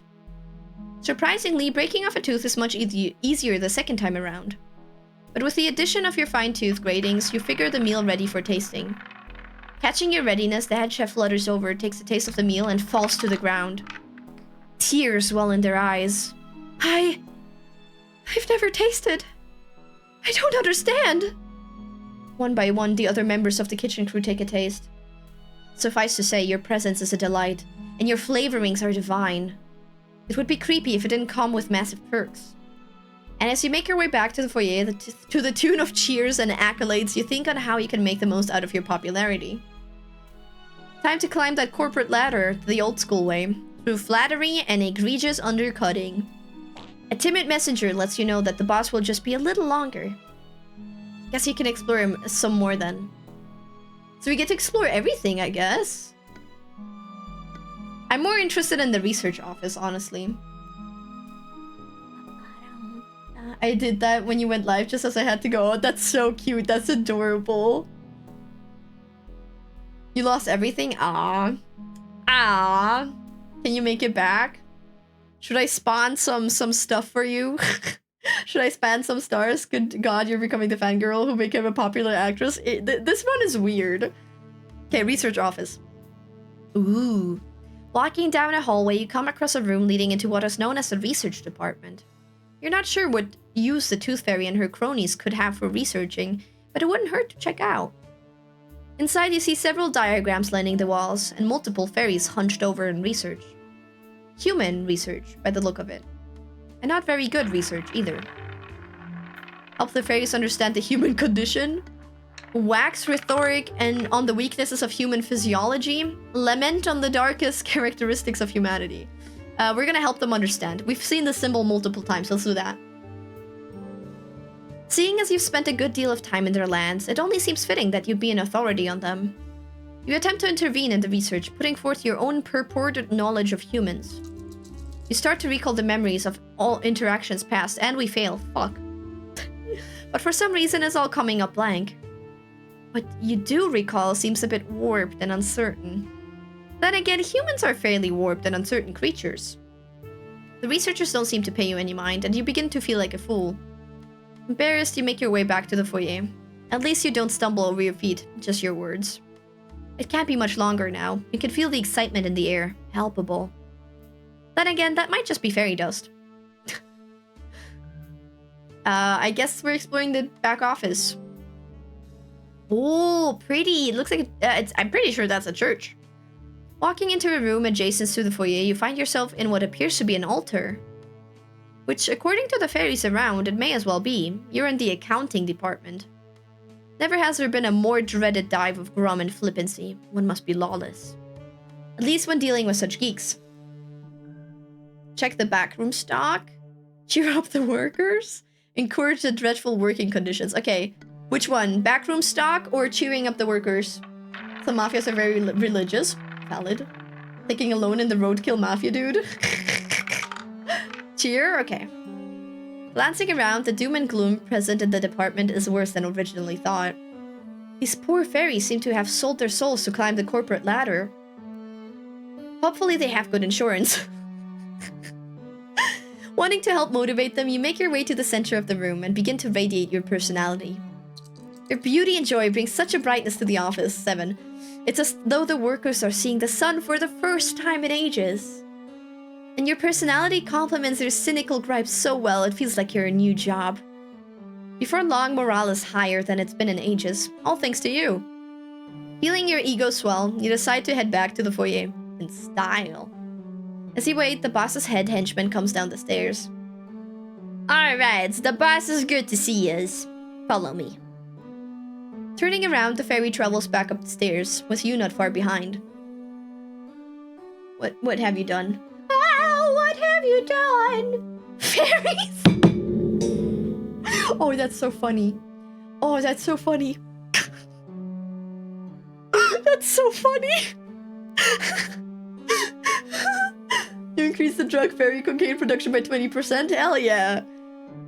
Yous haven't been here very long and already you're making waves in the company. That's pretty impressive. Opening a door at the end of the hall, the fairy gestures right this way.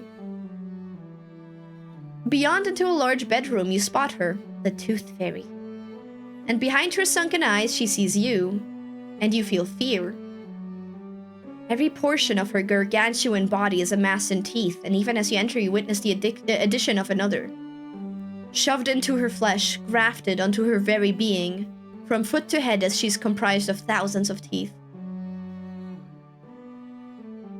Oh, did that monster earlier have something to do with her? You have made yourself known, she says, and you realize her maw is empty, devoid of her own teeth. That's pretty cool, actually. Your mushy teeth taste so good. They make my own teeth very happy. She licks her lips at the thought. Might I have another? Having found yourself in a position where it's probably best to comply, you break off another tooth and hand it over. And without missing a beat, the tooth fairy, giddy as can be, begins to grate it across her body. Across all the teeth jutting out from her skin. There's even skin underneath that porcelain shell. For a time, there comes a slight slurping noise. It seems the gratings are being sucked into any and all cavities on the fairy's body. Yes, this is quite exquisite. The tooth fairy shudders, regains her composure. And such a fine addition to the company. Tell me, sweetheart, would you like to work for us? Sure, sounds good to me. I'm not really sure. Sounds good to me. Wonderful, then we should get all the paperwork set aside. Back home, you begin to set up a little office in your side room. You're officially employed, a verified corporate business mushroom. In fact, you're the chief relations officer. You're in charge of being the liaison between the syndicate and their clientele. It helps that their main portal is just a stone's throw from your host, too. With your workplace set up, you kick your feet onto your makeshift desk. Looks like a whole new chapter is about to open up in your life, and you're going for it with teeth bared. A magical enterprise. You've worked your way up the corporate ladder. Good for us. We're corpo babes. Man, we wasted all of that robustment. And we still had a Soma left. And 2 spells. Man, we don't use our items enough. And we have food? We have so much shit left. We're really bad at magic so far, though. We really didn't achieve much. Other than corpo. Okay. Pachi pachi pachi. Business mushroom, hell yeah. I like the second one. Funny how how an indie artist VTuber became a corpo in the game. I mean, it's fun role-playing it. You know?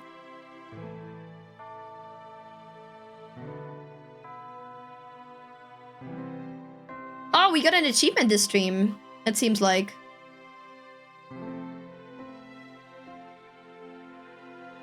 Eh? Eh? Oh. Eh?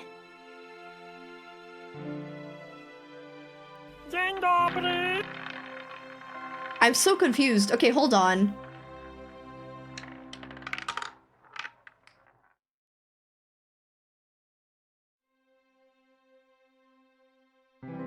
Wait, what? Okay, never mind. I got confused. Wait, we got an achievement? Apparently we got an achievement last month that we reached the 75 viewer average. That means I might have been able to apply for partner and I missed it. Oh, fuck off! To be fair, my average wasn't. Yeah, I guess maybe we did get some big raids. I guess that might have been it. But honestly, if I did have that, I probably wouldn't have gotten accepted anyways. Because it wasn't consistent enough. It's okay. We're getting there. We're grinding our way there. It's fine. It's fine. I'm not sad or disappointed or anything. Why would I be? Man, I'm curious if I had the option though. Even if I got rejected, I'm so curious if I would have had the option. Okay. Who do we raid? Oh, Tay is live. Tay is live. Tay does cute art.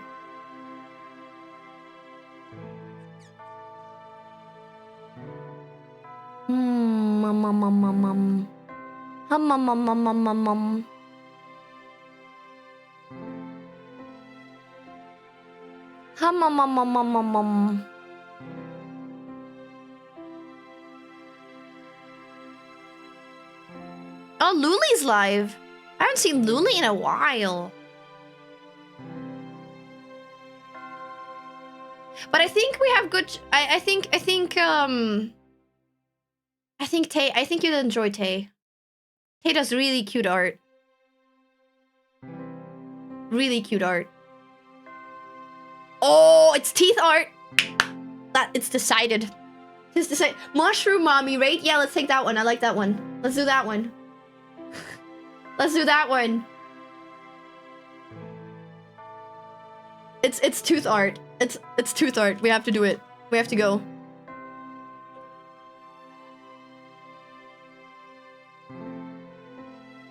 Okay. Okay. Well, anyways, thank you for coming. Today was great. I love this game. I genuinely am in love with this game. It's great. It's amazing. I'm gonna play this more next week, cause this is really fucking fun. And I'm having a blast. Like, I'm genuinely having so much fun. This is... Oh wait, we didn't check the rarity. Was it it was a 1-star. It was a 1-star, so it wasn't very rare. I'm excited to figure out all the different mushrooms, actually, and all the different things we can do. Time for Eep? Yeah, good timing. Good timing. Wait, dismiss the ad. We're not playing an ad before the raid. What the fuck? But yeah, thank you so much for coming. I had so much fun. Tomorrow, I'm not streaming. And Saturday neither. But on Saturday, I'll be on Nina's channel in a collab. And I might pop into some collabs tomorrow and the day after, depending on how plans go. Because it's not dependent on me. But I'll be on other people's channels, maybe. You too! Verb, you're so nice to me. Yeah, just ping it. Yeah, I pinged. I already marked the other one, like the one I know for sure on Saturday. We're gonna be playing a Great Acid. I know that one for sure. The rest is like kind of spontaneous. I think. I don't think I have time or anything for it. Anyway, say hi to Tay and be nice. Bye bye. Take care. Good night.